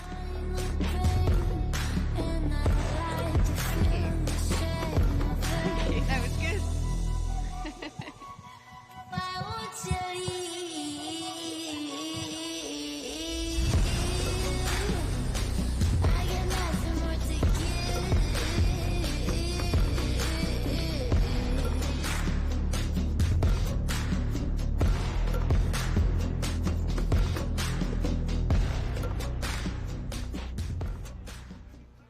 Hey, it's BRNT with CRBN, and I have our new IC PWR Nano Barrel System here. This kit includes our famous ultra-lightweight injected carbon fiber back with our new Nano Tip, which features over 700 microports. This microporting prevents any debris, paint, or moisture from entering the bore, and also produces a unique low sound signature. These barrel kits are compatible with all PWR inserts, including our own series from 679 to 691, and are also compatible with all PWR inserts, including those made by Planet Eclipse, Dye, and Inception Designs. Check them out at crbnpaintball.com.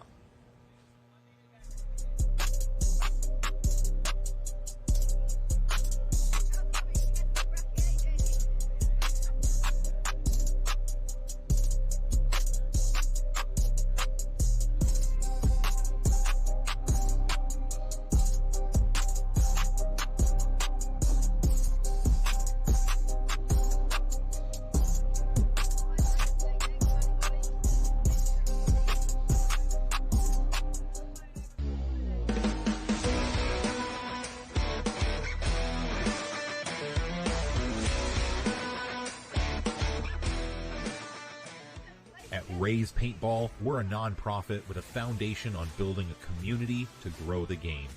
Our mission is simple, making paintball affordable and accessible for everyone. We're located right here in Greenville, Michigan.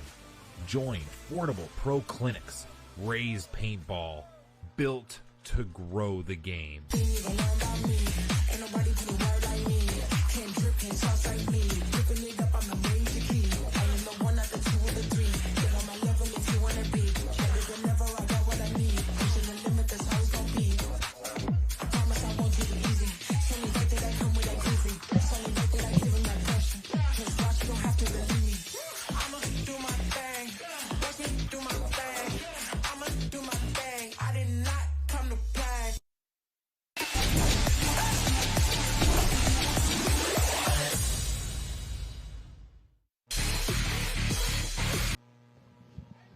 Hi. You caught us then saying, yeah. This is Shelley Farmer and Matt Falb up in the Tower of Power here for the Premier Field for the World Cup. Welcome back to NXL action here in Semi-Pro. We're going to start off with TPP Crew versus Virginia Vendetta. Virginia Vendetta here on your right in the white jerseys. They've lost a play already, pushing down the center. It's a 5-on-4 situation. A TPP Crew pushing to Snake Corner. Oh, and a massive refill there for Virginia Vendetta. Vendetta pushing that Dorito side very hard. They're into that wing wedge and now into D2. They're unaware that TPP Crew is Snake 3.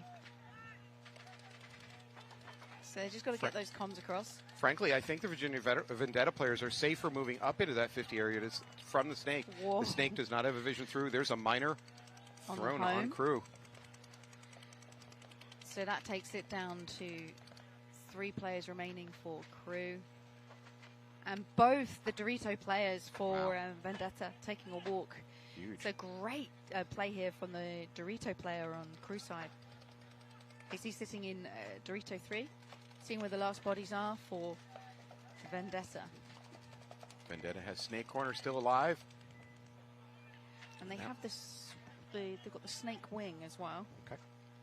Which is just blind to us up here in the tower. Yes. So they've matched that. However, TPP crew, and they're pushing Dorito side. Yeah, that wing's going to get shot from across. The Doritos almost parallel with him. He's going to attempt to gun it out. That's not going to work with the middle player for TCP. How many C's and how many P's in that name? I don't quite remember. Testing your speech there. The TPPB crew on the Dorito. That Dorito player there, outstanding play. Got about 3-4 pack for the team. A huge turnaround in that point. And after that miner, it looked like crew was about to lose that. So I'm just trying to grab his jersey number. I can't see it. Kids, we've got to praise where praise is needed. Crew is one of the more interesting teams out here to me because they came in first event this year down in Tampa and absolutely wrecked house. They were playing with a very loose, very aggressive style, more so than any other team, and it worked. They buzzsawed through everybody, and they were a bit of an unknown coming in. The rest of the year has not gone the same. They've placed well, but not like the first event. So I think they kind of came in with an alternative game plan that teams weren't ready for, and since then teams have adjusted a little bit, and now they got to fight. And TPP crew was jersey number 7, so I'll grab a name for you when I can see it.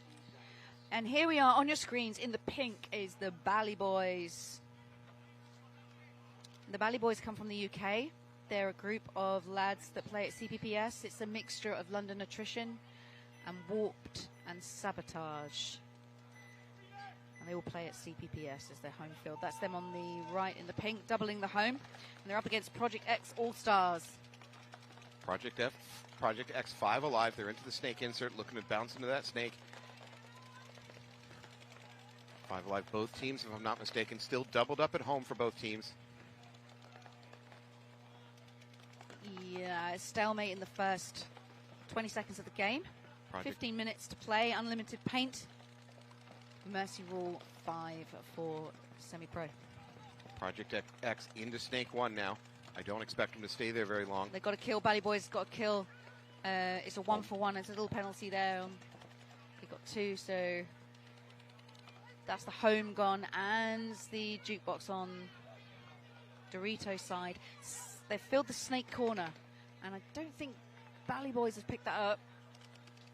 So Project Allstars have snake corner, but obviously can't shoot that line, but can protect their snake players currently in snake 2. So Snake 2 is shooting crossfield. Bally Boys have Dorito 2, the home and the can. And as I said, that home's now pushed to the brick on Dorito's side. It's sitting nice and pretty with the back right. It's a small Dorito. And Bally Boys also in the snake corner. So Project X snake player here, Richie, number 95, doing good work communicating with snake corner. Unfortunately for them, their D1 is way out on an island all alone. That D1 has got to stay alive. If he doesn't, it all falls apart. And the D1's up against the D3 player for Bally Boys. Probably the most at-risk player right now for Project X is their snake corner. He's under a lot of pressure from that D3 of Bally Boys. Ref calling him clean. So Bally Boys, you can see on your screen on the snake side, they've lost their snake corner, and their snake players unaware that they're just sitting quite comfortably now in snake 3, as you've got Project Allstars snake 2 posted up. Nose is in the snake, just does not wear in the snake. Bally Boys have crossed the 50 on the Dorito side there now into the other team's D3. Again, that puts the snake corner in a lot of trouble here for Project X, but he's choosing the one-on-one gunfight with the D1 in front of him. Yeah, Perez is looking very small, and he's just taking the walk there, so great shooting from Bally Boys. Yep. Project X corner gone. That leaves 2 alive, D1 and S2. Richie is in trouble. Richie gets blown up from that Dorito. Now he's going to finish it off himself. And they get the first point at their very first appearance here at World Cup. So well done, Bally Boys. It's like the Beatles showing up here. Just immediate success. They're a mixture of elite player teams, players. They play every weekend at CPPS. They've just got together to come over for a holiday and play some World Cup paintball and then to semi-pro. So why not? When I was a child visiting my family in England, I had somebody asking me, "Are you here on holiday?" And I couldn't remember what day in the calendar. Was it a holiday? Was it? I didn't know what they meant. It meant vacation, but yeah. So yeah, I didn't have a translator. There may be some quirky sentences or words that I say because I'm English. So yeah, holiday is vacation. And I had relatives offering me biscuits, and I'm like, it's the middle of the day. Why do I want a biscuit? I didn't know they meant cookies. Once that cleared up, I was quite interested in biscuits. You're going to have to correct me all weekend, Matt, with any of those words. No, that's not a correction. That's just a showing my ignorance. There's lots of words that make us laugh that you guys use as well over here in the States. I think you're also far more creative with curse words. Yeah. But we are very good with curse words. I don't think we're going to hear those today. No, definitely not on the live stream. So they're doubling up the home here for Vendetta and TPP crew. Virginia Vendetta makes a bold move. They're at the 50 now on the Dorito side mini wall. He's going to look cross, try to pick up some of the Snake players over here. TPP crew on your back line now pushing into the Snake corner. They've works. Just lost their player. Yeah, great move. That's the Virginia Vendetta player at that mini wall. He takes their Snake insert. Their Snake feels the pressure. He bumps out to Snake corner. Gave him a little fright there. So as Vendetta pushed up into the Snake temple, saw the player walking off and thought it was someone running down the Snake. Gave him a little bit extra love, which happens.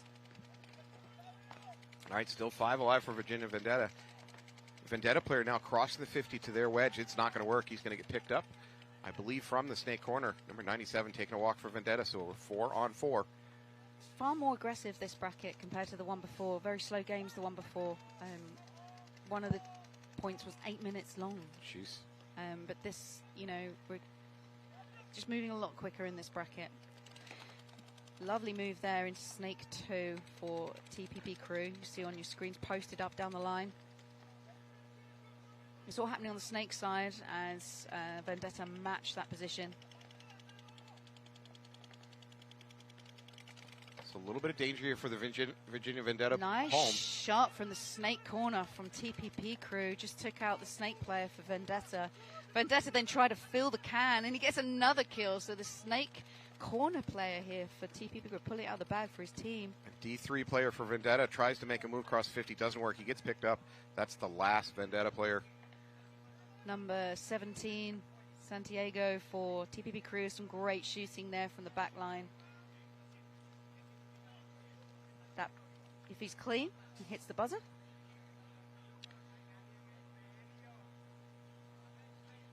We'll get another point on the board.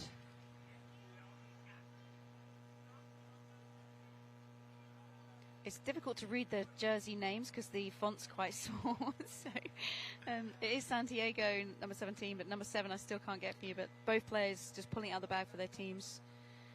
So we have a Carlos and an Adrian Santiago playing for the crew. Okay. They can go back to the pits and argue about which one took all the glory.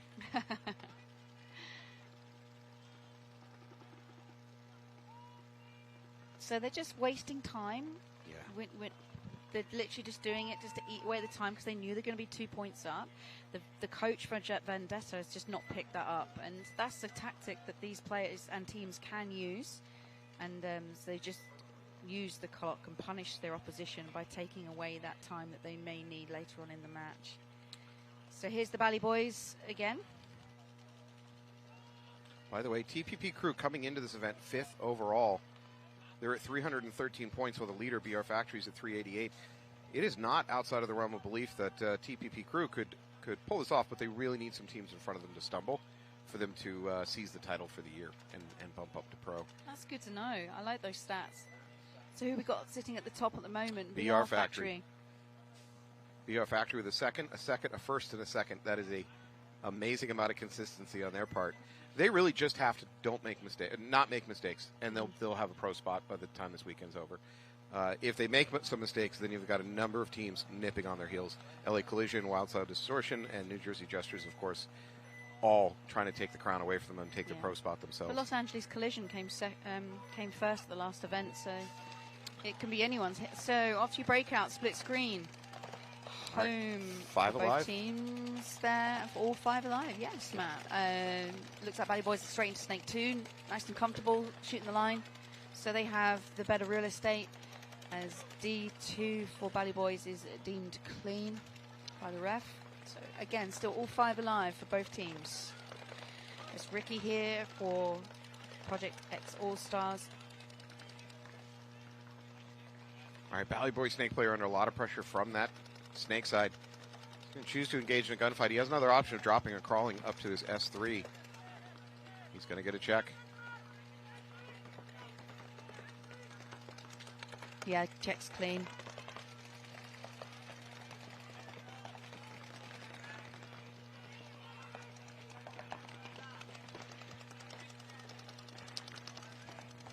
So Project X All-Stars has creeped up into Snake 3. So this Snake 2 player for Bally Boys is clean. Bally Boy's going to make a run up the middle into that wedge on the Snake side. Got in nice and alive. He's going to post up Snake side, trying to protect his buddy. At the same time, Bally Boy over on the Dorito side bumps up to D2. There's a good stretch for about a minute there where the Bally Boys are really just sitting down, and now they've decided it's time to go. So All Stars have Dorito 1 and the back line, including Snake Corner. Bally Boys going to lose their wedge. I think it's a bounce shot. A bounce shot from the Snake Corner there for Project All Stars, took out the wedge. So you can shoot the inside wedge here and the nipple off this bunker here, and it can bounce onto that wedge player. Bally Boy came right out into a gun waiting for him, only about 10 feet away, and yet he managed to get gun dominance, put in the Project X. Project X Snake player should not try to re-engage that. Oh, is there going to be a bunkering?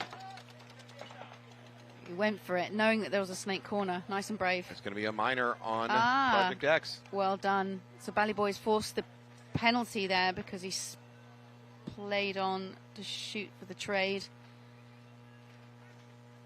And All Stars, that's happy there in the Snake Corner. That's an interesting minor. Yeah, I was trying to figure that one out in my mind. Yeah, I don't know how that's a minor and not a major. It should be a major, yes. Yeah. Unless he didn't spin and he just played on a little bit. I don't know. Yeah, perhaps he didn't. Wasn't the one that shot the attacker. Mm-hmm. So Bally Boys have the home and Dorito 1 and now pushing into Dorito 4. So they have the real estate on the Dorito side. They just lost this player, the last player remaining here.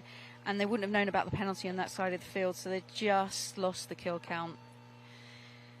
As All Stars only have 1 player remaining in that Snake Corner. All right, Project X Snake Corner is going to have to live on the outside of that bunker. He's under a lot of pressure, both from this Dorito 50 and from the Snake Can. So Happy is sitting happy right now in the profile, in the corner. He can't even fight. As I said, that commentator's curse, and gets clipped on the hip. Well done. So Bally Boys now get their kills. There is a player remaining, forgive me, who's playing nice and tight for All Stars in the Dorito 1. And Bally Boys are now aware he's there. And that's it. Bally Boys are going to take this one. 3 bodies alive. Yeah, then they don't need to press the matter in regards to time. And that allowed Project X All Stars coach to throw the towel and give an automatic point to Bally Boys.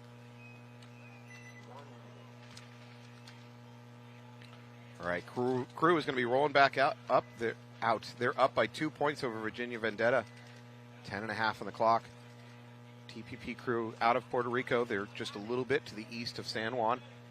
It's a little bit of a hotbed of tournament paintball going on there. Yeah. Worldwide. There's a couple teams coming out of that area. It's great. Oh, do we know how many countries are here at World Cup? Oh, that's a wonderful question. Are we going to find out for you? Let's just make up a number because nobody at home can check us on it. I think there's over 14 countries represented here. Well, they said on the poster over 40. 40. 40. Oh, man, I wasn't. Yeah, you did call me out on it. Yeah. I said no one. They said on the poster over 40, but I'd like to know how many different people from different countries are competing at this event over the weekend. So I'll find out and we'll get that information to you tomorrow. We'll get our crack research division on that. Which is us, Matt. Which is us. Crew on your left. Sorry, crew on... Yeah, Virginia on your right, crew on the left. Crew up the middle and into the wing. They're going to lose their Dorito runner. So 5-on-4 body advantage for Virginia. And they're pushing the wedge on Snake side. A lot of teams are doing that. They're running from the home, playing that dog leg, blind move up to the can, and then diving into the wedge. There he is. And what you do is you've got to sit in the center of the bunker. If you were to edge a little out, you're going to lose your profile. You edge a little back, you're going to lose your profile to Dorito side. So you've got to sit happy right there in the middle, not on the end, there in the middle, and post up on the Snake player. And that's what he's doing right now. So you can see these posted up here to stop that Snake 3 and Snake Meat 3 to move. But both teams and both players are doing the same thing. And there's no Snake threat at the moment. TPP crew are aware there is a Snake, but he's still sitting in Snake 2, shooting crossfield against Dorito. Crew did fill in the Snake corner. However, on this layout, the Snake corner really can't see into the Snake itself. You can barely see the top of his mirror at the opposite corner. So not a great control bunker on this Snake side, the corners. All teams that I've seen in both this bracket and the bracket before for semi-pro have utilized the Snake corner as a secondary move. Instead of utilizing Snake 1, and that just shows you the type of field layout we have out here at FA Cup. So they're choosing the wings in the center and the Snake corner for secondary moves for gameplay. So these teams have already figured out the dogleg run up the middle to that Snake side wedge. So Vendetta have just lost their Dorito player, so that's that must have been heads-up play on the Dorito side, because there's no Snake here shooting that crossfield, that classic shot that we're seeing on this layout. As the weekends goes on, you'll see more and more teams coming up with very innovative runouts to get to places you don't expect. It's the pretty typical progression of the meta of this event. And Daddy number 6 is playing Snake 2 just there, just got 2 kills. Another Vendetta player taking a walk from that Snake corner. He's on his own here in the Snake 2 on this side of the field. And he's brother-in-arms, so it's just 2 remaining. He's in Dorito 1. So Dorito 1 and Snake 2 for Vendetta. Crew trying to figure it out. Frankly, they're playing a little bit conservative considering the body situation, especially the Dorito corner. Well, now he's under pressure from the Snake. There's 3 players, forgive me, I forgot about the wing. We're just blind to that because the head ref's tower. So you can see on your screens there the Snake 2 and the wing. That allows TPP crew to push along the back line because they're zoning up any attack. So if the crew player in that Dorito corner can get his gun on the Snake just for a split second, it can let him get out of there. Bail out of that D corner and into the D1. Safer bunker to fight from.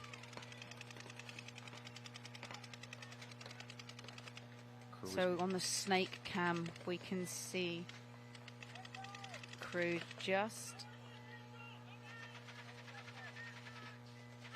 using that Snake 3 and communicating back to his back line as to where the players are. So you said okay, I'm not sure what that means. He's now, never go over the top. If you're going to go over the top, use the nipple. Never go on the edge. Yeah. So just got domed there by the Snake wedge, so good discipline there from Vendetta. So TPP crew did take that opportunity to move up to the D1, but really they're going to go back on their heels here in a second because once they realize it's a 3-on-2, they're going to have to go defensive mode.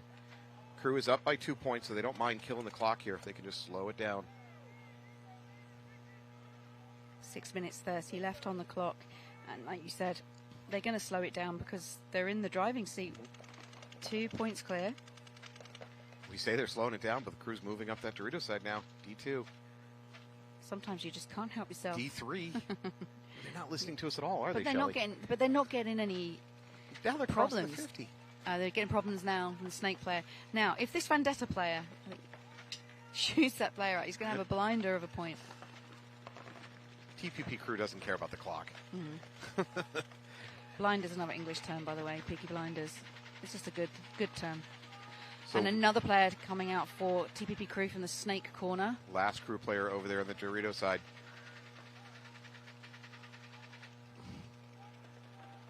This player for the Snake side, you've got both players now on the wedge. Virginia Vendetta player now not going to be alive for long inside that wedge, parallel to the Doritos. I think they've lost the kill count, Vendetta. I think it's a one-on-one. Yeah, I believe it's a one-on-one now. So it's the Dorito players. So they're both on each wedge on Vendetta's side of the field. Crew player still trying to figure out. He's going to slide backwards, try to catch the Vendetta player off guard. Oh, Vendetta player making a huge drop back. Great move from Vendetta because he did it low and Crew in the blind. Crew didn't see it. Now, I think now he knows. He doesn't realize he's on his own as well, so he's communicating back. I think 95% chance you're right. He doesn't know he's alone. However, on one-on-one, sometimes it's not a bad trick to communicate as if you do have a teammate alive. You can kind of mess with the other team's head. Absolutely, Matt. I like that. I've done it before in one-on-ones. Just start talking as though it's yeah, a ghost to kind of convince the player, your opposition, that you're, this is not a one-on-one. This is a two-on-one, a fake two-on-one. And is it working? Yeah, he's ghosting him. So I think it is working. So the Vendetta player thinks there's more than one player on the field. He's lost track. Well, he's certainly lost track of where the crew player is. At the very least, he doesn't know where he moved to. But he's been playing very well. Yeah. He's got at least a 3-pack in this match. Now they know. Oh, the crew player's out of paint. He's playing just hopper ball. We've all gone quiet because they're gone quiet. Santiago, number 17, he's the one that won the last point. He's just picking paint up off the floor because he's run out of paint. And Matt, you start whispering. I don't think they can hear us, but the drama is here, everyone. World Cup, one-on-one. This is what I call second strike paint. You pick it up off the ground and shoot it again. He's got him in the back. He's got him with paint off the floor. Oh, man. And he dumps his paint. Classic move. He will remember that for the rest of his paintball career when he ran out of paint and won the one-on-one by picking paint off the floor. And Vendetta can see the point, and the point goes to TPP Crew and 3-0. That's really going to help them, isn't it? Like you said, if they win this event, they could win the series. So TPP Crew, great playing there from Santiago, number 17, who won the one-on-one there right at the end of that point. Let's take a quick look at where we are for the season in the semi-pro division. Right now, you've got BR Factory / Jungle Cats on the top with 388. So you see some teams clustered right on their tail, Collision, Distortion, Jesters. Frankly, those three other teams need BR Factory to stumble, and they have to stumble in the prelims. If BR Factory makes it into the playoffs, then they're damn near uncatchable, even if one of those other teams takes first. So, unfortunately, if you're trailing, you take a little bit of control out of your hands, and you have to start hoping things happen for you. But remember, World Cup is double points, right? So instead of 100 or 88, you get double that for each placement you take. Allows for like catch up. And Bally Boys just entered this event, so they're on the right in the pink and purple jerseys, and Allstars on the left. Some gun troubles there for Bally Boys, just a classic. There was a long wait. So you're forgiven here at World Cup on the main stage here at Premier. You're very forgiving of the English teams. Of course I am. Takes a walk as well. Just been clipped there by the home. All-Stars going to lose their mini Dorito in the corner. Yeah, so it's 4-on-4. And both teams have Snake 2. And neither team is pushing the agenda on Doritos. No, Bally Boys do have Dorito 2. They've pushed Dorito 2, and they have the Dorito corner. All-Stars take the Snake corner. So the play is just swinging as the Snake players are meeting in the middle. On Snake Cam, they're both on Snake 3. All-Star Snake corner, however, is squeeging his gun down right now. His Snake player is all on his own, and that bunker's getting real small right now. So Bally Boys just backing up there on Snake 2. Is he going to have... The All-Star... both tucked in at the same time, so both shot their own bunkers on a snapshot move. All-Star player in the Snake snaps out of the way of incoming fire and then looks to see if a ref is looking at him. I'm not saying he's cheating, but I think he was looking to see did somebody else see something else. So I like this. All-Star player now into the Snake insert. He's got to be thinking about getting up here to this Snake side wedge, giving support to his Snake player. And he got takeout there. Just got a little bit too itchy, but that allowed the Dorito player for Dorito 2 for Bally Boys to shoot him crossfield. So All-Star back player is going to get shot in the right. Oh, he got shot in the right wrist. He got shot in the right wrist, and the rest didn't see it. Now he's going to drop and crawl. Yeah, and it's 3. That's happened a couple of times today, isn't it, in that wedge? It's hard for the refs to see. Do you see it on his right wrist? Yeah. Number 95 in the middle there for Project All-Stars. So Project All-Stars have 3 players. They have the snake corner, the temple, Dorito side, and that center player that Matt just saw. Maybe he doesn't know about it. Maybe because he's not ditching it. So maybe he's just generally ignorant of the fact he's got a hit on him. Well, all the refs are watching him, so. Yeah, and he's not trying to ditch it. So that's why I think maybe he's not aware. Oh, the Bally Boys just take a walk, and then Dorito 3. So they've just lost their advantage on Dorito's side, and they've lost their Dorito player in the corner, so that leaves 1 player remaining in Snake corner. This is Sal, number 46 for Bally Boys. He's on his own in Snake corner. And there is 3 players remaining for Project All-Stars. So they can just eat away the time here. Sal can just stay in the corner, use that clock, bring it down, because they are in the lead 2-0. So just get shot. So we'll just wait for Project All-Stars to do the kill count, and they'll go get the buzzer. You know whether we'll know whether or not Richie knows he's going to hit on him? Does he hit the buzzer?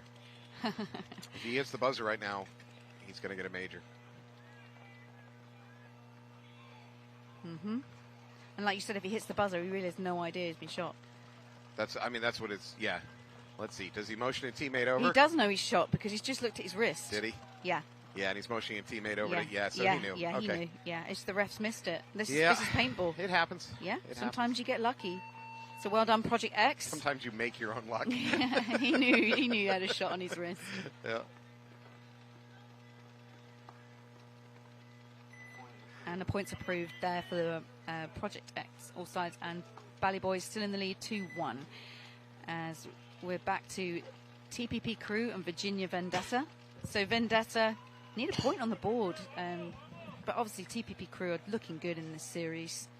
They've come out to World Cup to win it, and we've already seen some outstanding play from their number 7 and their number 17. For Vendetta, I got to be honest, their best hope of pulling off 3 points and 3.5 is penalties. They got to hope the TPP Crew pulls down some minors or majors.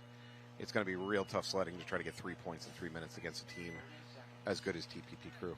Have you seen any mercy points today from the semi-pro? Yes. Yes. We saw some early on. I think PMOB mercied out their opponent. I could be wrong. I have the memory of like a goldfish. And there's only one other team that mercied out in WNXL this morning, and that was Heroines. Heroines got a 5-0. So the field layout's not really fitting that kind of story for the paintball here. So Vendetta here on the left. Crew is going to lose their snake runner. They are, however, going to successfully get to the 50 brick, all pretty much on the run out. Both teams lost their snake player, so it's a 4-on-4. That's the whole back line there for TPP Crew. Good refill. No, he gets hit in the head. As soon as I say good refill, he takes him off the dome. So that's another snake player. So TPP Crew just sit on that back line and just lock up the field. Now their body's up, 4 against 3.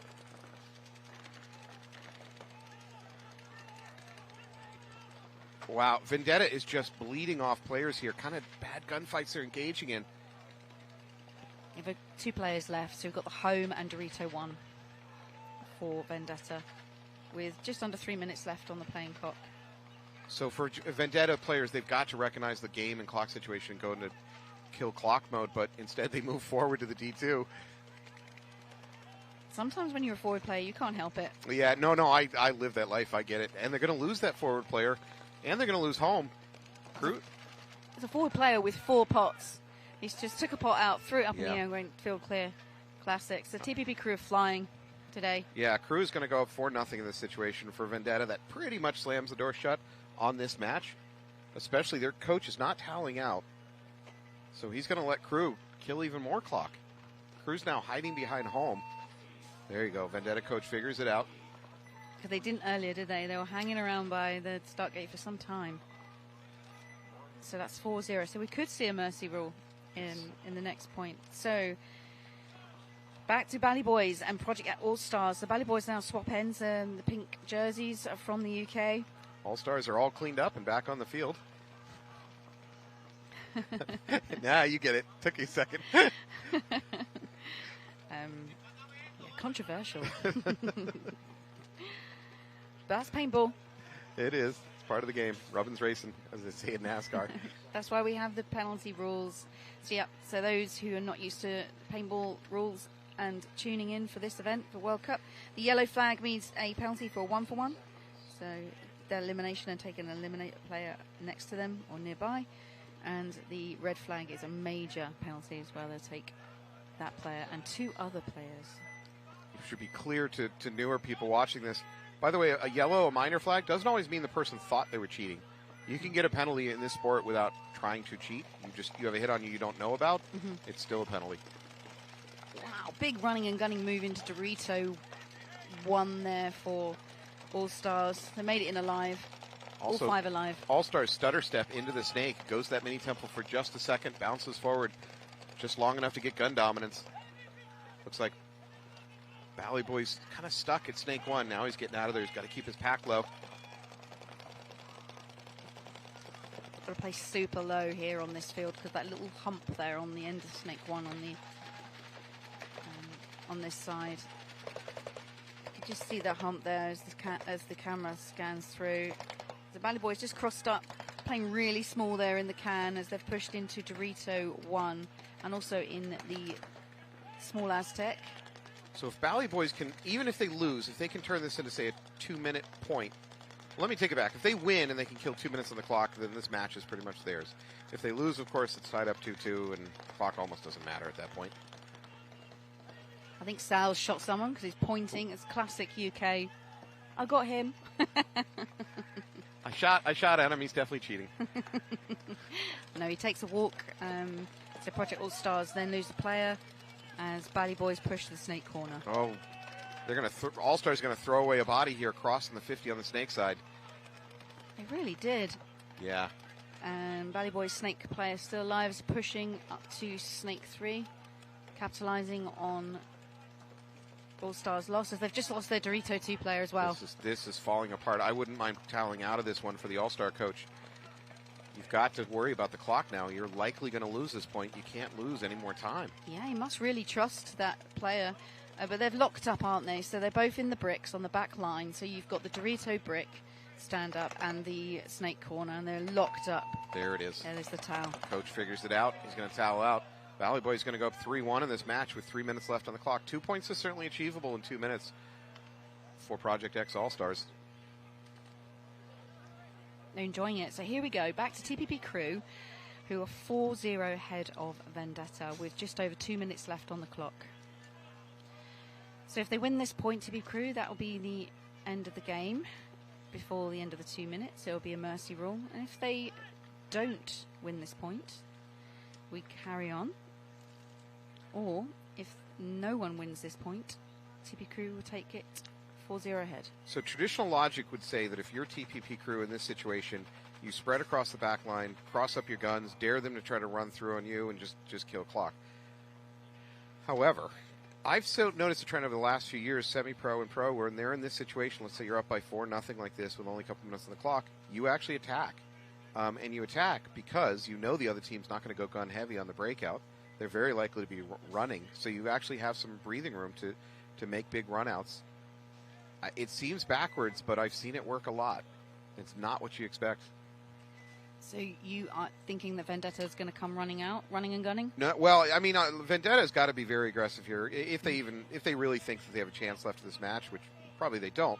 But my point is, the TPP Crew, I got to do that. They could. They have an opportunity here to attack and seal this off with a 5-0 mercy. It's unthinkable more than a few years ago, but I see it more and more lately. The team that's way up in points and time goes attack mode. It's starting to get warmer out there now. You see the players in TPP Crew just covering up the paint in the shade.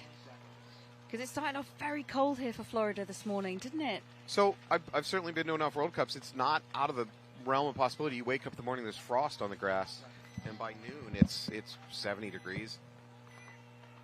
Yeah, shorts, t-shirts, flip-flops weather at the moment, but this morning was definitely Yeah, it was chilly. Sweatpants and hoodies. Here we go. Here we go. Crew with a conservative breakout. Virginia Vendetta trying to move up the middle. I don't think that's going to work. They're going to lose the first body up the middle. Second one gets there successfully.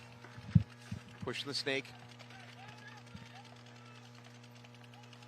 So Vendetta have lost that player. They're pushing snake side. Crew's just got to keep up. Guns heavy. Keep feeding pods in. Look at that.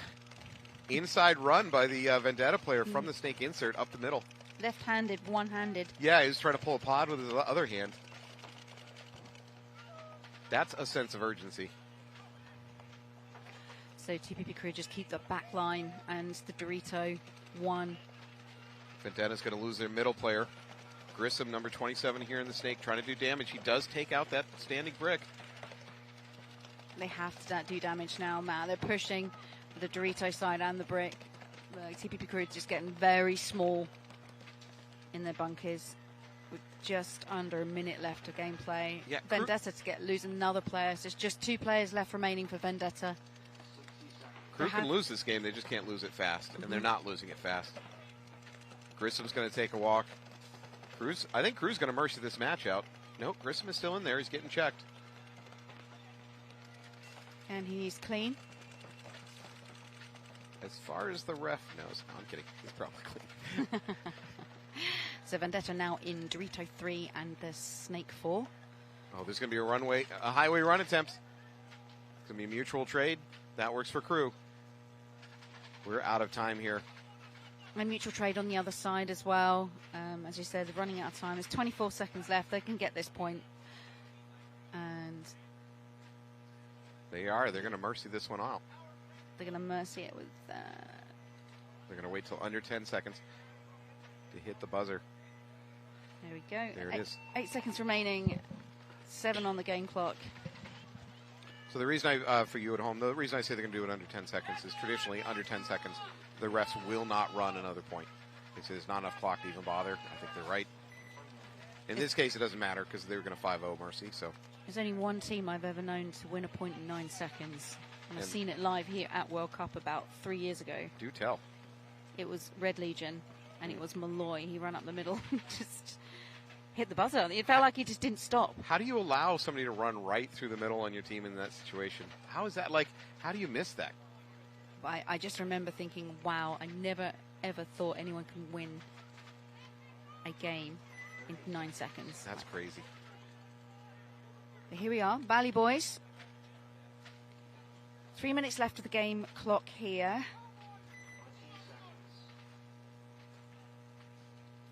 And your Project Allstars. So similar story here. Bally Boys can afford to lose a point, just don't lose it fast. You can lose a point, lose it in about a minute and a half or more, and it's kind of a win. For X, you've got to win, and you've got to win fast. X is going to go up the middle. And does it work? It works. He's up the middle to the snake side wedge. Now he's going to drop and crawl to that brick. Bally Boys made it all the way into Snake 3. And that's why he's moved into the middle. But Snake 3 knows he's there. It's got very, very tight and small there. Project X All-Star is going to lose their Dorito corner. And Bally Boys lose their back brick player. So we are attempting a bounce shot here for the Project X. Snake 3 just got clipped. It worked. Yeah. So that's 2 players down for Bally Boys. As a big chunks made there by All-Stars, a dive all the way into Snake 2.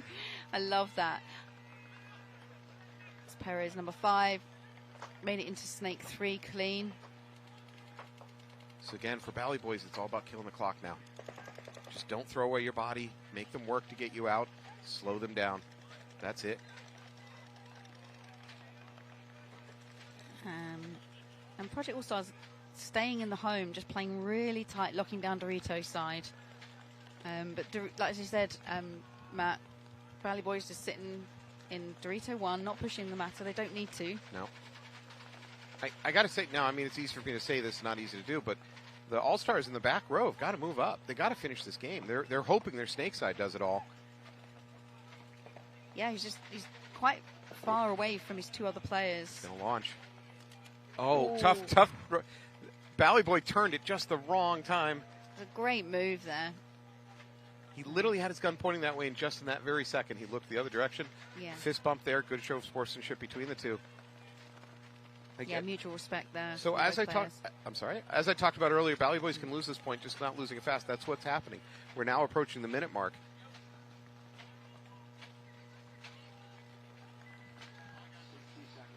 .60 seconds, and Allstars still in the home, and Snake 3. And the last player for Bally Boys just takes a walk. But I think they've lost the kill count. I think Allstars, I'm not sure if any players are remaining. Is Dorito 1 still alive? The refs are looking in that direction, but I can't see a player. No. I don't see a shadow either. No. Again, for Project X, this is kind of a hollow victory on this one. Mm-hmm. They're going to take the point. They're going to bring it within 1, but they lost an enormous amount of time. Absolutely. So we're going to be at 29 seconds left on the clock for X to try to bring up a point. It is doable, but they put themselves in an awful situation. The coach is over there trying to come up with a 30-second game plan that will actually work. And as we go into X ball now, Matt, so we've got 2 minutes between points because the other match has finished. So we have to wait 2 minutes, and they only have 2 minutes in the pits to get cleaned up, aired, and paint ready to go back on again. So hence the old-fashioned format of X-Ball. I'll take this moment to thank one of our sponsors, which is Immortal Air. You go check out Immortal Air. They have a line of regulators for your tank. They have more than that. They have a legacy. They are some of the employees of Air America. For those old heads of us still in the sport, Air America was the most dominant air system manufacturer in the sport for the longest time. So Immortal Air, go check them out. They got some heritage. And Paintball for Purpose has also supported us today with a few matches. Paintball for Purpose is a charity owned by Tammy Abinson, and the booth is here at World Cup. There's a silent auction today at 5 p.m. If you're here at World Cup, head down there. There's some nice goodies, especially some original OG players signing some stuff for anyone that wants to purchase. Silent auction. Yes. Paintball players are not good at being silent. That's not going to work out. That's going to be a catastrophe over there. You know that. I can't wait to go watch because I'm heading straight over there today. So a timeout has also been called, I think, from the Bally Boys, because they only have 4 players out. Yeah. So they might have a gun, paint, loader issue, we don't know. It's just, and sometimes it's not that. Sometimes it's just the coach giving further instructions. So a nice, comfortable start, because it's an important point, this. You know it's the last point. Yeah. I'm sorry, I cut you off. This is the last point of the match, so you have a timeout in your pocket. If you think your players are a little bit unsettled, or they just need to calm down, or you need to give them a little more instruction, might as well use the timeout. There's no reason not to. You don't get to roll them over into your next match.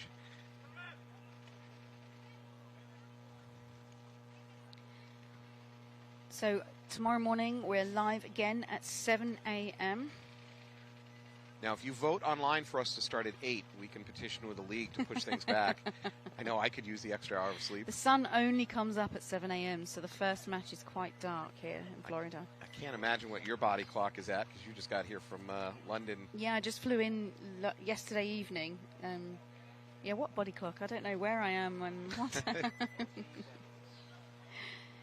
What we do for paintball. We love it. Yeah, enough, to do this. How long was your flight? 9 hours. Really? Something like that, yeah. Wow.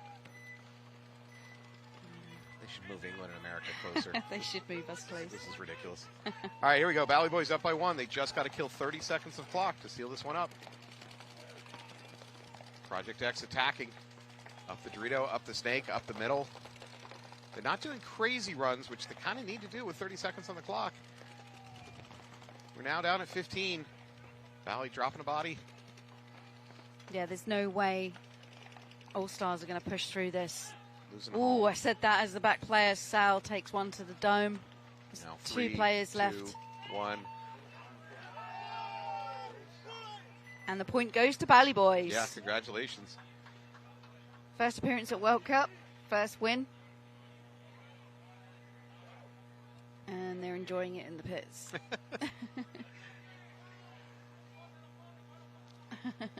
All right, well, congratulations to Bally Boys. that is it for this match. We're going to take a break. We're going to come back. You're going to watch Sacramento DMG take on NYX and Shut Up, We're Trying, taking on Miami Effect. Thank you so much for being with us, and we'll be back in a minute.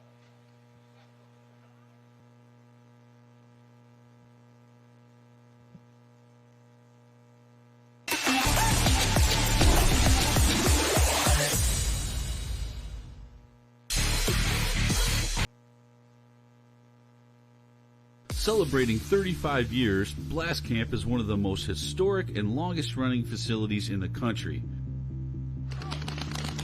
From low-impact paintball parties to the Mid-American X-Ball League, we can accommodate any play style. Our world-class facility has many amenities you don't often find at paintball facilities. So come experience history. It's not just paintball, it's Blast Camp. Inside you somewhere lies a Hydra. An immortal, multi-headed monster born for the battle. But the Hydra mentality buried inside you must be cultivated through chaos. Rather than just surviving or remaining unchanged, the Hydra mentality allows an entity to improve, to thrive, to multiply its strength when exposed to stress and uncertainty, to strengthen with every challenge the world throws your way. Every time the Hydra gets its head cut off, experiences a loss or a failure, it becomes stronger by growing two heads in its place.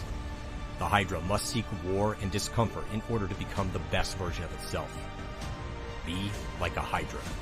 Seek out difficult challenges, power through every hardship, and understand this stress test is a blessing which makes you stronger. This is the Hydra way. You're practicing, but are you actually improving? My name's Greg. With over 20 plus years of experience in paintball, as well as playing professionally for 5 years, I built this program to help you get off the sidelines and get into the winner's circle. This is hands-on, detail-focused training. I'm going to help you focus on those little details that put you ahead. If you're serious about improving your game, this is your direct path. Visit howtoplaypaintball.com. Stop just watching, start winning.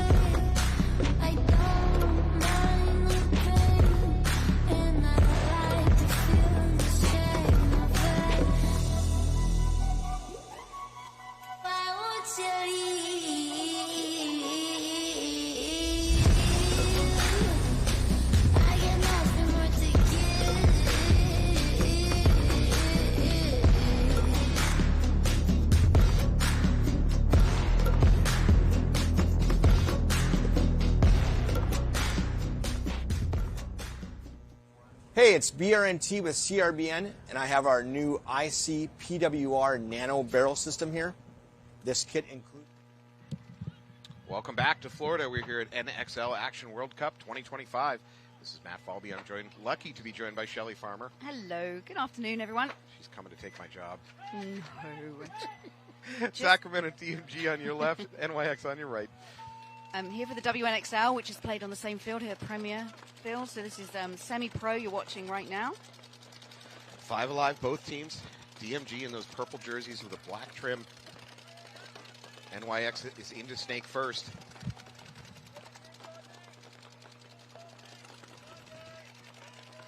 All 5 Alive from both teams.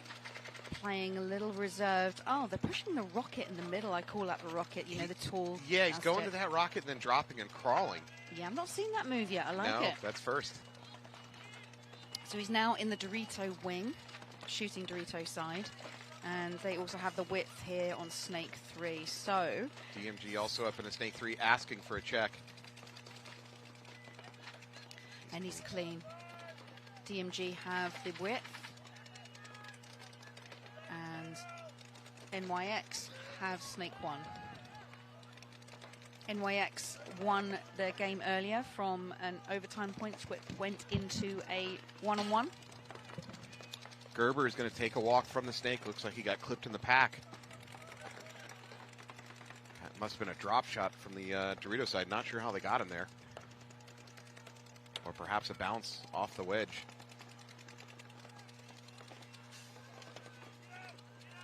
And there's the star player for NYX on your screen, Snake Corner.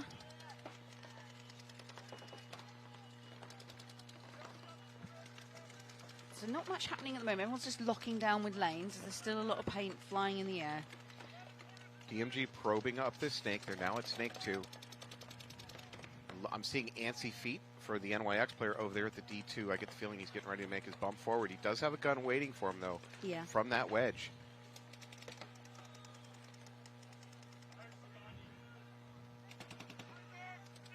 We're going just as quiet as the players right now, just locking down the lanes. So basically, they're holding the lanes to stop any movement.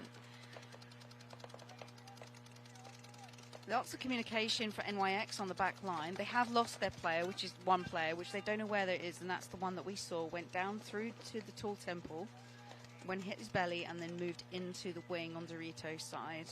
You could just see him on the top of your screen there.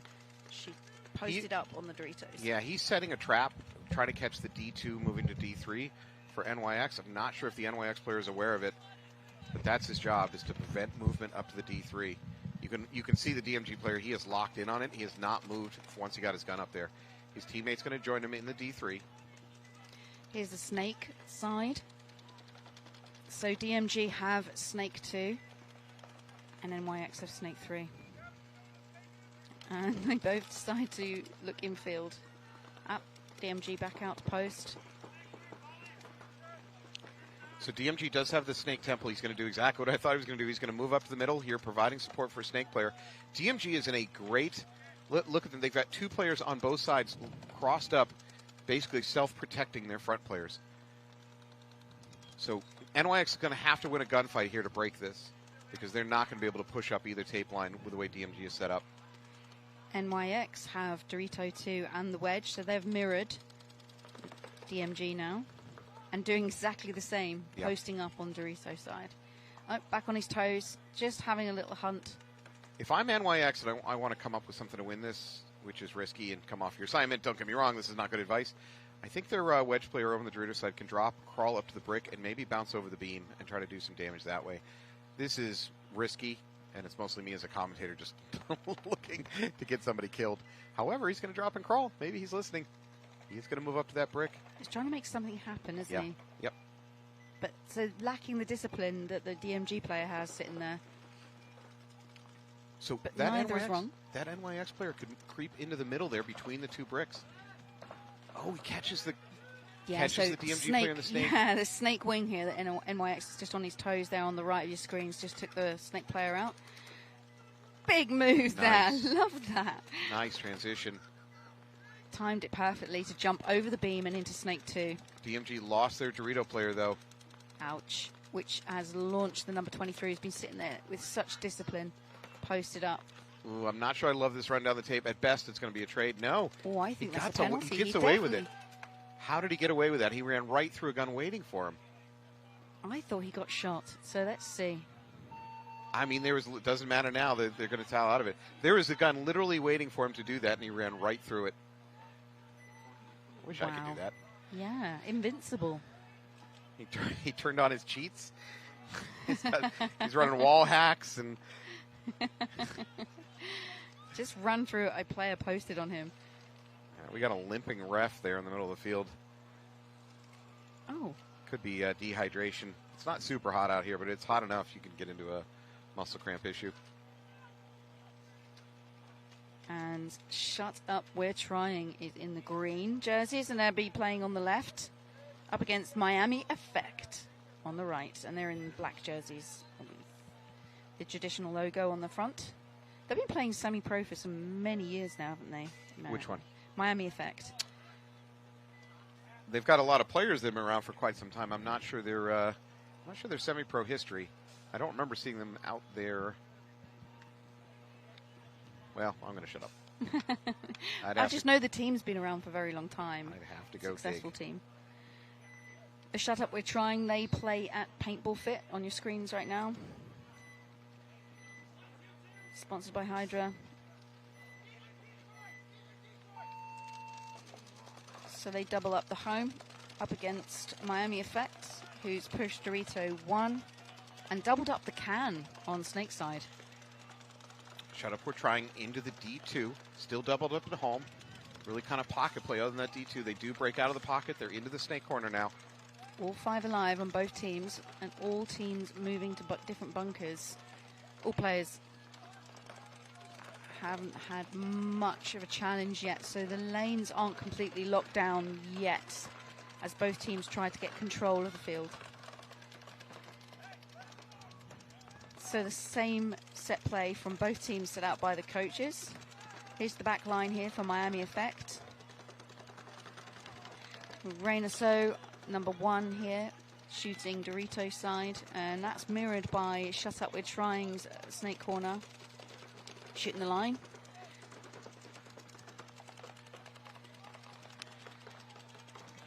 So Shut Up We're Trying in the Dorito. We'll just bounce across the field there to him. It's number 5. Hell of a lot of paint on his pack. And he's playing Dorito 3. Shut Up, we're trying, still 5 alive. They really just, they made their initial pocket breakout and then filtered out sideways and pretty much stopped there. D2's the tip of the spear for them. Now they move up to the mini temple on the Dorito side. I'd imagine he's not going to stay there too long. That is a poor survivable bunker once the Snake comes into play. First player walking off from Miami Effect from the Dorito side, standing brick. Yeah, so 5-4 in Shut Up We're Trying's favour. You can see all players there on your screens. Dorito 1 is at the top. Both coaches choosing a relatively conservative game plan, not just the breakout, but post-breakout. Both teams are happy to just sit behind their guns, try to wait for the other team to make a mistake. Again, you never want to throw away that first point in a match.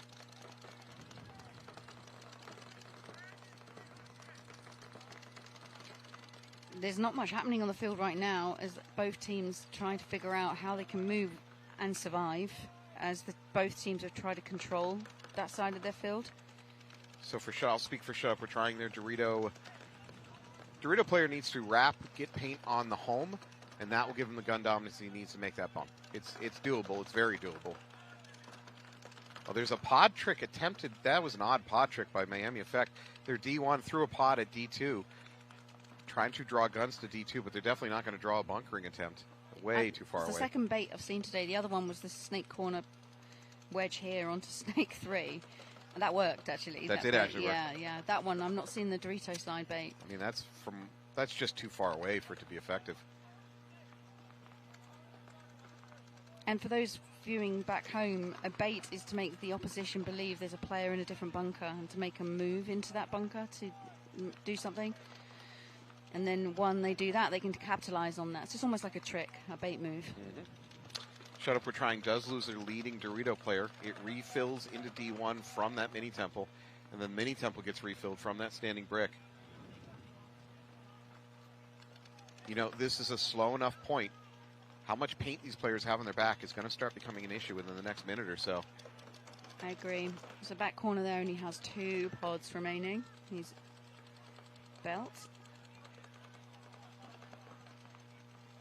Shut Up We're Trying just pushed into the temple, so they're obviously going to push Snake side. So they are trying to push the agenda now and have more real estate by pushing the center and now into Snake 1 alive, all the way into Snake 2. They're probably capitalizing on the fact that there's less paint in the air. Mm-hmm. So, paint is going to slow down as both teams start running low on it, and you're going to see players start making more aggressive decisions as they're running out. There's a drop back by Miami Effect into that Snake corner. As we're just coming up to 10 minutes left, so we've almost eaten into 5 minutes of playing time. And of course, they've run out of paint. So you got the last pod being loaded in the corner there on your screen in the can. He's only got a loader of paint. At which point, in my opinion, you should start moving forward. Because if all you've got left is a hopper, maybe one pod, you can no longer do a good job holding a lane down. Oh, he's just been shot here, the snake corner. He's just popped his head out into a lane of paint. Great shooting here. That must have been from the snake corner here. From Shut Up We're Trying, because he would have just posted up and just thrown a few balls and just got lucky. It's part of the sport. And I was going to suggest, Matt, that he's probably not moved because he can't move because there was players on either side of him. Yeah. But now the snake corner has gone. It's worth pushing either into the small temple. Because like you said, he only has a loader left. That he's Shut Up We're Trying now moving into the middle brick on the Dorito side. He's looking for something in the Dorito. Honestly, there's nothing for him to shoot at. He's going to have to wrap really far around to get a shot on that corner. I don't think he's aware it's the corner is what's hot. Well, he's figuring it out.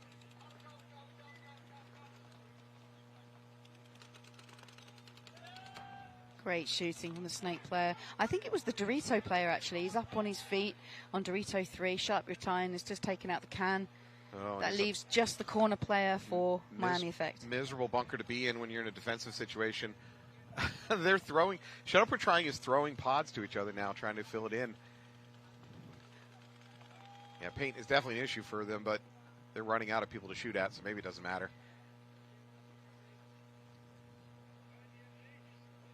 And they're just eating away at the clock here as we've gone into under 9 minutes. Look at the empty look at the empty packs heading towards the buzzer before the towel.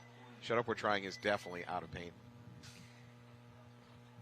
You can't quite see it at the moment on the cameras, but if I'm looking here from the tower, and I can't see one pod in their packs. Not one. They're completely dry. They're just on purely on hopper ball at that point.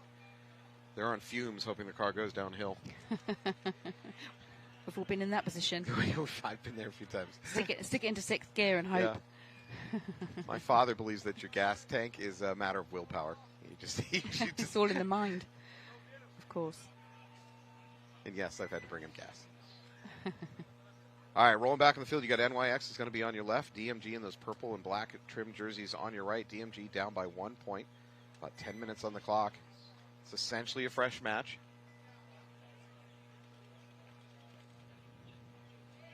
Yeah, just over 10 minutes.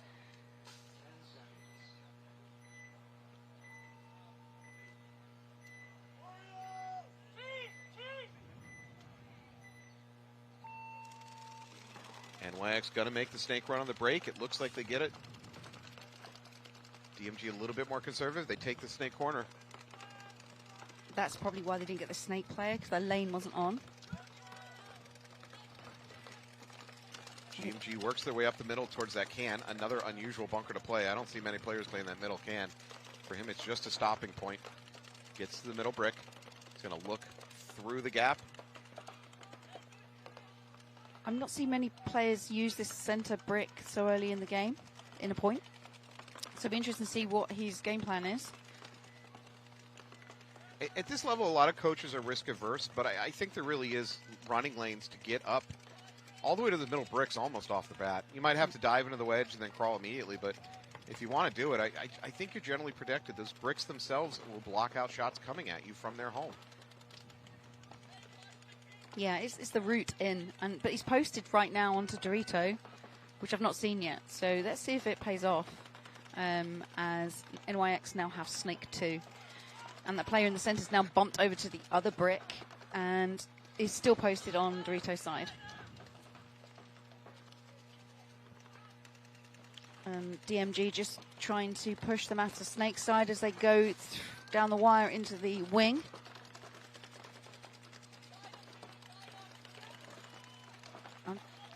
See what's going down in Dorito's side. I know Sacramento DMG have Dorito 1, and that is matched up by NYX. Yep, NYX, again, relatively conservative here. They're not taking any big risks after the breakout. 5 alive. They're just hoping for Sacramento DMG to make a mistake. This might be another point where we see pods, how much paint you have carrying you, become an issue. Both teams definitely slow rolling it. Coley here, number 27 for NYX, is sat down at S2. He doesn't seem interested in moving up. The games have definitely got slower as the day's gone on. So I talk about the meta. I do think over the course of the weekend, how teams attack this field will change slowly. By Saturday evening, you're going to see a very different style of attacking this field than you do today. So maybe they're already figuring it out. Maybe it's going to become a slower field. In which case, you better send your boys out with more paint. And they have a lot of paint already. They're going to have to start putting harnesses on around their shoulders. 2-level harnesses? Yeah. Kind of backpack style? Yeah, double-decker. There you go. You slip double-decker English idiom into the conversation. Absolutely. All right, there we go. He's going to DMG is going to jump up the beam. He's in the mini wall over on the snake side. Kohler is probably has some risk here if he doesn't know about it. That DMG player, he does. He drops and crawls up to the next wedge. He should pop. Look for Kohler. He's playing so tight, so small. There it is. But he misses that initial shot. So your NYX snake player can just get small. He does know he's there. And that's allowed Sacramento DMG, just see on your screens now, pushing up the snake. It's allowed them because they've got less pressure. So their teammate doing all the work there, tucked up across the field. You can't even see it on your screens. He's so small, you can't see where he is. So if you look at that center Dorito and the wing on the inside, it's just tucked up inside there.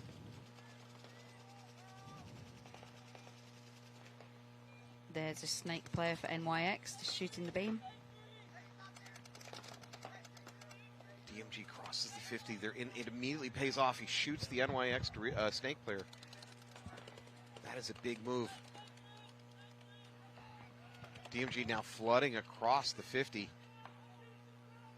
Another player peeling off for NYX from home, leaving just a couple NYX players. They're in a decent cross-up, so they can stop run-throughs, but eventually they're just going to get squeezed out. I love the teamwork, though, between these two. They've been sitting in the snake 4 and the inside wing on their side of the field and able to get that snake player, like you said, Matt. And then if you look across the field, you've got the Dorito side. So all 5 players alive for DMG have absolute real estate in the center of the field and have control. So it's 5-on-1. Last NYX player in that standing brick. He's going to get run down.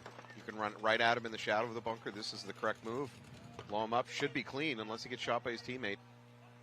Really good point here from DMG. Yes, it was a long point, but all 5 alive. So learning lesson real quick, especially for newer players that are watching this. Hey, thank you. If you're in a 3-on-1, right, your middle player, whatever the middle is, it can really just walk up to that last player and bunker them. If your 2 outside players are doing a good job controlling that last player, whoever's in between your outside 2 players can just stroll right up there and bunker them. It's like free.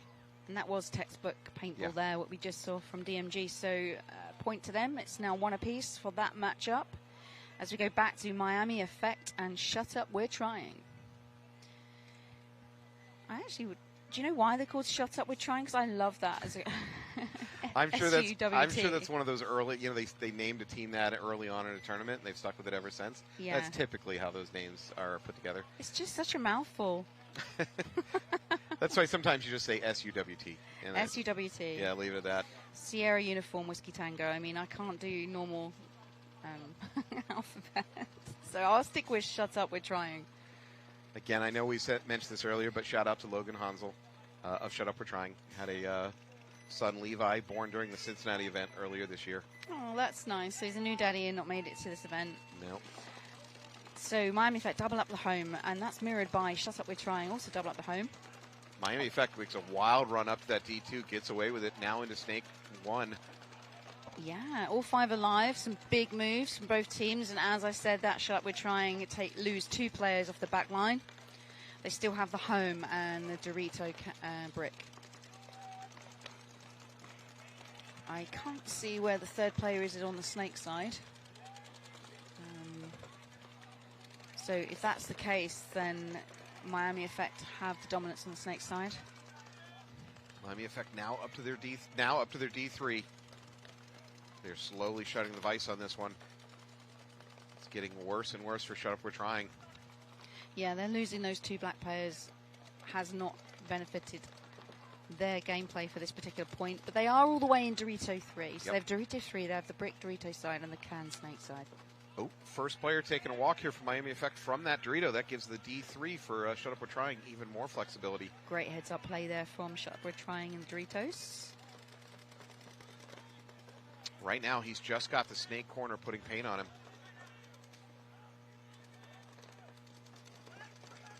It's just blind paintball when you do that as well. So, yes, you can put pressure, but it's not real pressure. There's a little bit of psychology out there. Sometimes you shoot at bunkers with really no hope of hitting anybody. All right, so they're calling rub on Reynoso here in the snake for Miami Effect.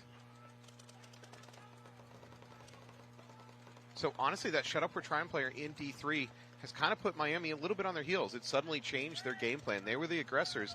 Once they realize he's there, they're all become very concerned about him. This is the old offense is the best defense move. So Reynoso now crossed the 50. He's at the Shut Up We're Trying Snake 3.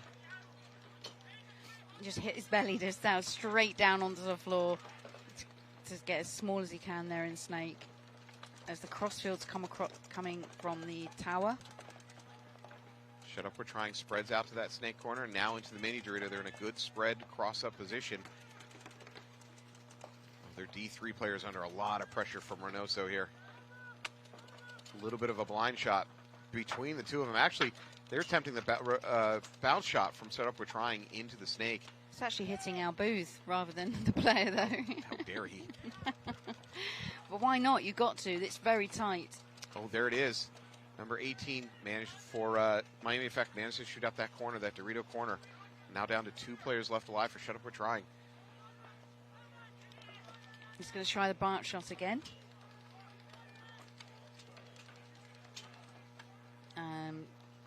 It's getting smaller and smaller for that snake player. So yeah, I'd get down on your belly and into the next one because the snake corner's there. He's going to engage with him instead. Oh, he did shoot him. Did you see the player checked his elbow? So there was a bounce shot there. Unlucky for Miami Effect.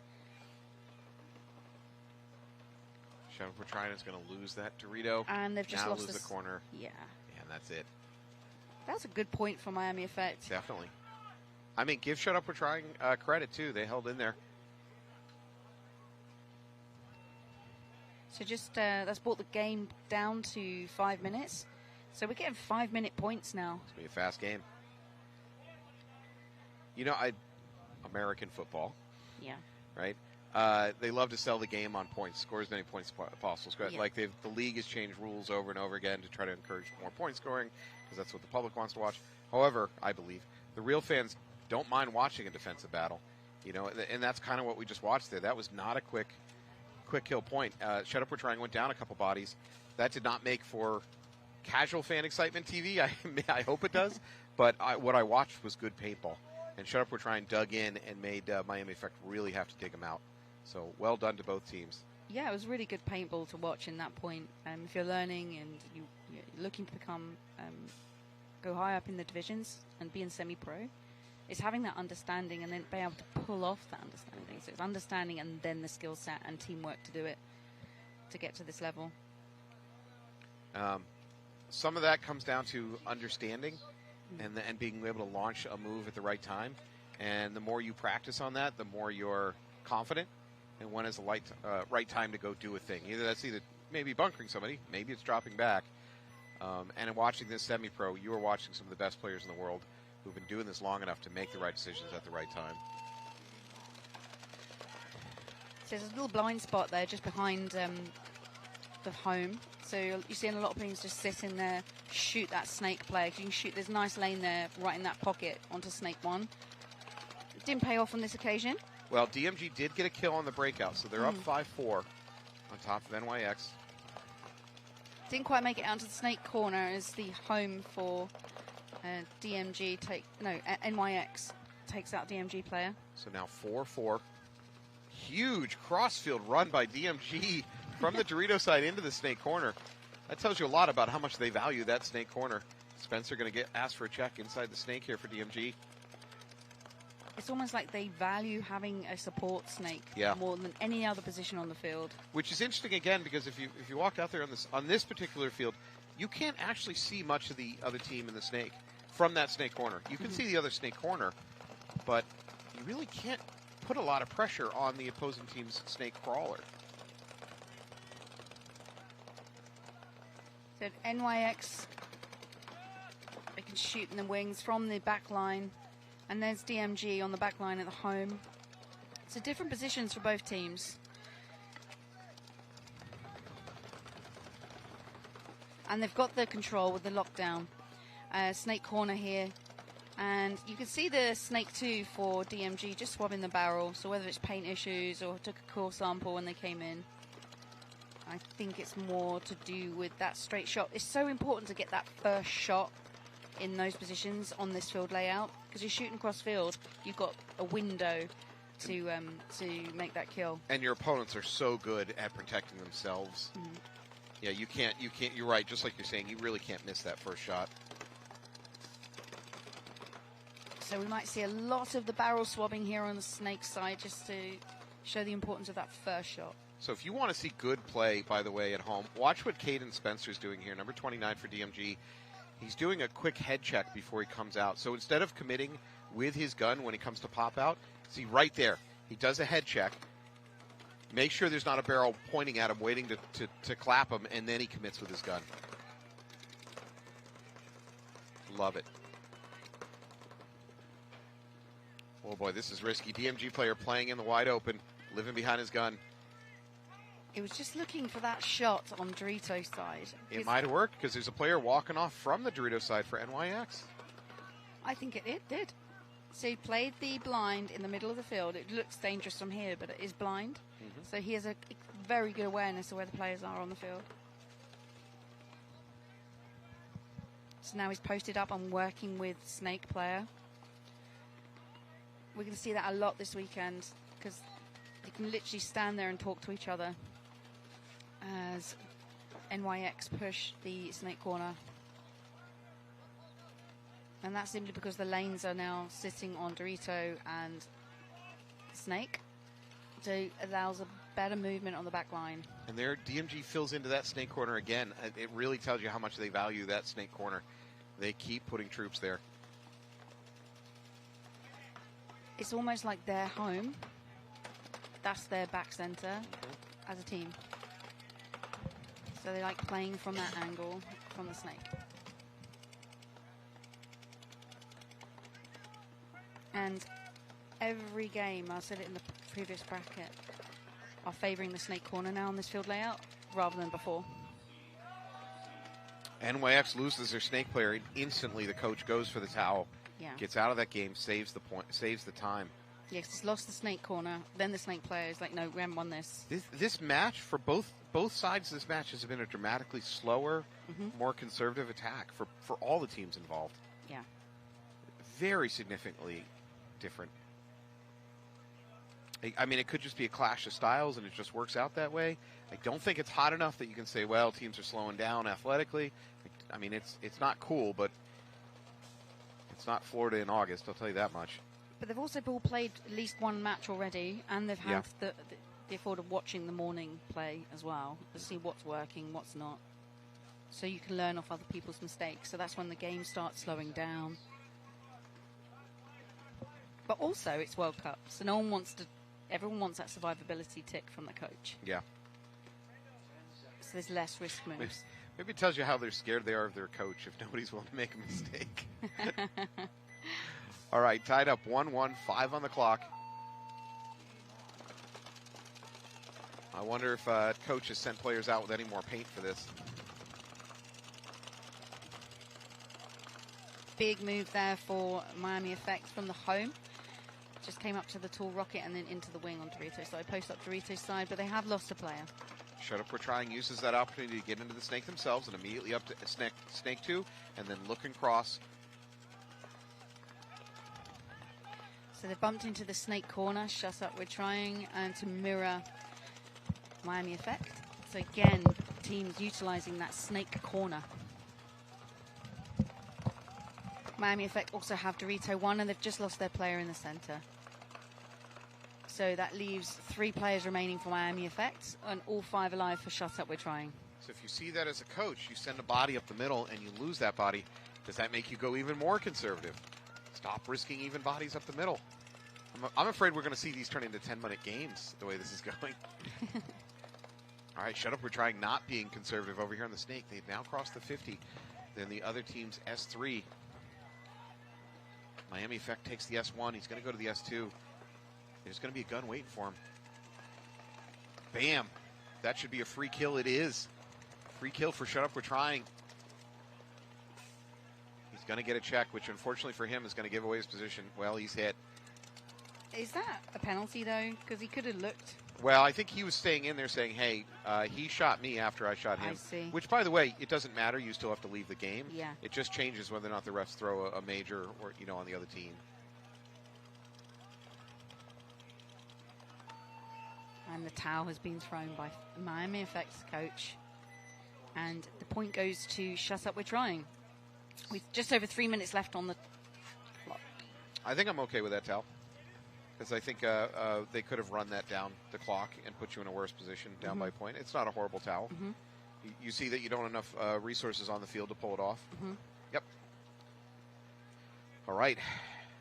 Wow, there's only 1:18 on the clock for NYX to come up with something here. But this is, again, considerably slower attack style. This is a 2-1 game with 1:20 on the clock. Up until this point, most of our matches are ending, say, at some total of 6 or 7 points between the two teams. I'm going to predict this now. This is going to overtime. Ooh. Interesting. Okay. NYX are going to pull this out the bag in just over a minute, and then it's going to go to overtime. So 1:18, they're going to have to attack. I got to be honest, they're going out with a fair amount of paint. Look at the backside of number 77 for NYX. He's not going out with 3 pods. He's got 7 or 8 on him. He's their snake player. How much paint can you shoot in a minute? That's a really, that's a simple math question. 10.5 balls per second. Yeah. Right? Times 60 seconds, that's about 650 paintballs. That's a hopper, that's 450. Hopper in 7 pods. So you don't need that many pods. Yeah. Not even 7 pods. No. Hopper in 4 pods, 3 pods? I mean, that's just math. Yeah. Okay, that's assuming a perfect transfer of paint from pod into hopper. Or maybe he's going to bait loads of, yeah, you could throw that. some pods at different bunkers. Yeah. Because he's got some spare.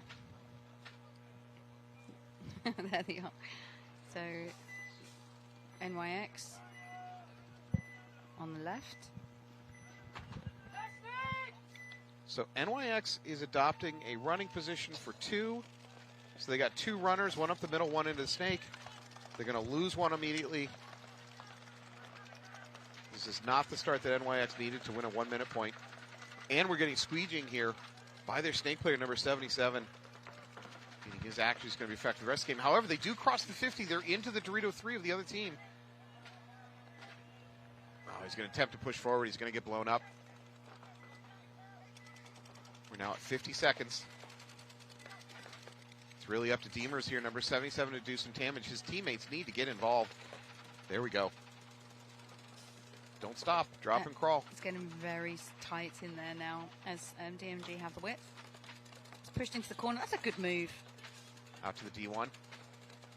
Yeah, or the back corner, whatever we're calling it this weekend. And just get really small. NYX is going to launch. He's going to get the first one clean. Second one stumbles he's been to shot his on his loader, though. So the ref's not seen that. He's playing on. That's a penalty. Ref's seen it now. He's been shot on the loader. Oh, boy. Oh, there is a major. The question is, who is it on? Yeah, I saw that major there. It would be on the DMG player. He's been shot on the loader, and then he shot the extra player coming through to hit the buzzer. We're going to find out. It's under 60 seconds, so that is an automatic swing point, meaning whatever team the penalty is on, they're going to lose the point instantly. Oh, I think it's on DMG, so NYX will get the point, but the DMG will then start the next point with 8 seconds left on the clock with 3 players. You know what's interesting to me, psychology-wise, when the refs throw an absolute game-changing flag like that, Major is, and none of the coaches don't seem upset. It's a subtle way of telling me the refs were right. Because if there's any question that they weren't right, one of the coaches would be screaming his head off right now about the injustice of it all. Right, actually, no. I'm looking at the DMG pits, and no one's They're just upset like, about this. Whatever, they know. NYX not losing their mind either. It's easy to not know you've got a loader shot though when you've got refs all looking at you. The refs aren't there to help you, so if you're shot, you're shot. So let's see what the JD says, head ref. So we have Mikhail, the ultimate ref, out here talking to both of the coaches, trying to explain the situation. Again, both coaches taking it well. No one's screaming or throwing clipboards, so obviously the call wasn't that controversial. Even if it was the hopper hit that caused it, it's clear that I think it's not controversial because there's only 8 seconds left on the game. Yeah. So what can you do in 8 seconds? We had that conversation earlier about a 9-second game, nothing. but 8 seconds is nothing. So this is going to overtime point. NYX would have got the point. Well, is the penalty on DMG? Have we confirmed that? No, it's not been confirmed. That's right. what I've seen. It's going to be a tie. I think it's going to be a tie because I'm listening to Mikhail, our head ref, say that NYX wants to go for it, meaning with 8 seconds on the clock, they want to play the point. Okay. Which the only reason they would do that is if it's tied. They want to play it because they know DMG will only have 3 players. Why not? That's a good point. That's an excellent point. Just run at them. I mean, it could go all horribly wrong. We know that. But this is paintball, and we like a bit of fun. So to explain to everyone what's watching back home, so that, excuse me, as I lose my voice early on, only on the day one, Sacramento DMG had 1 player left remaining on Dorito corner in a very small bunker, and they had 3 players for NYX running up. The first player that came up shot him on the loader, and then he played on and shot that player, and then he shot another player. The ref didn't notice the shot on the loader until afterwards when he got shot by the 3rd player. And upon seeing that, it's thrown the red flag up in the air, which offers the major. NYX get the point, so it's 2-2. But then it goes to overtime. But there's still 8 seconds left on the clock. With the major, it means looks like the refs have made a decision for it to go straight into overtime. So Fair. what NYX wanted to do is just play those 8 seconds against 3 players. I am waiting for the day that one coach is brave enough in that situation where it's, let's say, a tie game, 8 seconds on the clock, to send their team out with empty hoppers. Because you can't get a major with no paint in your hopper, right?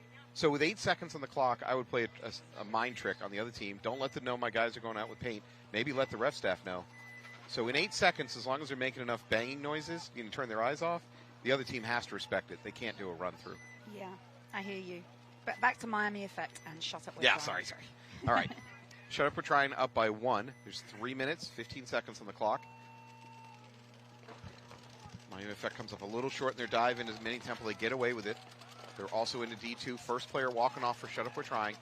Oh, that's an early loss from them. They have not been losing players off the break. And it's not the point you want to lose players off the break.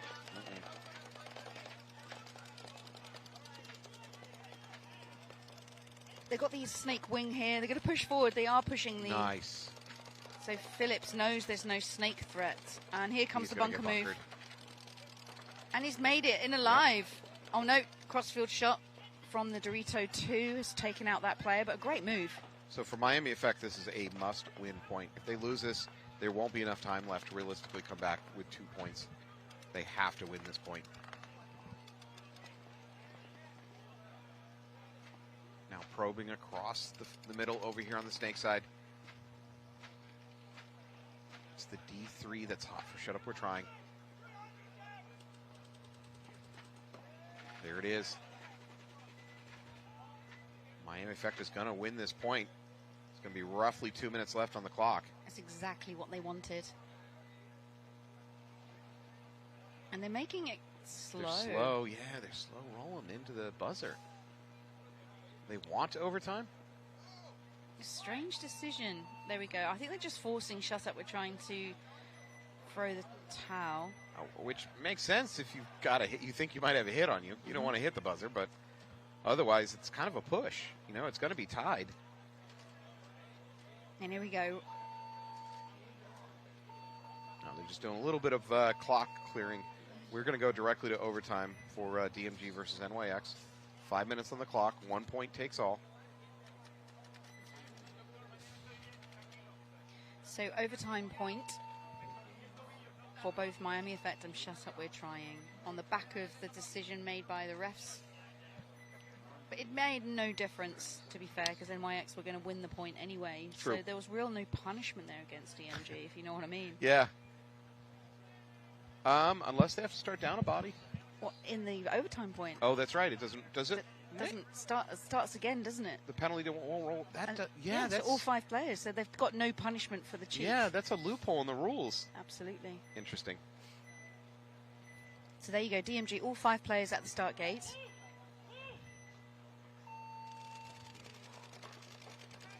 All right, DMG with a relatively conservative pocket breakout. On the other hand, NYX, crazy run.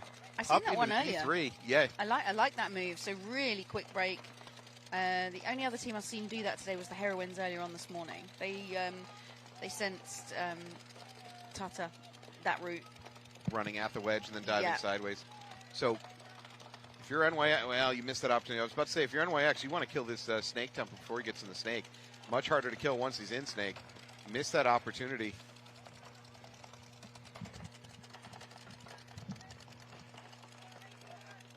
Big run up the middle for DMG. They're into that wedge over on the Dorito side, and he's going to get pulled.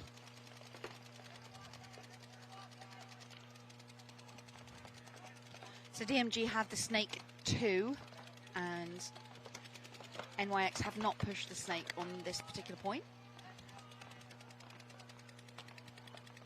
And they are putting all their firepower on the Dorito side, as they also have a Dorito 3 player. So I can't see who's locking down the snake for NYX. It could be the back right, the Dorito, small Dorito. So for DMG, they're now going to push up to S3. They have D1, they have home, and they have snake corner. This is Caden Spencer working the snake here for DMG. It's Dorito 3. So Dorito 3 across the field there on top of your screens. And the snake player here, number 29, has no idea. Oh, Caden's got to get his that gun up. NYX is sitting in the wing. There it is. Caden pops that guy going for the tower from NYX. NYX dropping another body. It's really up to NYX's D3 to start doing damage. I've not seen anyone sitting there as well. That's a new play. I love it. I love seeing this new stuff on the day one.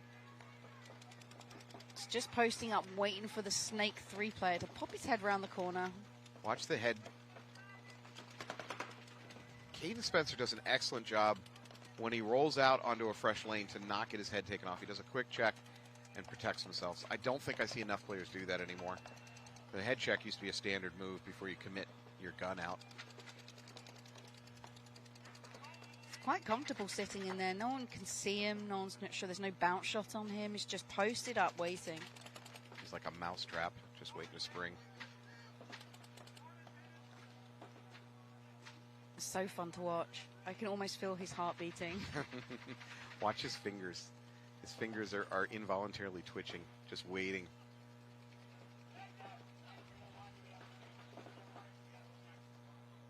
I've gone quiet because I just almost like want to hear the silence. So he's communicating with the snake corner by just nodding his head. So the snake corner has asked him where he is, and because he can't respond because he's playing in a kind of covert position, he's just doing it with his head. Yep. Again, watch his fingers. If you can see his fingers, they're just twitching. They're just twitching, waiting. And we're all here wanting Spencer to stick his head around the corner. No the sadists that we are. Yeah, no disrespect to Spencer, but yeah, we want to see it. And there's also obviously a snake 2. So if this move pulls off, there's this potential of getting 2 kills. So the question is, how long before your trap becomes just a wasted gun, not doing some other job? Absolutely. And that's where the discipline sets in. But he doesn't have a good secondary move from here. He's committed to this choice of action, the NYX player. There's not really a good second place for him to go. DMG's going to lose their back. Great shot there from the snake claw. That snake corner's got that. Stollard's going to take a walk. Does Caden try to make the push? I love the patience and the discipline from this player. This is nerve-wracking. Here we go. Here it is. And it paid off. It paid off. That's about 5 to the head. Ouch. But we all got to watch it at home. Yeah. There we go. Deemers also then catches the move up the middle from DMG, and now I think he's going to get clipped on the arm. He is. He's done his damage, though. Two bodies with him. Done his job. I love it. We might be in a 2-on-1. I'm seeing a DMG player in the D1. Nope. Here we go. He is dead. That should be They're it. Going to do it. They're going to do it. They're going to do it. NYX is going to steal this on overtime point. 12 seconds left on the clock. Let's just make sure he's clean. Wow. Listen for the pit. Yeah, there great it move. is. The pit erupts for NYX. What a great piece of paintball there we all just witnessed. And NYX is still the overtime point and the points for World Cup here on day 1 in the semi-pro prelims. That was a match that ended 3-2. Is that right? I mean, again, really low scoring. Mm-hmm. Not what we saw earlier in the day, either from semi-pro or from WNXL. Mm-hmm. So 3-2 an overtime point for this one. And this might also be a 3-2 game. So let's see. Or overtime. We could go. Another overtime. Yeah, we could. Very possible. By the way, as excited as we were for a 12-point hang, we missed the chance at a 1v1 in the tournament. Yeah. We saw a 1v1 in the previous bracket, though. The one-on-ones, I think, are going to happen more often because of the slower games on this field layout. Mm-hmm. All right, here we go. Minute 50 for either team to try to figure something out here. I think Miami Effect is a little bit more likely to try to pull something crazy out of their pocket here. I think so. And as we said, that was very conservative breakout from Miami Effect. Yeah, both teams. I wanted something a little bit more. Both teams. Historically, Shut Up We're Trying has been a little bit more conservative, a little bit more disciplined team. The Miami Effect's just been clipped in the middle. He's asking for a check. Yeah, he knows he's hit, though. Yeah. No, he's clean. Oh, wow. He got away with that one. He definitely got clipped, so it must have been a bounce. Shoulder? Yeah. Or at the arm, I think. And Shut Up We're Trying are already in the Dorito 2 and knows that that player's in that can. It's a very vulnerable position to be in the centre of the field in that can. I wouldn't want to be there. No. But he's only ended up there because he thought he got shot going in. All right, Miami Effect now into Snake 1. No snake presence for Shut Up We're Trying. We're now under a minute. This snake presence now for Miami Effect will really help his teammate in the center, so he's done well to stay alive. Unless we see a launch from Miami Effect for the next 15 seconds, I think this is going to time. Even a launch from multiple players would probably result in a no point, but is it going to be attempted to run through here? Nope.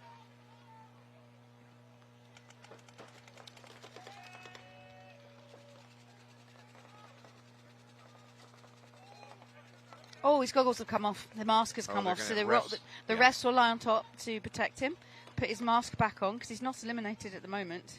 I believe when your goggles come off, you are out of the game. Even Okay, if they've you taken put it them back out. on. Yeah. He also had a hopper. Really good work there from paint. referees. I mean, the safety of this game is paramount, and when the mask comes off like that, the refs just dogpile. Yeah. I think the refs take out a full day of being shot. Their frustration. They're like, oh, I got to leap on him for safety, but I might go elbow first. Yeah. So Shut Up, we're trying to get the point there. So it's 3-2 with very little left on the clock, so we might not get overtime point. Actually, no. No, that went to did time. Did go to time. Yeah, that went Forgive to me. Time. 2-2 overtime. So it is overtime point. And the player that lost the goggles there in Snake 3 is absolutely fine. I've just seen them come off the field. Yeah, so traditional rules are if your goggles come off, you're eliminated. Well, you lost a part of the equipment. Yeah. Yeah, down to that rule. Absolutely. It's just maybe that's to encourage more chin strap usage or tighten your goggle strap. Not quite sure, but that's been a long time rule. I think any part of your equipment, so if you leave a pack or you leave your marker on the floor. It used to be that the only thing you could leave behind, like say moving forward down the field, was a pod or a squeegee. Yeah. They've loosened up the rules a little bit. You now can leave a hopper behind, which didn't used to be the case. And the threat was, again, for anybody new that's listening to this broadcast, the threat was that a player would take a piece of equipment that got hit and just pull it off and leave it behind. And also, there were certain loaders that would just break sometimes when they got shot. You'd have half a loader. It was half your equipment. So now you can leave your hopper behind. I don't know if there's anything else. Your pack has to stay with you. I think that's about it. I think pods, squeegees, and hoppers can be left behind. Or shared. Sharing a hopper, that would be interesting. I'm sure it's been done. I've just not seen it. You might as well just share your gun at that point. Just hand it back and forth. Yeah. So here, shut up. We're trying all the paint. And the same with Miami for all the paint. So I think each player's got at least a box of paint each on their back. You know, I go back to the double-decker harness. It's this field layout, and also this is an overtime point, so it can be a very slow point, and it will be. This will be conservative, everyone back at home. Without some lucky off-the-break shooting. Yeah. We've got some runners going Dorito side for Miami Effect. Yep, all the way into Dorito 1. And Shut Up We're Trying have gone into Dorito 2. But Shut Up We're Trying has lost a player. It's a 5-on-4 in Miami Effect's favour. So Shut Up We're Trying with a good push up there on the D side. They did lose their snake player. They're now up the middle in that seldom used can, which I don't expect to see him stay there very long. I think he's posted up looking for a bump from the snake side can of Miami Effect, trying to make it into the snake. And he's posted there trying to catch him. That's his job. Big move there for Miami Effect into the tall tower in the centre. And it's got in alive. The reason why I say it's a big move is because it's such a difficult one to survive as a bump. It worked. The Shut Up We're Trying player catching Miami Effect, trying to move from Snake Corner into Snake Mini Temple. His job worked. Excellent. So there is advantages for pushing that centre. And the tower on Miami Effect side is they've just pushed into the wing on Dorito. Just going to post up on the Dorito side threat. So Shut Up We're Trying player in that can is sticking to that same job. He's trying to catch the Miami Effect player in the can, moving into Snake Insert. Frankly, he's still got other options, too. The Shut Up We're Trying player can drop and get into either the wedge or that middle brick. There's a lot he can do from there. But if the Dorito side gets pushed by Miami Effect, then he is dead where he stands. So the field is now locked up on both sides as we wait for the next move. Snake Corner, yep, it was itchy. Shut Up We're Trying. It's just moved from Snake Corner into Snake 2. And just cleaning his loader. And barrel. He's unscrewing his barrel. He must have had a chop. Yeah. Or broken paint in the hopper. And like we said earlier, there's no point going into the snake if you can't shoot, because it's crucial for those quick one-ball shots. All right, barrel back on. I think he just had a ball that got stuck. Yep. So Shut Up We're Trying snake player up to the S3 with his, I'm saying 8 pods of paint on his back. Somewhat unusual for a snake player. Snake player with 8 pods and just did a field strip, yet still alive. What times we are living in. All right, slight sideways move by Miami Effect into the D3 from that wedge. Shut Up We're Trying going to do a similar sideways move into the great shot there. Dorito corner. So Shut Up We're Trying just got the shot on Miami Effect, the snake player here. So now this can for Shut Up We're Trying, it's his time to move forward. Wow, Shut Up We're Trying all the way on their side of the field. Great move. He's going to pop up, try to do some damage on that Dorito side. He knows there's no snake threat, so this is kind of like textbook snake play. If there's no threat, go all the way up the beam. And right now, he shouldn't try to engage in a bad gunfight. Just chill, let all the guns roll on him, let his teammates pick up the slack. Miami Effect player rolling out of that Dorito. Now move. Late teammates. Here we go. An attempted run through. And it forces the opposition to make decisions like that, poor ones. It's a very good play. The discipline just lying there. You can't see on your screen right now, but he's just sitting there, lying on his belly, and there's Snake 1. You were right. The Shut Up We're Trying presence on their end of the snake is exactly what forced that attempted run down the Dorito side. 100% into a gun waiting for him, and a bad death. Excellent trap there from Shut Up We're Trying. This is not going to end well for Miami Effect. There it is. Really nice piece of paintball here from SUWT. As they slowly walk into the clock. As I said, this is a 5-minute overtime point for those who just tuned in. First point takes it all, too. There's not going to be a second point here. So just checking each other out, because a dirty hang is no point. And a reverse point. So, buzzer hit, so just check if they're clean. There it is. The pit's already happy. And a point is proved. So, well done, Shut Up, We're Trying. That's another win for them. Congratulations, Shut Up, We're Trying. That is going to bring an end to this match. We're going to take a break. When we come back, you're going to watch Denver Altitude taking on Virginia Vendetta, who you've already seen before. And Shock, who you've already seen before today, taking on Project X Allstars. So a lot of these teams have already been out here, and you're going to get to see them butt heads once again. So we'll be back in a couple minutes. Thanks for being with us. See you soon.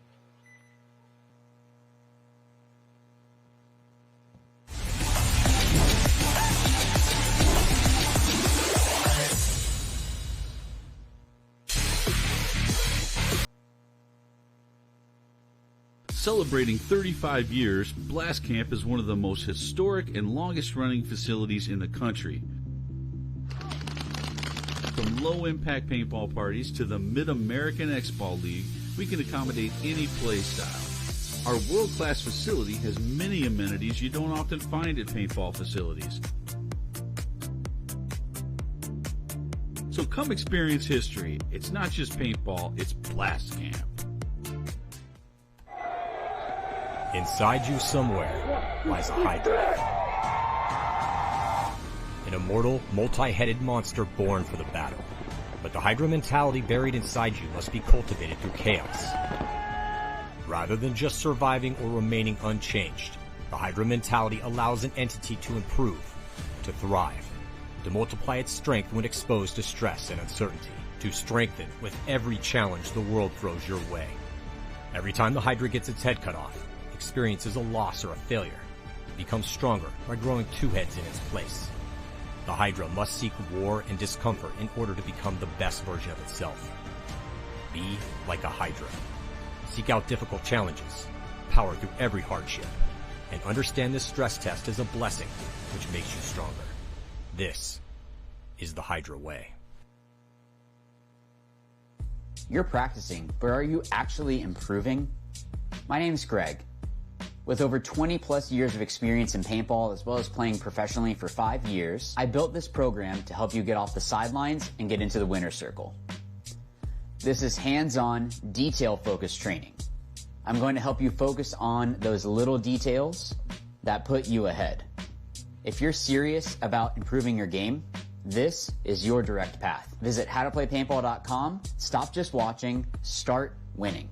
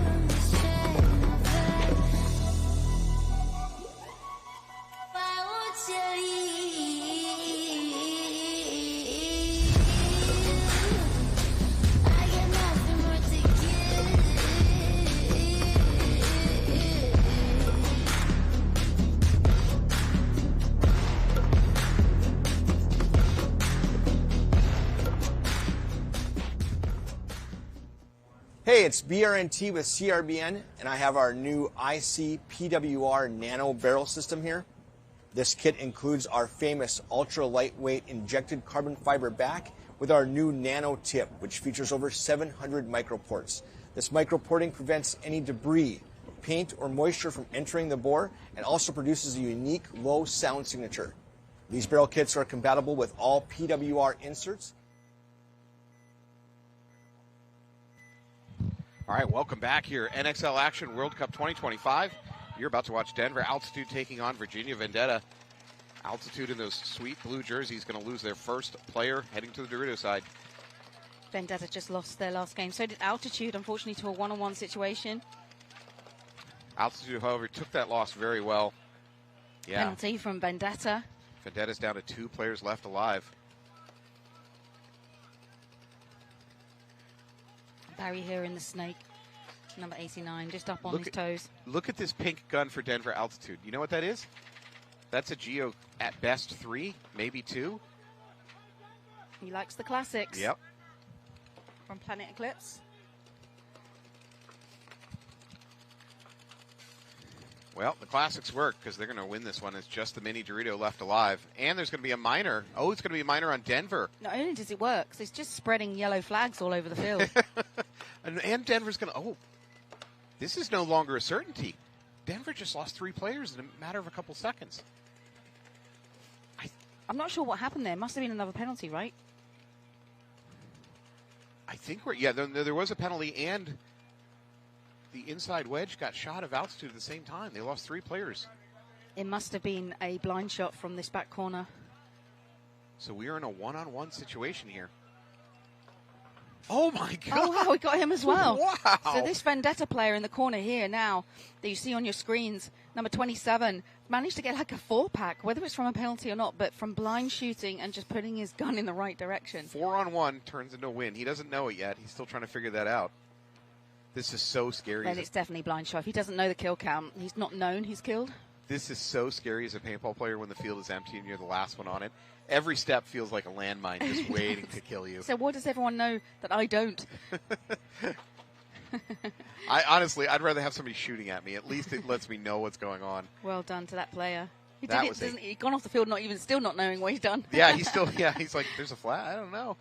That was an incredible stand by that last player. So here we go, shock. Captain is Thomas Taylor, the legend that is. Troll. Yeah, troll. The Mohican and the naughties and the teenies. Is that what we call the teenies? Naughties and the teenies? Oh, in the time period? Yeah. The aughts? The aughts. The teens? The teens. Yeah, you can call them whatever you want. Teenies is fine. So Thomas Taylor is playing. I think his son's playing for Shock as well. That's amazing. Yeah. That's amazing. So the Shock is the second team to Aftershock. Yes. It's run by Todd Adamson. All right, on the left side of the field, you can see Shock, the aforementioned Shock. They're in the black jerseys with the gray trim. On the right side of the field, you can see Project X Allstars. Also black. It's going to be a little bit confusing when they start bunkering each other. Oh, first player's going to drop there.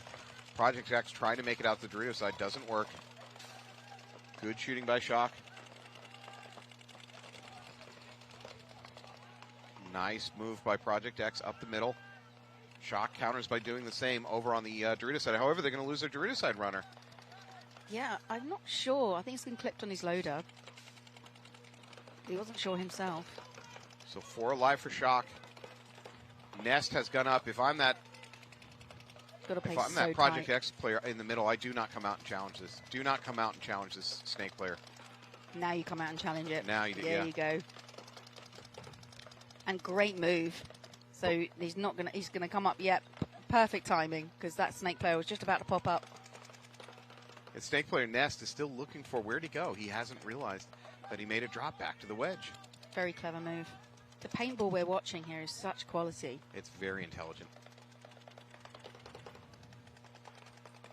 So it's just posted up. Snake player's not sure. Shock tries the pot trick. Shock player over on the Dorito side wedge throws a pot at that middle brick, not knowing the middle brick has already been vacated. So all he did was lose $5 worth of paint and pod. Is it $5? I'm sure it's like $8 now. Yeah, they're paying a little bit less. They're sponsored. Yeah. Now here's a crawl up. I think He's Nest done it knows again. about it. Nest knew about it. Wraps the corner. Now there's going to be a trade. That one looked like it stung. That hurt. For Project X, that was a wonderful sequence of events. 2 players for the cost of 1. That does leave a Shock player alive and alone up in that middle brick. Maybe he's just going back to pick up the pod that he threw. Yeah, you still have these two players, though. You can see on your screen, you've got the Home and the Snake Aztec. As the Aztec pushes into Snake 2, you can see top right the Snake corner for Project Allstars. Shock.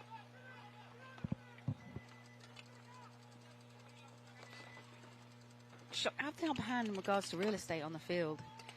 The Snake corner here, this chap called Happy was adamant he shot the Snake player just now, was asking for to get out. Project X has lost their mini tempo over the Dorito side. That's enough for the coach. He's seen enough. He's going to towel out of this one. Yeah. Shock wins the first point. I think that's the right thing to do on that towel. You had a 1-on-3. Yeah, just wasting time. We might see some quicker points here. So we're back to Vendetta and Altitude. So Altitude had the better play in that last game. It was a 4-on-1, remember? Altitude is having a gun problem. I think it might be Hot Gun because they're sending him back to the pits to get a new one. 35 seconds on the clock. It's not the Geo, is it? Is it the Geo? No, the pink Geo 3's out here. Not even a 3.5 because it's got the macro line instead of the hard piping between the grip and the ray. Looks like a Geo 2. It might be a 2. It depends. You need to get a look at the back cap. If it's an unscrew back cap, then it's a 2. If it's a lift and pull, it's a 3. This is important to the webcast. We're going to have to find this out. Facts for the people out there. Stop what we're doing. It's just unusual not seeing top of the end guns being played by the semi-pros. Yep. And their weapon of choice is a classic. As a gun tech, I can tell you that parts are going to get difficult, though, for him. He may not be able to keep that alive for long. Virginia Vendetta attempts to take the Snake. He's going to lose it. I think he got hit maybe in the feed neck. Doesn't matter. Refill immediately by Vendetta. Altitude losing a player over on the Dorito side. Refilling into D1. They also lose their D side. Their tall player, I think that's one of the star players. Really lost the 1-on-1 earlier today, but oh my gosh, the bracket before. Got many kills. That's Mr. Weaver, yeah, that's him. All right. Vendetta, home player, moves out to that standing mini brick. So you've got S1, backline mini brick on the Dorito side, and the Dorito corner alive for Vendetta. For Altitude, you've got Snake corner, you've got D1. What else are we looking at? I can only see D1 and the Snake corner. There's definitely another player in there because I've only seen... Oh, D1 just got shot in the face. That's why I said, oh, there he is. It's just appeared from the brick. Yeah, so it's just blind to us. It's now in the Dorito corner. So 2-on-3, body advantage for Virginia Vendetta. And there's Weaver. So Weaver's now locking up.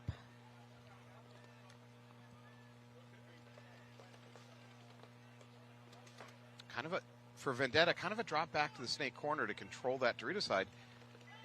But if that's what he was trying to do, he wasn't looking down the Dorito. And Denver used that opportunity to move up from the mini Dorito to the D1. Now Vendetta into the D3. This Snake corner for Altitude is at danger from that D3. You just saw the Dorito line here. So from the D3, it's slightly sitting out, and D1 is not. It's tucked in. So the D1 player will have to hang out heavily in order to shoot that line, which you don't want to do. You want to keep your profile nice and tight. Altitude player Weaver, he's looking for the crossfield kill on that Dorito side. I think he's just doing a bit of blind shooting, trying to drop something in on him. Yeah, just keeping him busy. Let him know that I'm here. I'm a threat. You can't move. And then hope that his teammate gets the kill on the other side of the field. Because if you're blind shooting on one side, you have to hope that your other teammate's doing the work.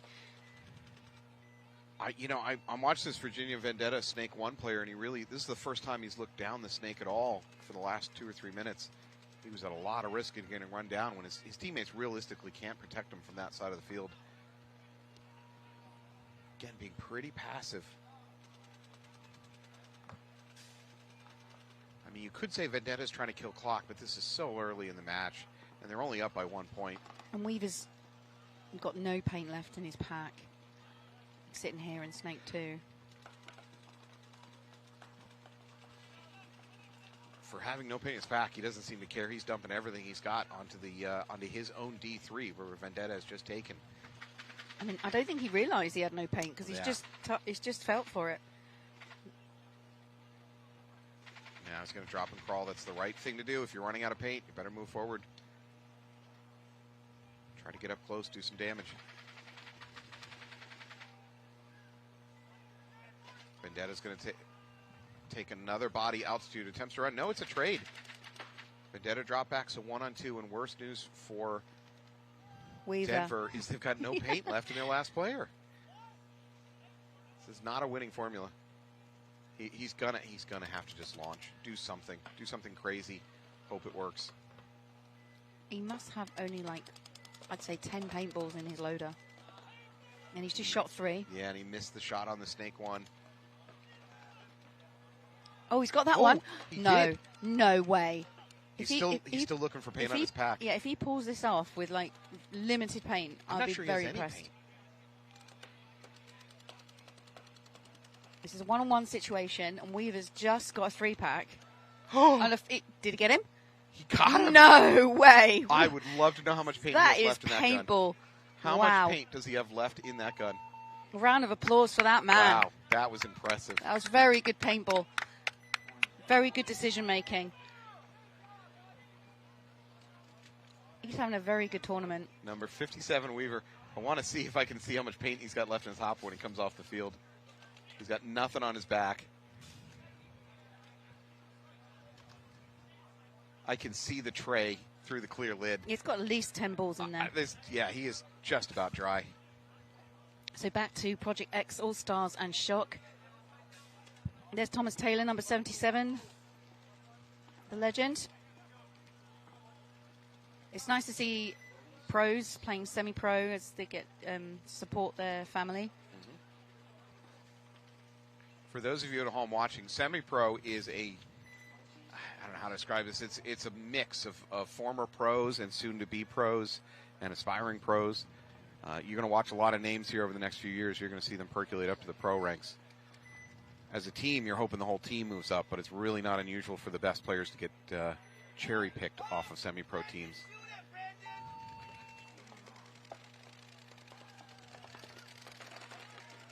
Project X loses their D1.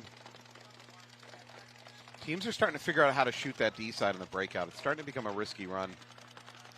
Yeah, and they're picking that D run all the time. That was a waste of it. It's not great being shot out from your bunker there, but it's hard to stay alive in that Aztec out next to the Snake. So Project All-Stars have lost 3 players. No, they have 3 players left alive. Huh.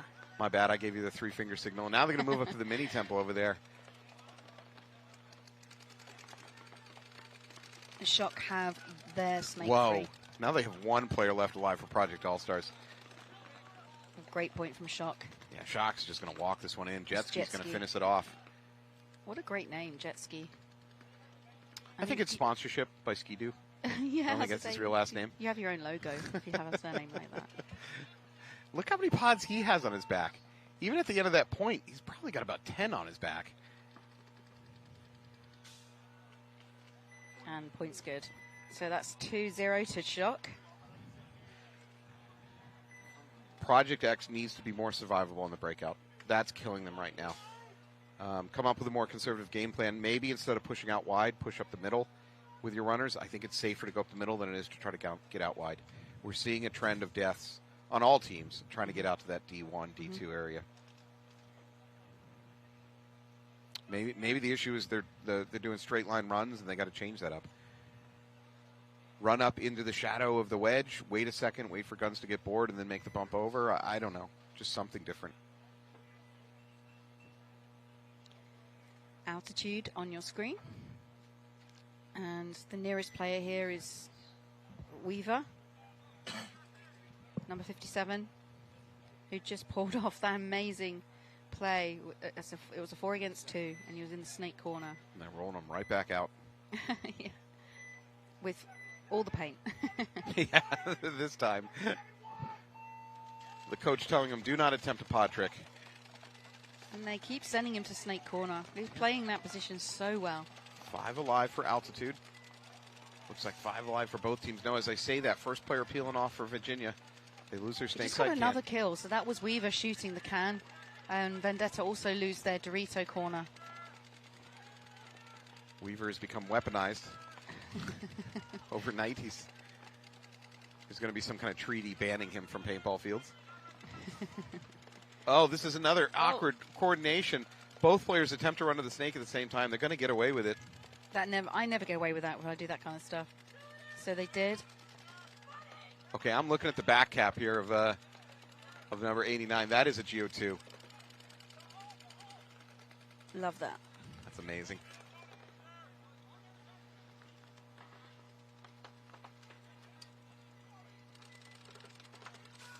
Yeah, on his him in loader. the hopper. That was a great shot from the tower at the home. Just glad they didn't shoot his GO2. Protect that thing the at all radar. costs. Maybe the last functioning GO2 solenoid left in the wild. All right, altitude trying to close that noose here. They got good positioning across the middle. And another kill in the corner. So that's just over 7 minutes left to play. And it's a 3 against 1. Just the home remaining. Vendetta crossing the 50 here on the snake. That home player, I just towel out of it. I mean, you're as a coach, it's what, a 4-on-1, 5-on-1. This is. Oh, it's a 4-on-1. There's the Dorito players just bumped up. It's getting very small and just got domed, and that's the last player that's been taken. Yeah, there it is. On your head. I don't know if he's saying, why are you still shooting me, or why am I being called out? I can't tell. I think he's actually saying why to his coach and his team. Yeah, why did you leave me in here to die? Why? What did I do? Yeah. That hurt. Why didn't you? So well done there to Altitude again. Get another point as we go back to the Shock and Project X All-Stars matchup with just 11 and a half minutes on the clock. Miles of time. So this is not a must-win point for All-Stars, but I tell you what, if they go down 3-0, as a coach, your options start getting limited, and the other team's coach can start doing whatever he wants when they're up by 3 points. So again, it's not a must-win for Project X All-Stars, but for momentum reasons, it would get ugly if they lose this one. This scoring higher in this bracket than the one before. Yeah, which is a little more aggressive. And easier for us as commentators. A little more action. Well, I hope you're enjoying it back home. We're back again tomorrow from 7 a.m. here on the YouTube's MajorLeaguePaintball.com. Covered by Comp Paintball here. Here we go. Look like we're going to have a snake run. We are from Shock. He's going to lose the top of his hopper, though. He could have left it. Remember the new rule? He could have, but then he's going to have to muzzle feed his gun. Bit of a field strip. Hey, Shock tripled up at home. They're going to lose a body immediately. I think their breakout all went wrong. Yeah, maybe that's. There was a lack of communication there. But however, they got a kill. Yeah. All right, 4-4. Oh, we're going to lose a backline player here for Project X. Nice. Shock now flooding that Dorito side. Yeah, they're in their side on the Doritos, in the 50. I mean, it's a full line here. Oh, that was an awkward attempt to fill into home. That is not going to work for Project X. That hurt. That is. In all sorts of ways. Yeah. So Shock just standing. Shocks can't really fully trust that there's no one left on the field, but there is no one left on the field. Yeah, they lost the count because it happened so quick. Yeah. It means that their break shooting is on point, and also that their breakout was a bit sloppy. I have, like you said earlier, I wonder if that was the intent. 3 guns at home off the break. That seems. The snake player lost his loader. It all went wrong, but they pulled it out of the bag. So yeah, that's another point on the board for Shock. That's 3-0. With just over 10 minutes left of game time to play. A lot of time, but awful momentum situation. Mm-hmm.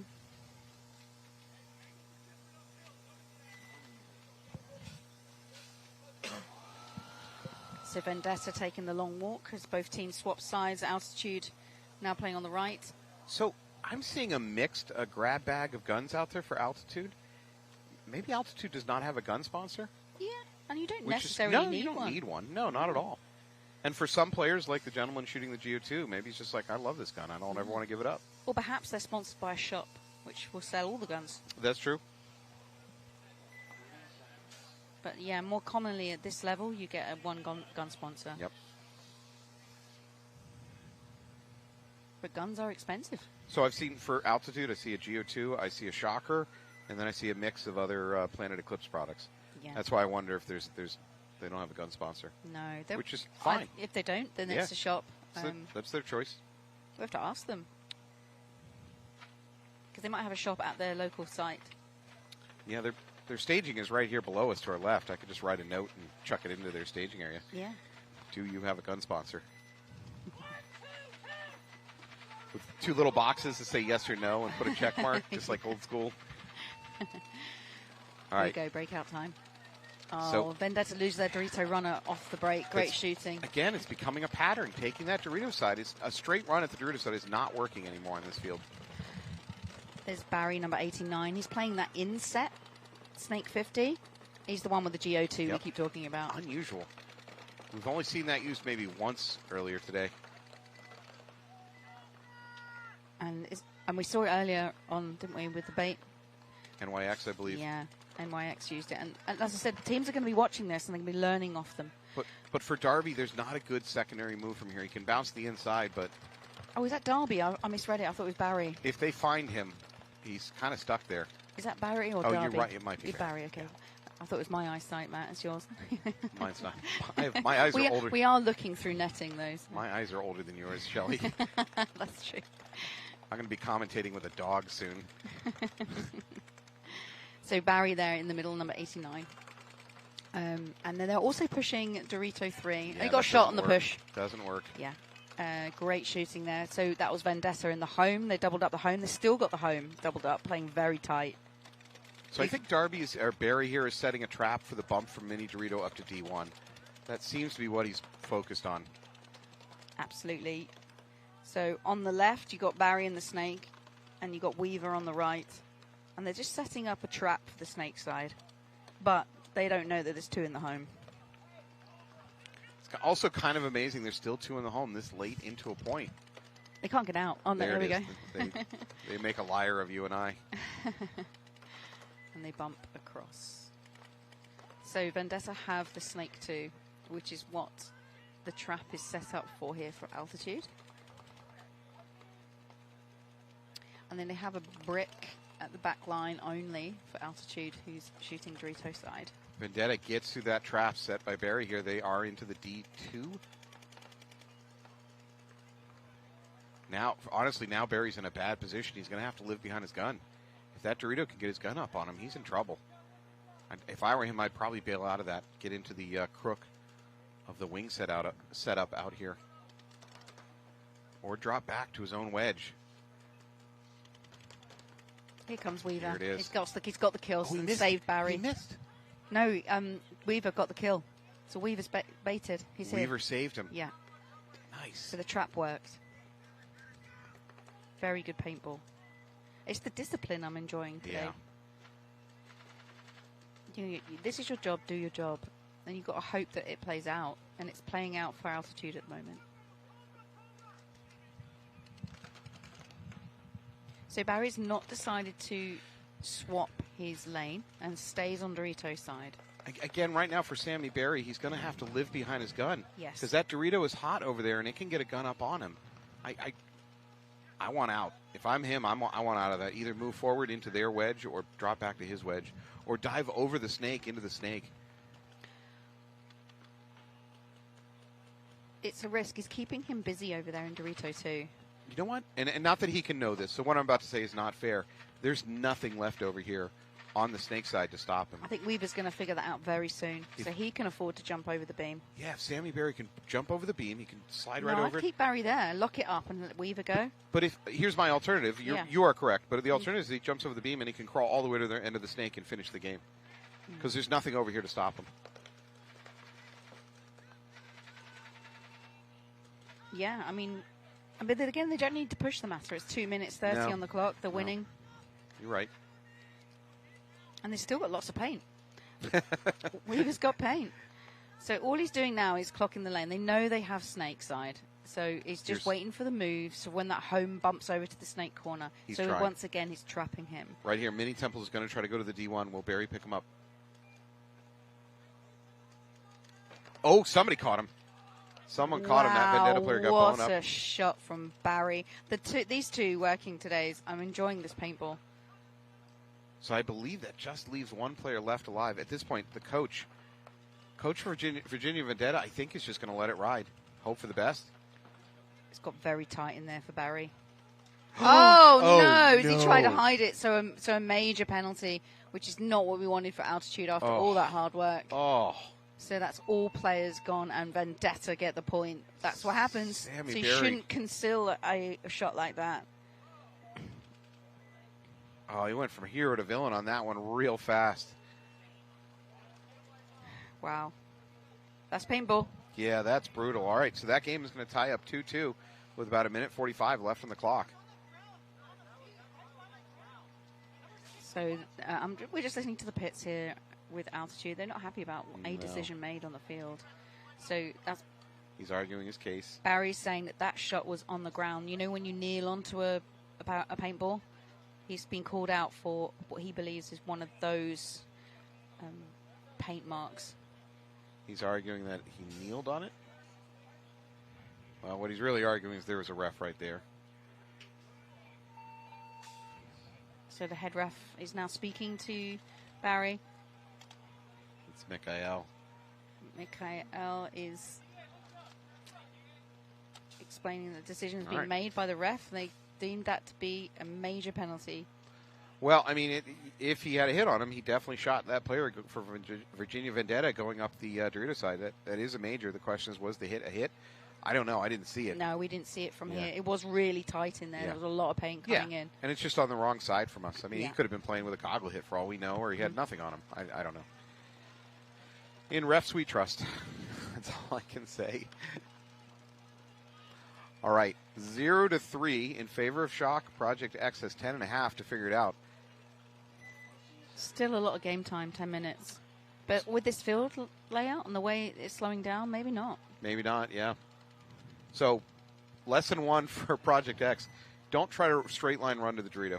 Dear God, don't do it. Well, I think they're going to because I can see the way he's setting up. No. Oh, maybe not. I've No, seen a they're going double up to at Aztec. home. No one's running to the Dorito, but they've gone to Snake 1. Oh, they didn't make the Snake lost. corner. They lost the Snake It's a corner. great breakout shooting from Shock. That said, Shock's losing a player also from the Dorito side. It's a 4-on-4 situation. Oh, it's Thomas Taylor from And the now, Doritos. and now they've lost their Snake corner, so 3 alive for Shock. So it's a 4-on-3. It's all turned around very quickly. And now we have 10 minutes left of gameplay. Oh, Project X player a little bit sloppy Too going loose. over the top. Too He gets loose blown in the up. Snake on this field. Yeah, there was a gun waiting for him in the middle. Yeah. There's this mirrored here on the wings on the inside of the Snake. They're having a little bit of a gun battle right now. Oh. He's overcommitting. The Project X player is a little bit overcommitting to this gunfight at times. He's kind of getting a little bit lucky. I was about to say the same for Shock. They're both exactly the same in Fair the way enough. they're playing. Yeah. They're quite loose, quite jittery. They're more interested in getting a kill than they are saving their own life. Absolutely. And that's not where you dominate. You have to use your other players. Not at this level. These guys No. are such good shots, and there it is. Project X going to lose that gunfight. So Project X had that in their hands just now, and they've just thrown it away on body count. Now for Shock, they can go into storytime mode, just kill clock. I mean, they can go to win it, but they don't really have to. So this afternoon we've only had one Mercy win. Bad news gets worse for Project X. Their last player is in that mini Dorito in the corner. Awful place to be in a down body situation.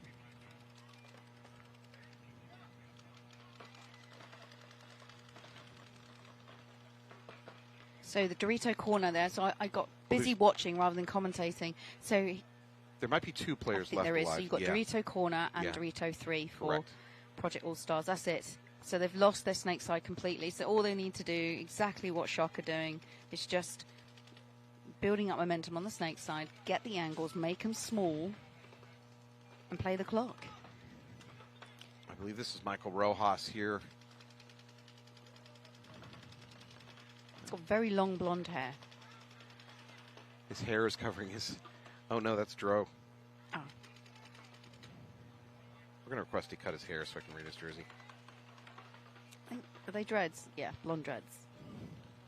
Here we go. It's all happening on the Shock on the Dorito side. We're having a hairstyle conversation.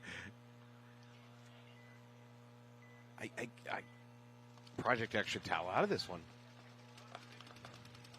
They're just losing more and more clock. Granted, they did get a kill, but... And they got the kill at the end there. So great shooting. Good teamwork from Shock. Not so good teamwork from Project X Allstars. Is Project S just conceding this match? Because they're 7.5 and they didn't bother toweling. They're still not toweling. I'm looking down at the bottom and no one seems interested. Oh, here we go. Wow. Maybe they just couldn't see what was going on down here. You know, sometimes a coach is turning to his team and saying what we're going to do the next point, and he completely loses track of what's going on his back. Maybe that's what happened. But they lost at least... I think they could have saved at least a minute if they'd been more proactive with the towel. They could have won the point. They had it in their hands. Well, yeah, that would be ideal.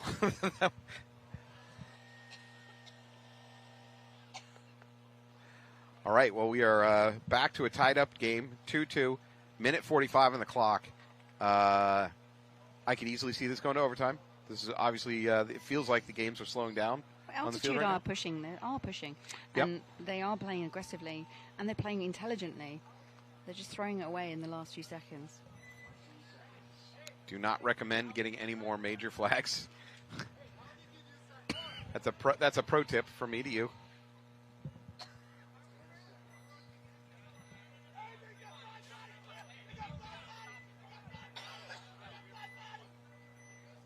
I think there it is. That is going to be a major and a game stoppage. So that last point ended on a penalty, and both teams took the field full five with 5 bodies, which they should not have. So as soon as the game started, the refs threw a flag.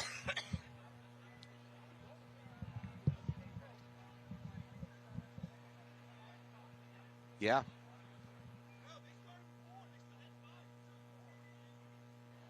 The refs are trying to sort it out right now. So that last point ended with a major penalty on Sammy Berry.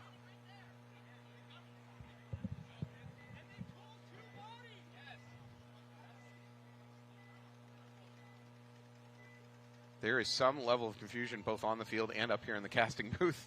Let me be real. I mean, I think it must have been a rule set out by the head ref, and they've had too many bodies on the start gate. So right before it started, one of the captains was complaining to Mikhail, our ultimate.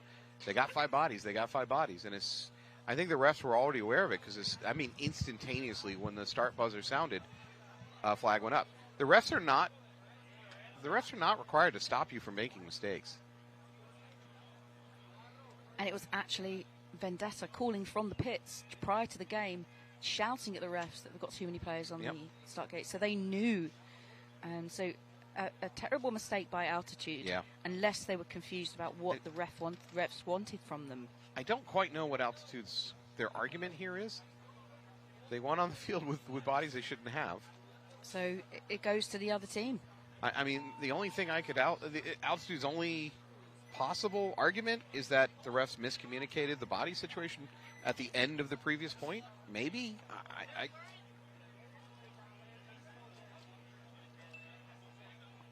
I'm just not sure what the argument here is. I do feel bad for Altitude because Barry was saying that the shot on his knee was what he lent on the paintball rather than a shot. We can't say that from the booth. And now they've been told, because it was a major, they have to start the next point with just 4 players. They came out with 5. The game started, and then they threw the major for cheating. I do feel sorry for them. Yeah. And instantly that point ended. And it's all happening just below us here on the commentary tower. The upset. All right, well, we'll try to get that sorted out. In the meantime, we've got another game to go. Although I think it might be delayed a minute while the refs try to sort out the previous one. Nope, 10 No, seconds. Refs are back on the field. It's just the head ref here speaking to the altitude coach. All right, Shock up 4-0 on Allstars.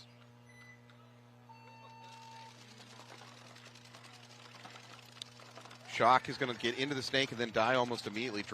A ball dropped in from home, catching him. However, there's going to be a minor on the Allstars. They're going to lose both players at home. Yep, it's a 3-on-4. Shock just did a really bad dive into the snake. There's a little hump there. Yeah. And he caught that wrong. He core sampled, stayed in the ground, and then got shot by the home. Well, so I just feel it happens. Happens to the best of us. And I'm not included in the best of us, so it definitely happens to me. All right, Rojas in here working the snake for Shock, although I think he's doing some hopper surgery. Yeah, he's also doing a field strip. Yep. There we go. I have some issues with either the paint or the loaders. Or sometimes it's just when you dive, you break the paint in your loader. So, frankly, at this level of play, these teams are getting some of the most fragile paint that they can get. Yeah. Generally, at the high level of play, teams demand.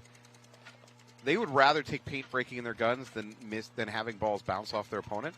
So they demand fragile paint from their sponsors, and they have the power to get it. Yeah. Well, that backfires sometimes when they spend entire games swapping their barrels. Absolutely.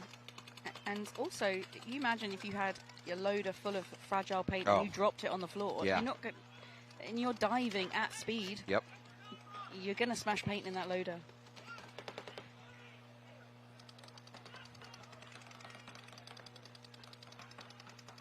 So, while we were talking about the field strip here in the snake, Shock have moved up into the center, and they're baiting the Dorito 2-player for Project Allstars.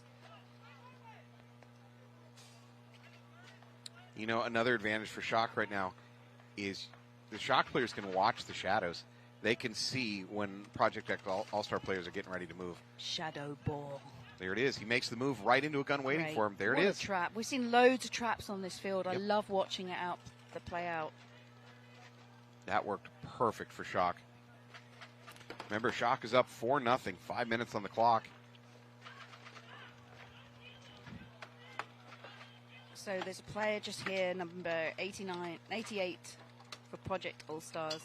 He's just getting lane from across the field. I think it's Thomas Taylor in their Dorito 3. There it is. He's so going to take the a walk. angles are so tight, you can't get small enough. And then that is... Yeah. With that, what very, very little slim hope Project All-Star has is now gone. They're going to get mercied out of this 5-0.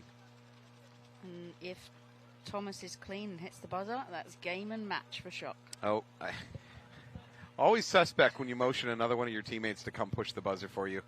That's always suspect.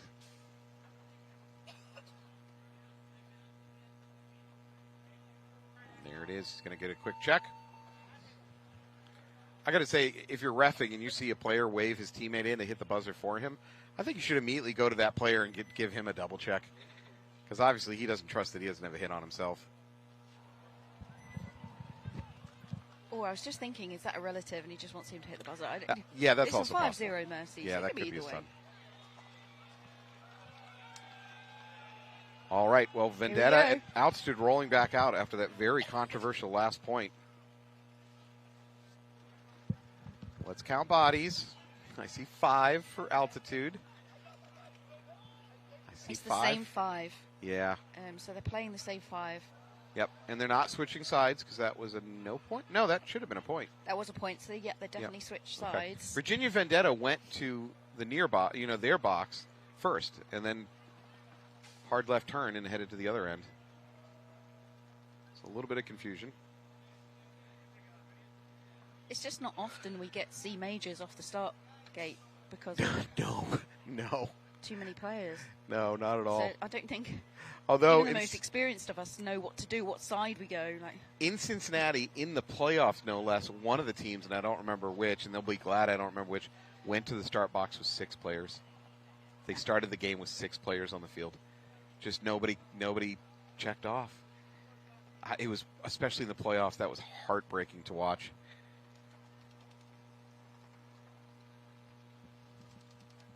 Although, I don't know if you heard me talking earlier with Bert from PMOB. As a sometimes player, sometimes coach for my 10-man team, I'm convinced I can get 11 players onto the field. I haven't tried it yet, But one of these days, I'm going to try to get 11 players onto the field for a 10-man. I'm pretty sure no one will notice. Because 10, yeah, it's harder to count. It's way harder for anybody to notice. There's just so many bodies. I love 10-man. I play it back home at Mayhem Paintball. There's a tournament in the UK called the ECPL. And I play with the Mayhem Tigers. And the Mayhem Tigers are here at this World Cup. They came second last year in the 10-man. That is a legacy name in this sport. All right, here we go. Doubled up at home for Vendetta. They're up by 1 point. Minute 38 on the clock. Denver Altitude is going to have to come up with something. Denver Altitude does not have time to set traps. They have to attack.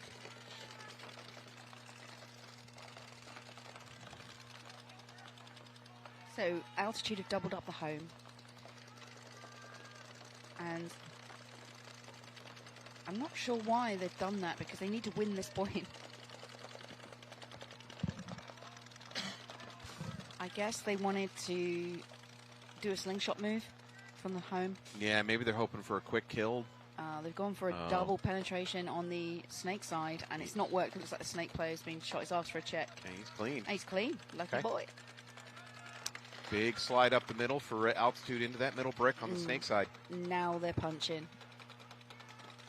So they have 45 seconds left. Altitude should dive over the snake beam into the other team's wedge. Well, he's gonna walk it instead of dive it. That's fine. It works. We're now approaching 30 seconds. Ooh, I think what a shot. He's got the home player. Yeah, he caught him on the hopper. Shot. Yeah. But does he know there's 2 in the home? Well, 20 seconds Yeah, left. we're at 20. And I don't think they need to be on their feet and dominating at this stage. Yeah, I don't think they can work. Yeah. Well, here's another player walking off. Another player. Here's a run-through opportunity right here. Here it comes. If they just go together. No, the mini Dorito's got his gun up. That opportunity slipped away. Here we go. 2 seconds, 1 second. They've run out of time. No, oh my God, he's short by just about a second. I don't think he's made it, and he's taken some pegs with him. He That's did. it. Vendetta have won it. Vendetta and I won feel it. so sorry for Altitude, because they played some great paintball. They played excellent paintball. Sometimes the paintball gods are just not with you. Ugh. And they're gutted. They're gutted on the field. They're gutted in the pits. That is rough. They were 3 steps away from hitting the buzzer and tying that one up. That is rough. I just think that they launched too late from the home. They had 2 in the home. It was like there were 45 seconds. Yeah. I just don't think that's long enough when you've got a team all digging in on the back. I think you're completely right. So I do feel sorry for them, but that's the highs and lows of paintball. And congratulations to Vendetta, because they poured it out of the bag and played very good paintball at the back there. Just keep it tight. Lasted as long. It's good defensive play. Again, low point, so we've seen the field slow down. Hopefully we'll finish this day out with a bang. We're going to take a break. When we come back, you're going to watch TPP Crew playing Sacramento DMG and Pittsburgh Macedon taking on the Bally Boys. The Bally Boys. All right. Thank you for being with us. We'll be right back. It might sound weird if you already have jerseys or you're going through a different provider. However, this is a crucial step in building out your whole team catalog. So we're going to use your guys' logo, team colors, and your sponsors to build other cool custom products. For just $19.95, your team will get instant access to the team catalog, as well as discounts, specials, promotions, product releases, and your own custom team gear. As soon as your team approves your design for your jersey, you're going to get access to custom training jerseys. We're going to do away jerseys for you guys. We have custom pod bags, barrel cases, team banners, goggle bags, cleat covers, and now we have custom goggles. All right, it's that simple. Your team will have the easiest access to a team program throughout the whole season. They'll have the best gear, the best support, and the opportunity to have the best contingency in the whole industry. Have questions? Shoot us an email at teams@crbnpaintball.com. We can't wait to see what you guys create. Hey, it's BRNT at CRBN, here at the DRV, an absolute hot rod force feed winner. What separates the DRV from the competition is our LCD display on the back. This has a built-in timer, ideal for classic paintball, but if you're playing anytime paintball at all, the ability to know what's going on without a scoreboard is an advantage. Along with our adjustable torque settings 1 through 5, allows you to shoot any paint in every condition. If you're shooting super brittle paint, turn it down. If you trust the paint, it's a little bit harder, you can turn it all the way up, shoot 25 balls a second, no problem. The DRV features a revolutionary automatic anti-jam, no button to push. The DRV also features an aluminum feed neck for an absolutely positive gun mount. DRVs feature a magnetic, tool-free disassembly. You can field strip the loader in seconds.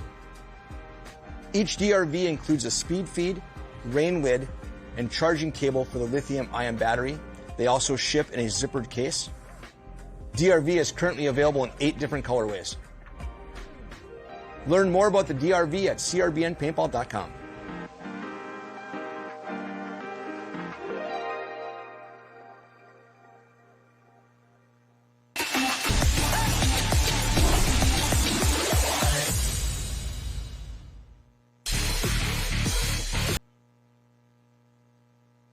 Celebrating 35 years, Blast Camp is one of the most historic and longest-running facilities in the country.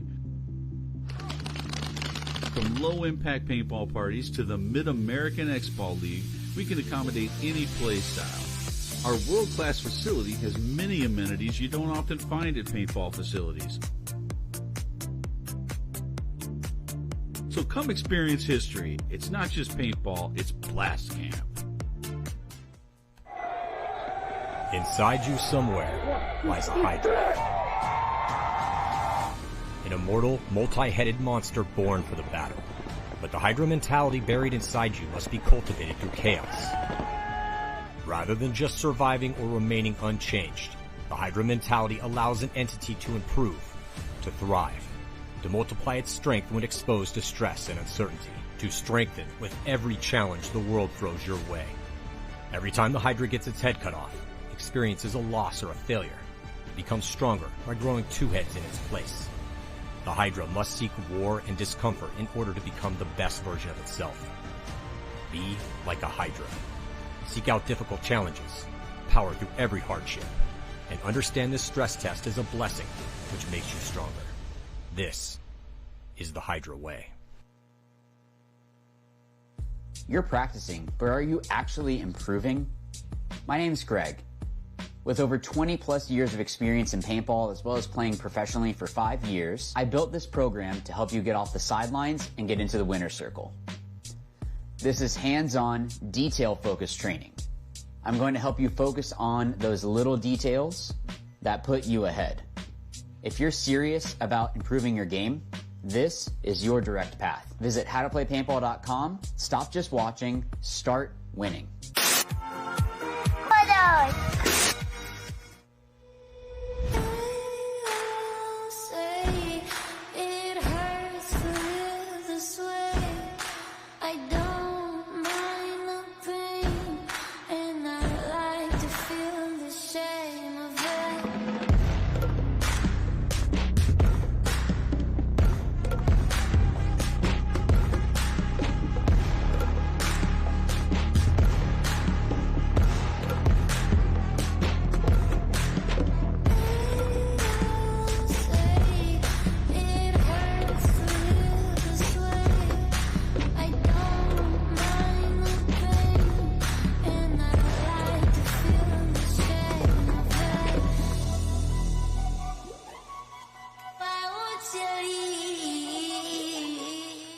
Welcome back to Florida. We are here at 2025 NXL World Cup. It is the end of the year.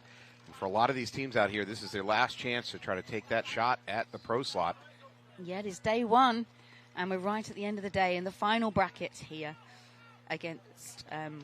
You have TPP Crew taking on Sacramento DMG. Yeah. And on the backside of that match, you're going to watch Pittsburgh Macedon take on the Bally Boys or Bally Boys? The Bally Boys Bally from the Boys. UK. Which are a mixture of teams. We'll talk about in the second point. Ooh, Here we go. A little bit of a TPP false Crew. start by TPP Crew, but he retagged, so there's no penalties, just delays his out. He might have had ambitions to get into the snake, and it didn't work. They've been playing some great paintball today. They're looking to get the series championships as well.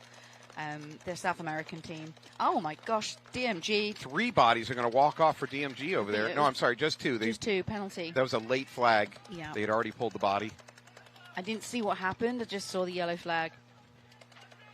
As TPP Crew push up the snake side. And they're now in snake 3. Crew in a great situation here. Really nobody down in the snake itself to oppose him. DMG does have a player on that snake mini temple. Now they're going to get up to the snake corner. As I said earlier, at least the semi-pro are favoring that snake corner to lock it down over the home. Because you can dominate the snake and then potentially wrap, but you can also go inside and throw blind shots onto Doritos' side. And TPP Crew have matched that snake corner position.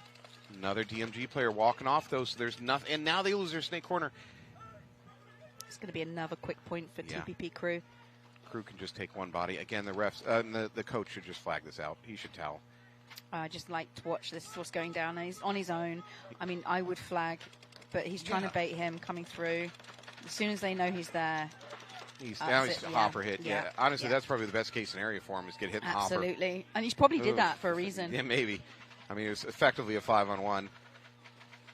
TPP Crew trying to apologize. That's gentlemanly for them to apologize because he didn't mean to be overshot. He's just had 2-3 guns on him. And you stand straight up into 3 or 4 guns, you're going to get shot. I mean, it's difficult to know that when you're the only player left. You don't realize you're the only player left. Again, he should be as pissed as his coach as the opponents. Like, why did his coach leave him in there? And what was a 5-on-1? I don't think the coach saw him. It is quite. Oh, maybe the coach forgot he even had a player left out there. That's possible. He was in kind of a tucked away position. All right, Pittsburgh Mastodon taking on Bally Boys. So the Bally Boys, I was trying to see who they are because they don't have any names on their jerseys. But I know that they're a mixture of players from London Nutrition, Sabotage, and Warped from the UK.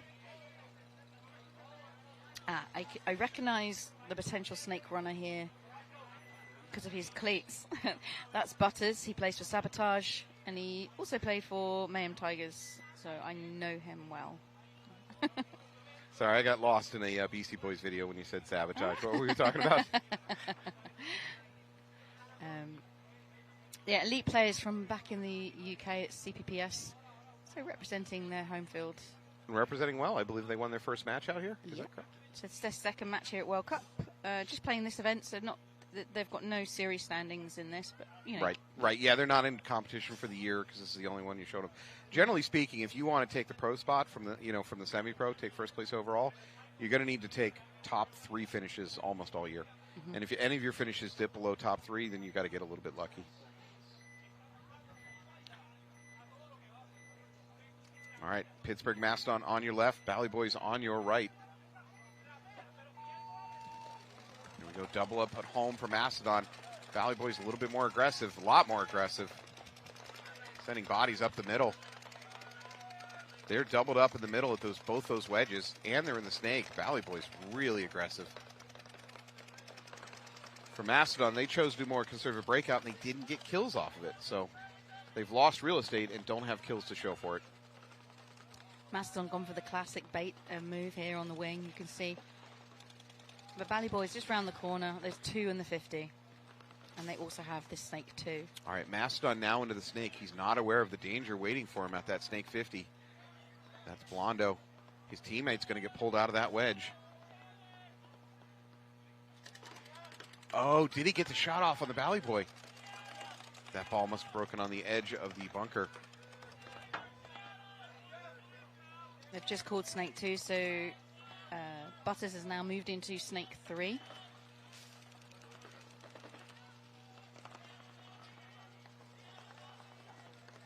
Bally player heading off that back line now. So they're losing bodies, and now a push by Mastodon up that Dorito side. Yeah, 2 players taking a walk. So they've lost their Dorito side, but they still have the center 50s and the snake. A little bit of drop back by one of the Bally Boys in the middle to try to get his gun on that D3. D3 got a check by the ref. He's clean. So a better spread of the field from Mastodon. They have snake corner, snake 2, the brick on at the back line. Dorito side just pushed to the small Aztec, and also Dorito 3. Those Bally Boys have 3 players. They're playing in the center. So and we have snake 3. Number 33, Blondo here in the snake 2 for Mastodon is under a lot of pressure from 2 directions. His bunker's getting very small, but he's doing the smart thing, which is not engaging in bad gunfights. Instead, he's staying calm and using his voice to tell his teammates. So sometimes as a front player, the best thing you could do is just allow 2 or 3 guns to just be wailing away at your bunker and just chill there. You don't have to engage in a gunfight every single second.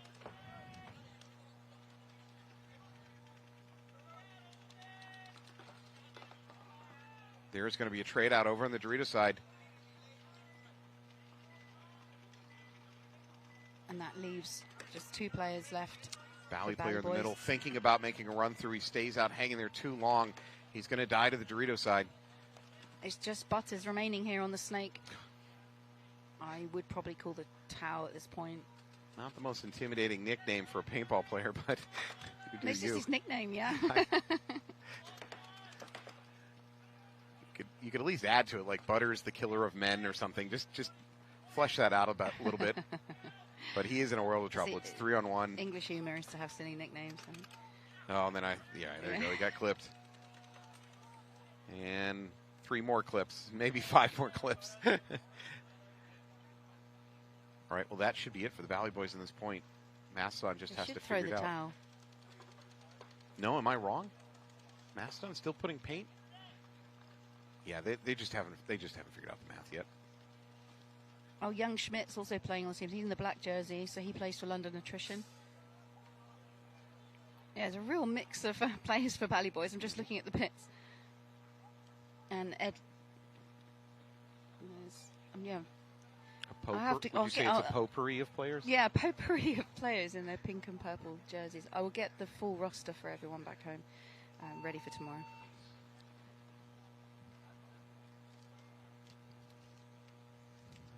In fact, if you're listening and you're back home, send it to me in a message. And I've just been handed... Oh, okay. So we've got Kristen Butters, as we said, Alex Hebron, Christopher Howe, Ravi Palmer, Karim Sally, that's Sally, Harry Schmidt, Keaton Stephen Cutler, and Robert Warmworld, which is from the warped player. So yeah, that's your line back home for all the English people tuned in late on a Thursday evening.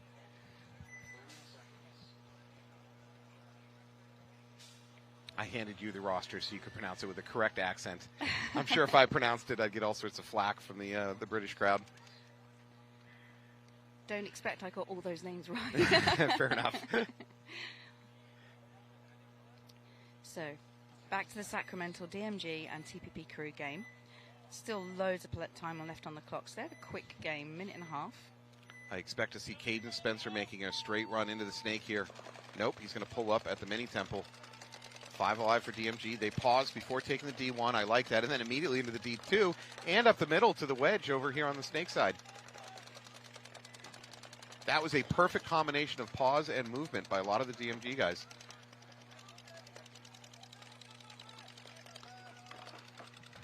However, TPP crew first in the snake, sliding right up to S2. Yeah, they have Snake 2 and Dorito 1. They also have the back line. Whereas DMG haven't got the snake just yet. They're just waiting there in the small Aztec. And now they're pushing the snake. TPP crew losing their first player, so 5-on-4, advantage DMG. He's carrying DMG so many pods on his pulled. back. He's been clipped on the pod.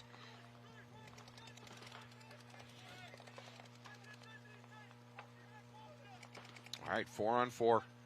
I don't understand a lot of what TPP crew is saying, but I did hear the word Cobra.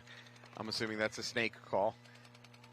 Now he's going to move out to that snake corner, shoot over top. Watch your hopper, sir.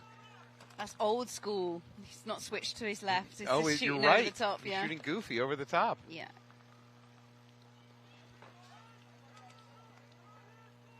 But if it works, it works. That was an interesting, tiny, tiny little move by the DMG player behind that wedge. He reached up and moved the bungee out of his way so that he had a clear shot. The bungee hanging off the edge of the bunker. He didn't like where it was. Those bungees on the end of those those bunkers. I dislike so much. Yeah. My barrel's been caught up in those. He more agrees. Than once. He agrees. He just reached up and moved it out of the way so he could get his. It blocks his your lane on. shot, and you can get your barrel caught.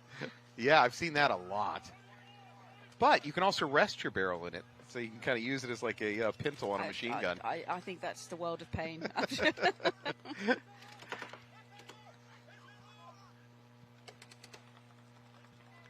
So they're mirrored up in the snake. Snake 2 for both teams.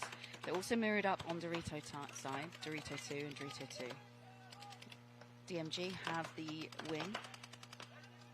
This posted snake has now decided to post on Dorito. Let's see if that changes.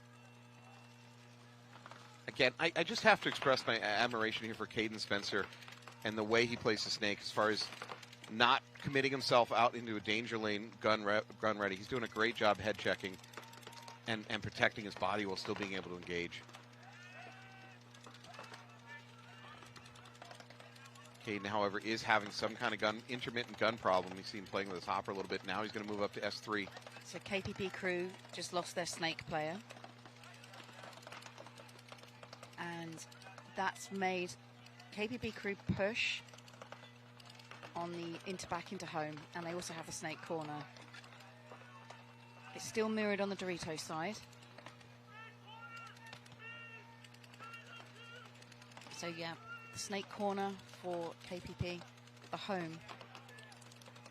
TPP crew up by 1 point. There's about 10 minutes on the clock, which is a ton of time. So this is just a straight up, we should win this point for both teams right now. Clock is not in it, although it's a slow point. This is a very slow point. DMG with a really nice breakout, kind of a stutter step aggression, but after that they slowed way down.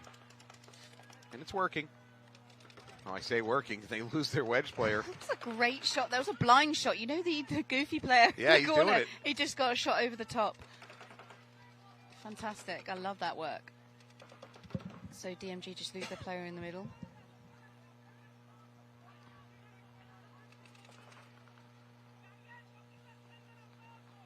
So good communication from KPP.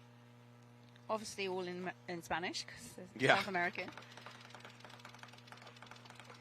All right, a bounce shot here being attempted by TPP crew. They're trying to put a bounce into the snake.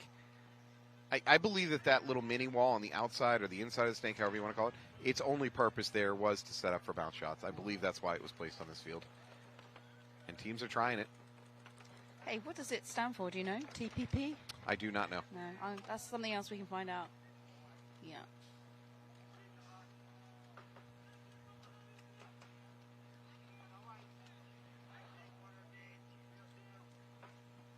Good communication here from DMG. Is in snake 4, but you could still hear the comms. Oh, DMG just lost their Dorito side. Player, and now a risky open walk past the tower. Wow. At best, that's a trade. I'm not sure it's even a trade. It's yeah, it is a throwing trade. Your body away, but yeah, they got the trade at least. They don't know they've lost their Dorito player, I think. Crew has done a great job digging in on this one. Very good defensive play. So I think we might be in a one-on-one here. Yeah, snake corner and snake 4. Snake corner for TPP crew does not have a lot of good movement options, although as I say that, now there's going to be a minor on crew. It was not a one-on-one, it was a 2-on-1 in favor of TPP crew. Oh yeah, we didn't see that player. I think number we're blind 11. to it. Yeah. As I say, in the wrestling world, came out of nowhere, the folding chair, and just finished that off. I'm not entirely sure what that minor was for.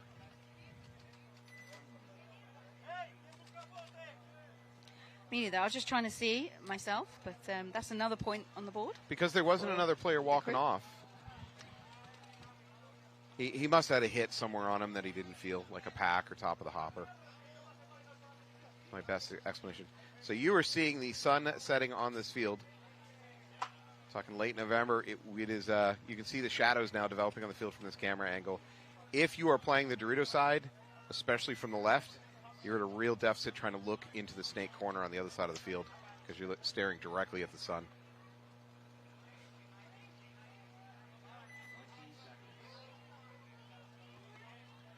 So the sun sets here in the next hour, doesn't it?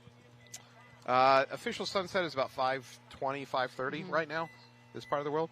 Although you have a little bit of light past that official sunset, but... And the sun rises at 7 a.m., which you'll see you back here tomorrow. Bright and early. All right, Mastodon up by 1. They're on the right side of your screen. Valley Boys in those very bright jerseys, gradient, pink to purple. Going to lose their first Valley Boy, though. So 4 live, both teams. Neither team with particularly aggressive move upfield, both kind of in pocket play towards the back end. Valley Boys more aggressive moving up the snake, though. It's going to be in a snake 3 very quickly. Is this an attempted run through?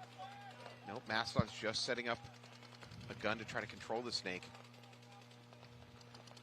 Oh, wow. I always could see that happening when he made the move. So, because we're watching the Valley Boys here in snake 3. Mastodon just ran into their guns into the Dorito. Yeah, Valley Boy set up a gun on that Dorito 1. Mastodon fell right into that trap, kind of like a tar pit.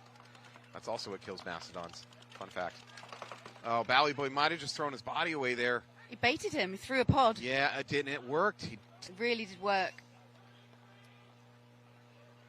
So... Valley Boy's going to spread across the back.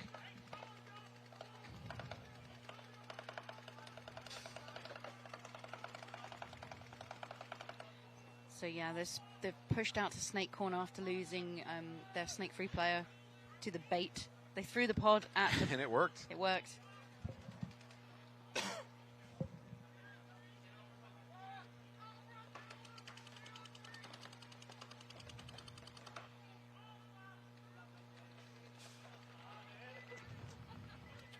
So for Mastodon, we have the other team, Snake 3. We've got left side, middle brick.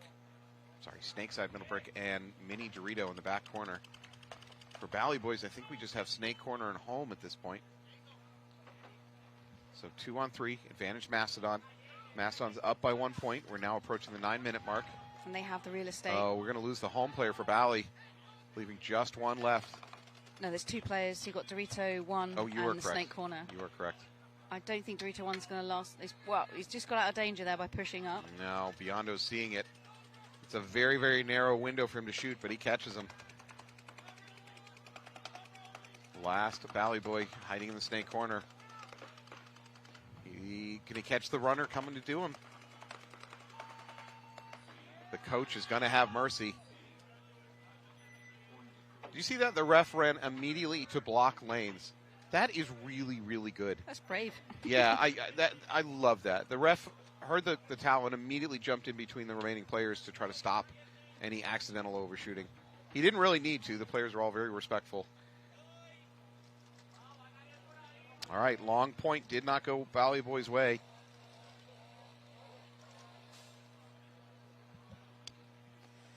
So we're going to roll back out. TPP crew will be on your left. They're in the dark black gray jerseys with a red trim. You got DMG on your right. DMG down by 2 points. They had 8 minutes left to sort it out, though. Certainly no time for panic.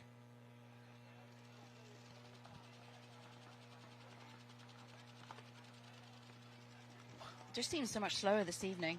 That is in compared to earlier on today. So that could be a result of teams are figuring out how to shoot players on the run out, which early on was not happening much. So that's slowing down your opening breakout moves. And if your opening breakout is slowed down, then it's going to take a lot longer to move upfield, especially at this skill level. You make the slightest mistake and they shoot you. Like you can't play loose, you can't play sloppy, you can't throw yourself through a lane hoping they just won't catch you. So kind of whatever territory you don't take on the run out, it's not going to come easy after that point. Like I said, they're getting good. These teams are getting good at this particular layout, shooting players on the run out. So your breakouts are getting more conservative. I agree, 100%. So I think there's a timeout because there's a pause on the clock.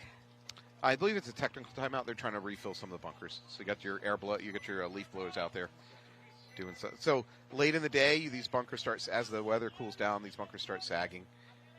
PV equals NRT. That's Boyle's law. Very good. Well, As a New England Patriots fan, I had to be familiar with it for I Deflategate. see. You're a Patriots fan. I followed NFL from back home. Yeah? What team do you follow? I'm not a fan of a particular team. I like the 49ers, I like the Buccaneers. Sure. Yeah, fair enough. And I like the Giants as well, but, I don't know. Maybe the 49ers, because the Femmes support them. They're a pretty good team right now. All right, 5 alive for Crew breaking out.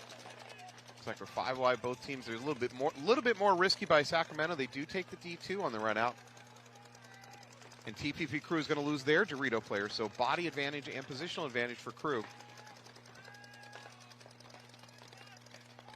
So they have Snake 1. And they play quite conservative along the back. They're not pushing the center, and I've noticed that they don't, do they? The TPP Crew do not push the center. No. They take the widths. So the TPP Crew, I'm sorry, Crew just made a bump out to that Snake corner. Oh, they just lost their back player. Frankly, they got a little lucky. DMG had a gun in the Dorito just waiting for that. They got away with it. They do lose, TPP Crew does lose another player across the back line, so big advantage here for DMG. We're approaching 7 minutes.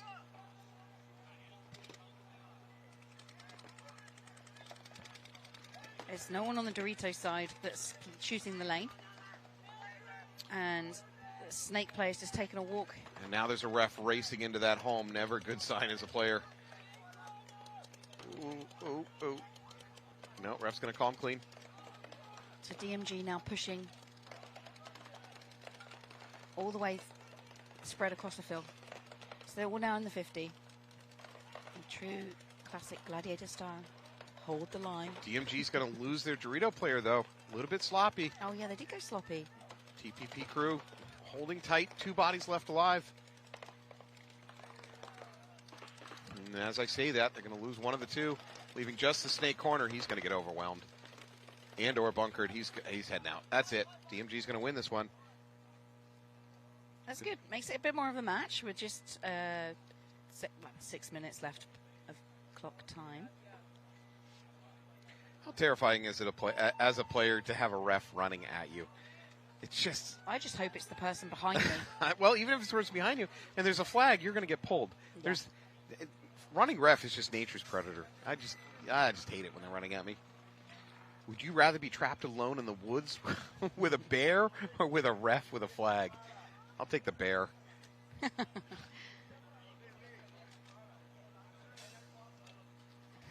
Yeah, sometimes you just don't know what they've seen. Again, it's so easy to get a penalty, even when you're not trying to cheat. You get a pod, gets clipped, you never feel it, and bam, your teammate's walking out with you. I will say, when I've seen a ref running at a teammate, I have on more than one occasion immediately moved downfield to get away from the flag zone. I'm going to let my teammates pull that flag, or get pulled on that flag. I'm getting out of there. That also speaks to the quality of teammates I have. Kidding. Love all of you. So the chap in the black jersey is Harry Schmidt, and he plays for London Attrition. All right, Mastodon, really conservative breakout, doubled up at home, spread across the back. First body dropping over here. 2 bodies dropping for Bally. 3. Oh, God. There's just 2 remaining. Ooh. Mastodon into Snake. I think it's because they're not used to playing with each other. Yeah, the teamwork's not there. Mm-hmm. Because they're all very good players in their own right.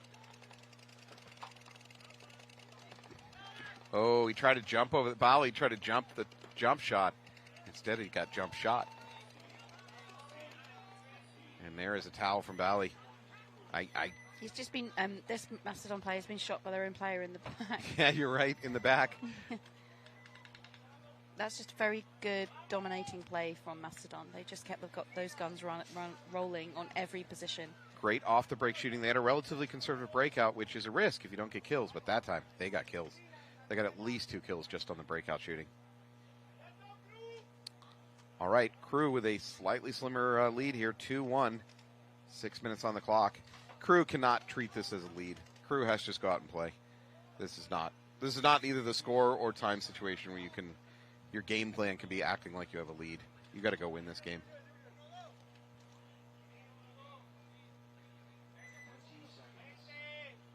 They look up for it. I was just about to say their body language doesn't really show they want to win, and then they just switched it on just now. So DMG's looking into the sun. Yeah, there's you're right, advantage for Crew.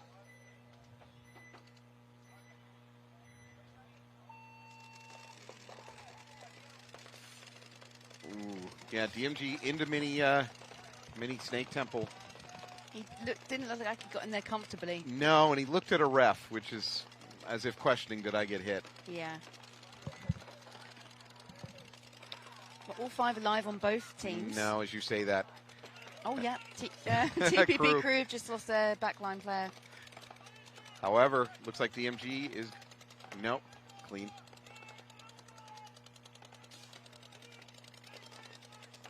Kill 2. DMG with a 5-on-3 advantage. Oh, yeah, so lost Dorito side for TPP Crew. On the right. They do have Snake 2 locked up. DMG have Dorito 2. Oh, there is a Crew player out on the field having some kind of conversation with the ref. That's super dangerous. If you're at all complaining or anything, the ref can throw a flag on you. I don't know what he was saying, but the ref tolerated it for quite some time.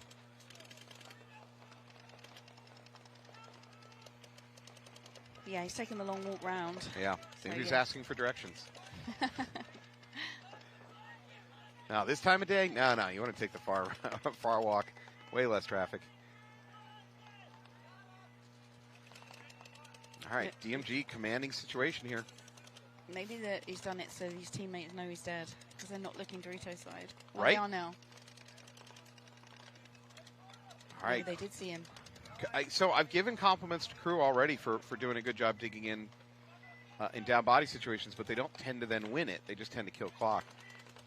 Crew is unlikely to get out of this situation with a 5-on, 5-on-3, 5-on-2? There's really no incentive for the Crew coach to towel out. No, they trusted. They're locked up at the back. And they also have the Snake player. But the odds, you're right. So 3 alive for Crew. And they're really good comms.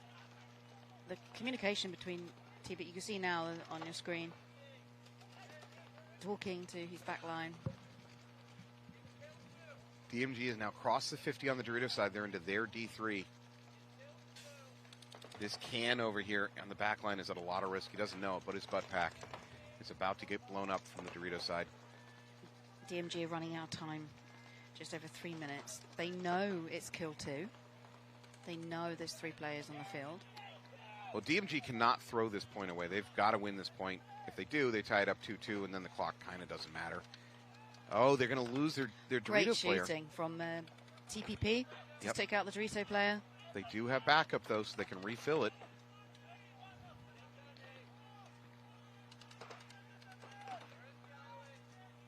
Just seeing where the 4th player is. Is there just, So, just here, there's 2 in the Snake. Yeah. D2, Snake 2, Snake 3, and middle brick for DMG. It's 4 against 3. For Crew, you've got Snake 2, you've got Snake Corner, and you've got the backline stand-up brick over on the Dorito side. We are now 2.5 minutes. Again, for DMG, that's okay. But they can't lose this point.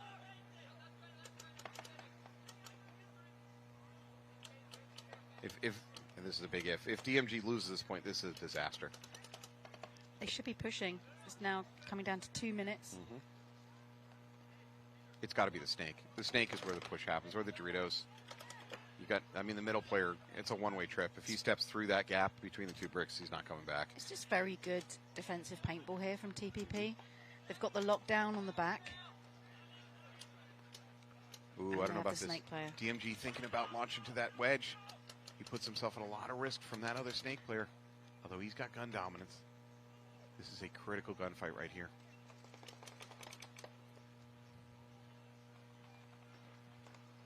So S2 of Crew and his own wedge looking at him from DMG. this is the gunfight that can decide this point. Now it's going to be a launch. Good launch. That's what he needed to do, but both the back players stay alive. Crew is arguing for penalty. They're not going to get it. DMG still struggling to close this out. Now they're now into D3. 3 against 2, and we're just about to go into 1 minute remaining. Again, yeah, we're at 1 minute. Again for this DMG player trying to move through the middle. This is a one-way trip. There we go. Oh, there's a kill on the snake corner. That's it. DMG is going to win this point. They're going to tie it up. Tied up with maybe about 40 seconds left on the clock, 45 seconds left on the clock. That is enough time for a team to win it. This Absolutely. is not necessarily going to go to overtime. Again, that's all assuming he's clean. We've yet to see a dirty hang this weekend. Not seen one yet? No, not yet. I thought you were just about to curse that. I'm trying. I'm trying. Just make it interesting. This is all about ratings.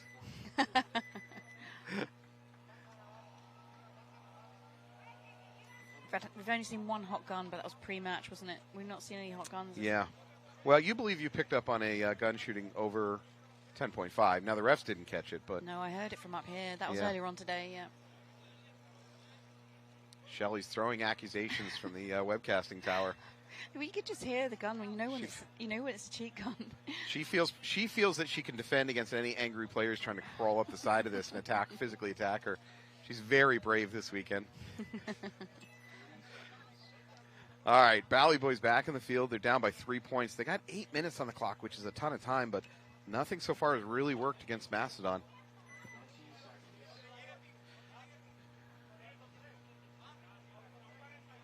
Slightly different 5 from the Bally Boys, but the same runners. Harry Schmidt for Doritos side, Butters for Snake side. Would you say Harry Schmidt's a wizard? I just want to hear you say that in a British accent.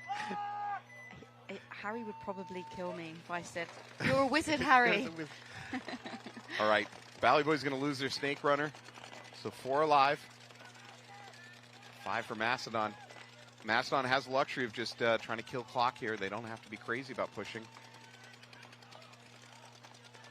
Mastodon has had an excellent off-the-break shooting so far this game. They have. They've definitely stepped up from earlier on in the earlier bracket. Oh, Mastodon's going to lose their brick. So they're down to 3 players. Home is going to try to get out to that snake corner.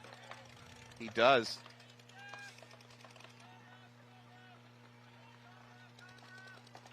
So Bally Boys have lost their Dorito side.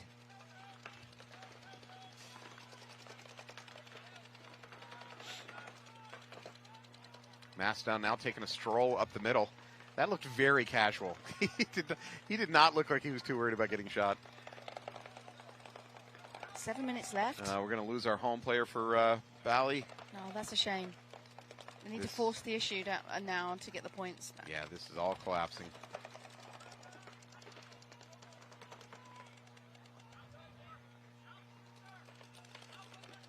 Oh, last. So Mastodon's just dominating with their guns, basically. Yeah. And that's what's clipping them. You're very right. They're winning the breakout gun shooting wars, and they're winning gunfights. All right, the Bally coach has seen enough. He's going to towel out of that one. Honestly, I think that wasn't a tactical towel. I think that was just to save my player. Yeah. Too much damage. All right, 45 seconds left on the clock. What do you think, TPP crew or DMG attacks, or they both sit back? I think TPP crew are going to go. I think they're going to attack. So, I hoped you watched the first event this year down in Tampa. TPP crew was wildly aggressive the entire weekend, and no team had answers for it. They just buzzsawed through everybody that stood in their way, and they didn't even seem to care about being attacked. So they have it within them. Here we have pbminimaps.com on the screen, sponsoring this match. You can save $10 using the code NXL Premier. This is a adjustable metal board with all the common bunker shapes magnetized, so you can quickly prep a 3D physical map for each new layout. All these toys we just didn't have back in the day. Right? We didn't even have coaching back in the day. No. All right, 2-2.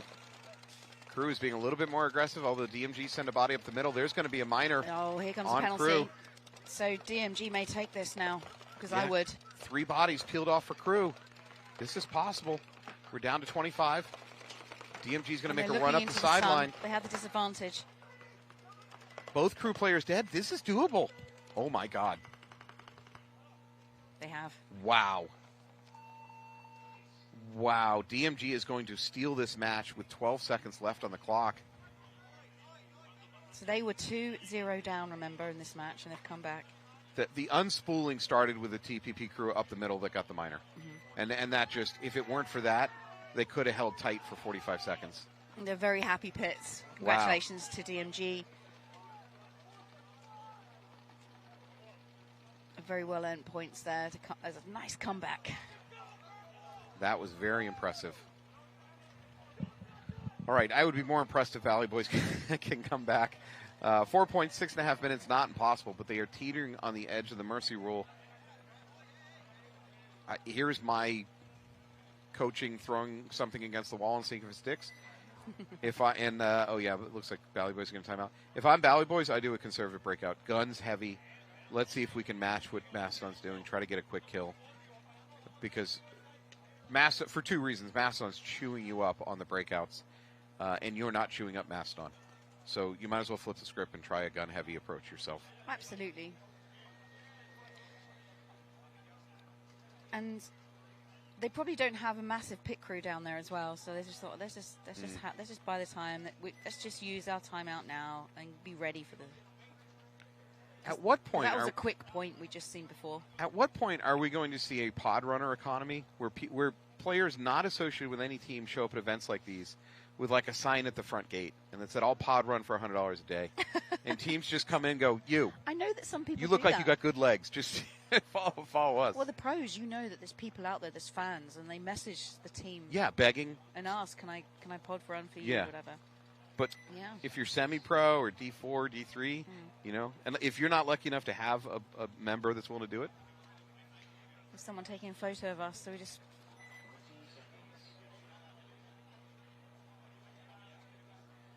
Stopping to say cheese. And they want another shot.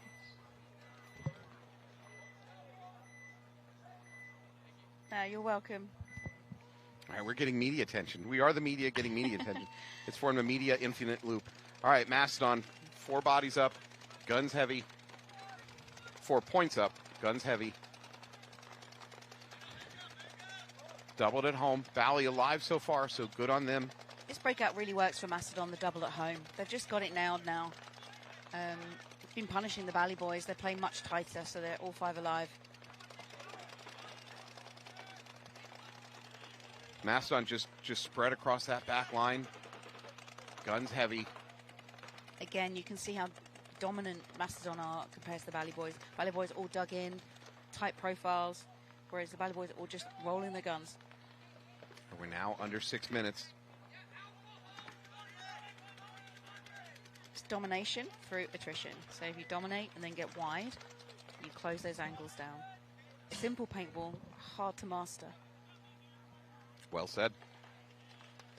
All right, Mastodon showing some aggression now. They're moving up the Snake 3 and to that and Dorito 2 and to the inside wedge. Again, they're kind of playing with house money here. They can lose this point and they're still going to be fine. Uh-oh. Dorito, yeah. Is this not stopping shooting? No, that I didn't love that. That doesn't seem necessary. No. That was a little bit past the point where you could say, he just didn't know he stood up. All right, Valley cannot towel out of this one. They're on the edge of mercy anyways, so if you're the last couple players, and I think we are just down to 2 Valley Boys. They just called a 5-on-1, so they got the kill camera on. They're going to think there's no player left. Yeah.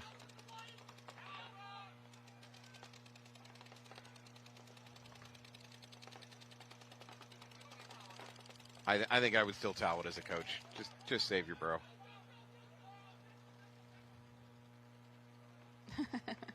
Back up. Every team's doing this now.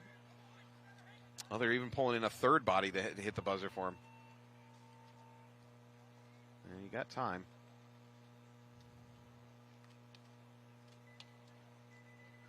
So with 4 minutes left on the clock, Pittsburgh Mastodon have mercy ruled Bally Boys here on the first day in the final bracket of the Premier Field at World Cup. There it is. Congratulations to Mastodon. And congratulations to Sacramento DMG. There is 12 seconds on the clock. I didn't think they were going to play it. Well, above 10, I think they're pretty much required to, unless the captains come to an agreement. But I don't see much reason for and crew. Why not? TPP crew. Yeah. They're very aggressive. Yeah. So we're going to see a nice little bit of paintball right now. Very aggressive paintball. If I'm in charge of the refs, I slide as many refs as I can down towards the DMG side, looking at TPP crew coming. You want to catch any players running on with a hit. And smart as well, because DMG, I'm looking at them, they've all got a maximum of 2 pods each. Yeah, yeah. Earlier on, we saw, 15 seconds left. I've forgotten they all had, loads of pods. Again, this is a point where I could argue where you don't fill your hoppers with any paint for DMG, so there's no possibility of getting a major. Just don't let TPP crew know that. Make them cautious. You right? Trick play. Here they go. They're going to be really aggressive now. So guns up, running and gunning all the way into the 50 line. They're going to have to they cross haven't the stopped. 50. Oh. 1 player's out. 2 players out. 3 players out. Oh, lose their home? No, it's not going to be enough time. They tried, though. I love it. Yep. Good for TPP crew going out on their swords. Well done to DMG. Well, ladies and gentlemen, you have reached the end of our broadcast day here at NXL World Cup. Thank you. Thank you for being with us. I am Matt Falvey. I'm joined by Shelley Farmer today. Hello, and thank you for having me for day one. Luck. We still got 3 days to go, though. It's World over. Cup. It ain't over. So come back tomorrow.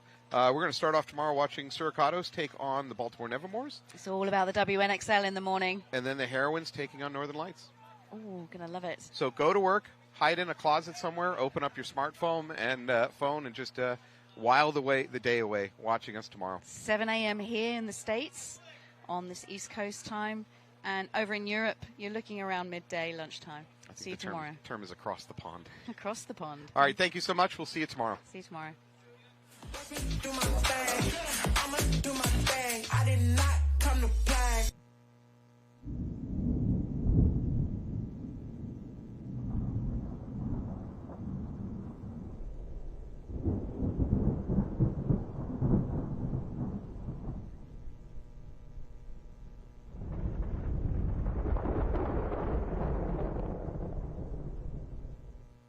Hey, it's Walker with CRBN, here to show you how easy it is to set up your team account through the custom CRBN team site.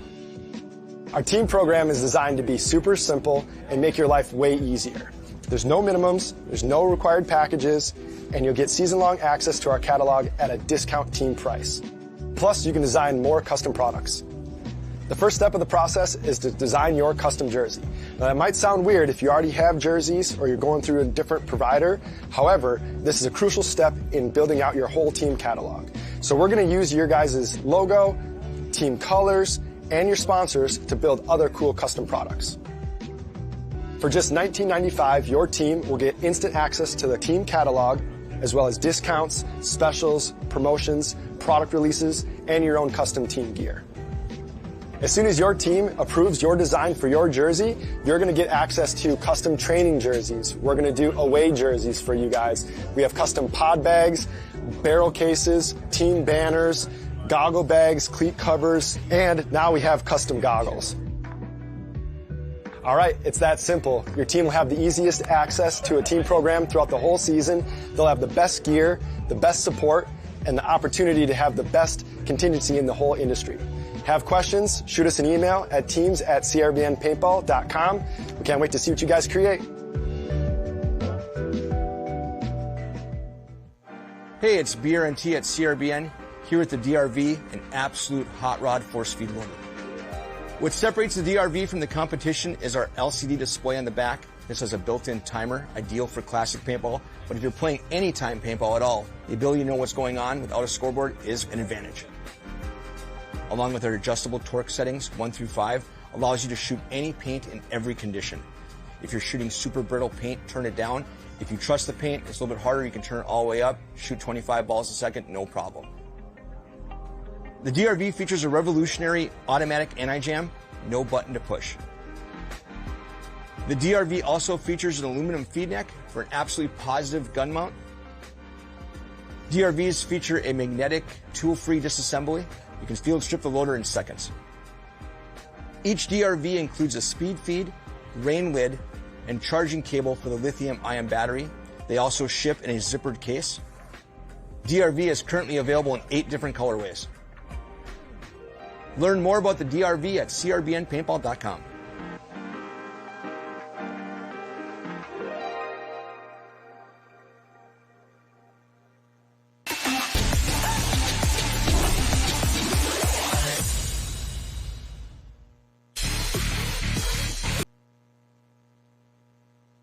Celebrating 35 years, Blast Camp is one of the most historic and longest-running facilities in the country. From low-impact paintball parties to the Mid-American X-Ball League, we can accommodate any play style. Our world-class facility has many amenities you don't often find at paintball facilities. So come experience history. It's not just paintball, it's Blast Camp. Inside you somewhere lies a Hydra. An immortal, multi-headed monster born for the battle. But the Hydra mentality buried inside you must be cultivated through chaos. Rather than just surviving or remaining unchanged, the Hydra mentality allows an entity to improve, to thrive, to multiply its strength when exposed to stress and uncertainty, to strengthen with every challenge the world throws your way. Every time the Hydra gets its head cut off, experiences a loss or a failure, it becomes stronger by growing 2 heads in its place. The Hydra must seek war and discomfort in order to become the best version of itself. Be like a Hydra. Seek out difficult challenges, power through every hardship, and understand this stress test is a blessing which makes you stronger. This is the Hydra way. You're practicing, but are you actually improving? My name's Greg. With over 20 plus years of experience in paintball, as well as playing professionally for 5 years, I built this program to help you get off the sidelines and get into the winner's circle. This is hands-on, detail-focused training. I'm going to help you focus on those little details that put you ahead. If you're serious about improving your game, this is your direct path. Visit howtoplaypaintball.com, stop just watching, start winning.